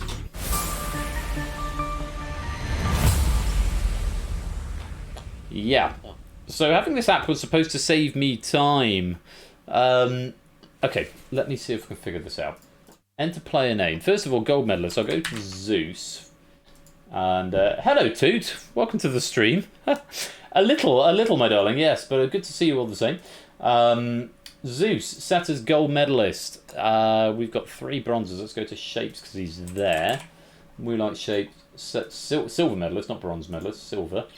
And bronze medalist is definitely Aya Prasad. Very well played to you 3. And our hot seat is Aaron Aromatics with a hot seat medalist 3 and 3 spotlight points. Zeus, Shapes, and Aya Prasad. I've still got quiz and tabs. Okay, so let's award medals. Okay, that worked. So now let's go Quizzle. There we go, Quizzle 83, set as gold medalist. I've done shapes. Dogfish. Oops, shit. Let's pick that one. Dogfish. This is not saving me any time at this point. Dogfish, and there was only 1 bronze medalist and only 1 spotlight, so let's just award gold and silver. Hopefully it will just award gold and silver to Quizzle and Dogfish. Yes, it did. Perfect. Okay, so that's just a slower way of doing it. Zeus and Quizzle have done... Oh, Tab Stop. I haven't done you yet. Tab Stop. Set as gold medalist. Shapes have done. Dogfish have done. Timor, there you are. Set as silver medalist. And I've done Aya Prasad, so that's just another gold and another silver award medals. And then I've done all the golds. I've done all the bronzes. I've done the hot seat. So it's just Lewis to give another silver medal to. Set Lewis to silver medal award medals. Right, that seems to have worked. I just have to do them one at a time, which seemed a bit weird. Hopefully I haven't awarded like 4 gold medals to 4 bronze medals to Aya Prasad there, which is a distinct possibility. I will go and check the database. Still getting used to this new app. Well, GG to Aaron. That will go onto the leaderboard. 3 spotlight pennies, which will put you in.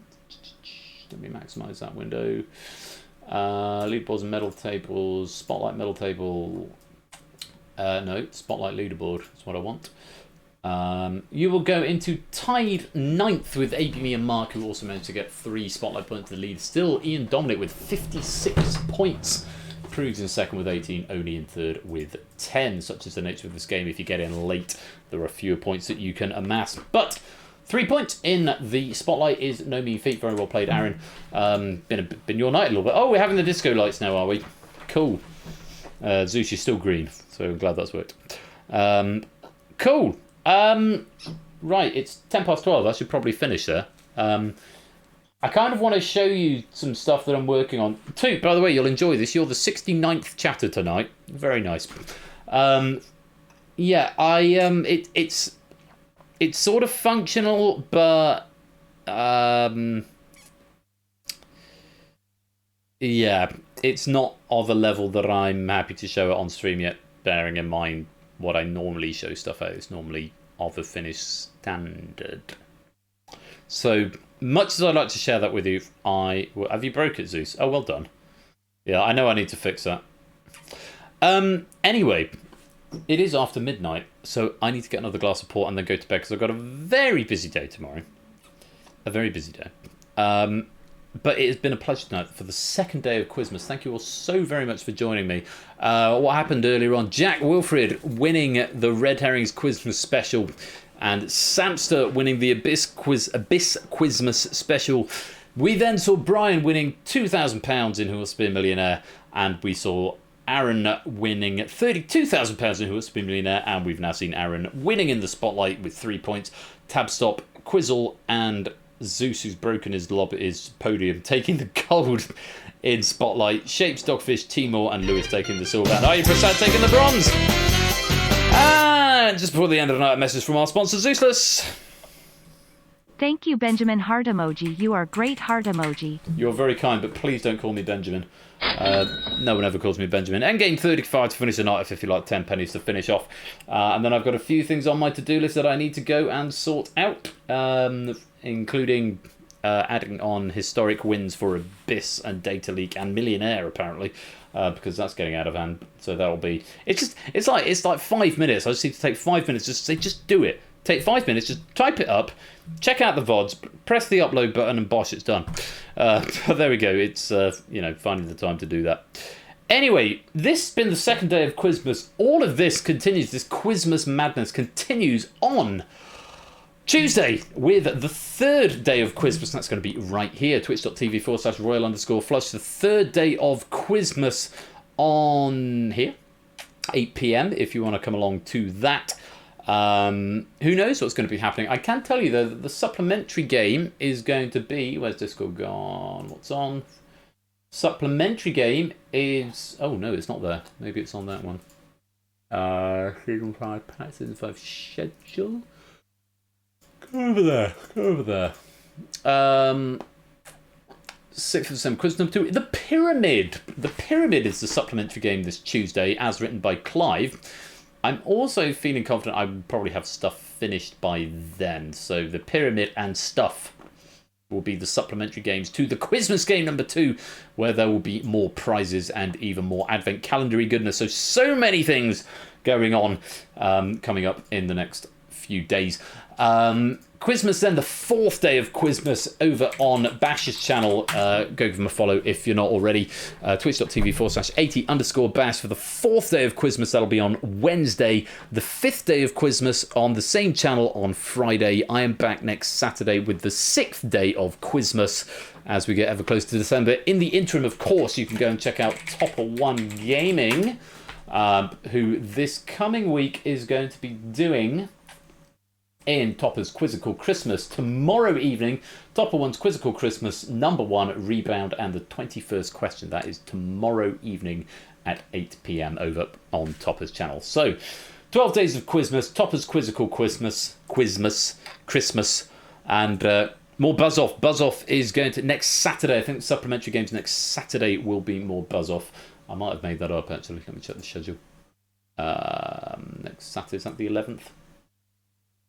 Yeah, next Saturday is the 11th. So the next 2 quarter-final games for Buzz Off will be next Saturday as well. There'll be the supplementary games with the 3rd, 4th, 5th, 6th day of Quizmas, which is next Saturday. I'm here for the 3rd day on Tuesday. Bash here for the 4th and the 5th on Wednesday and Friday. Topper here tomorrow. And that is going to be it. So much stuff going on with Quizmas. Get your Christmas shopping done, everybody, before it is too late. Until next time, I have been Royal Flush. Thank you all so much for joining me. Thank you to all our question writers, all of our proofers, all of our contestants, either lobby or hot seat. It's been splendid having you here. I'm going to stop that bonus right there, add it to the list. Hopefully the app is working.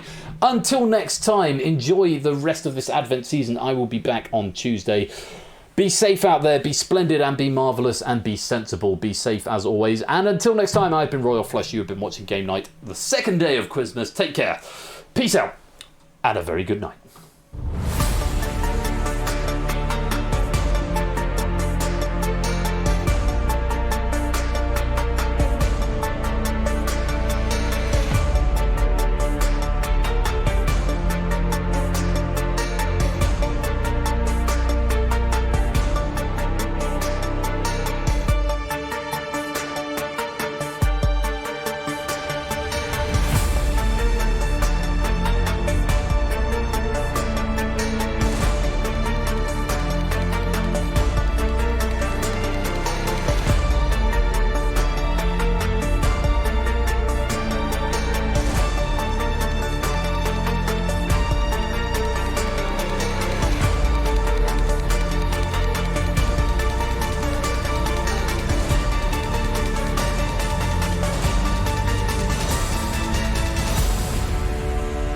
Just to say, at the end of the night, we are going to go and raid DVD Smith, who won Secret Fortune on the first day of Quizmas with big bother.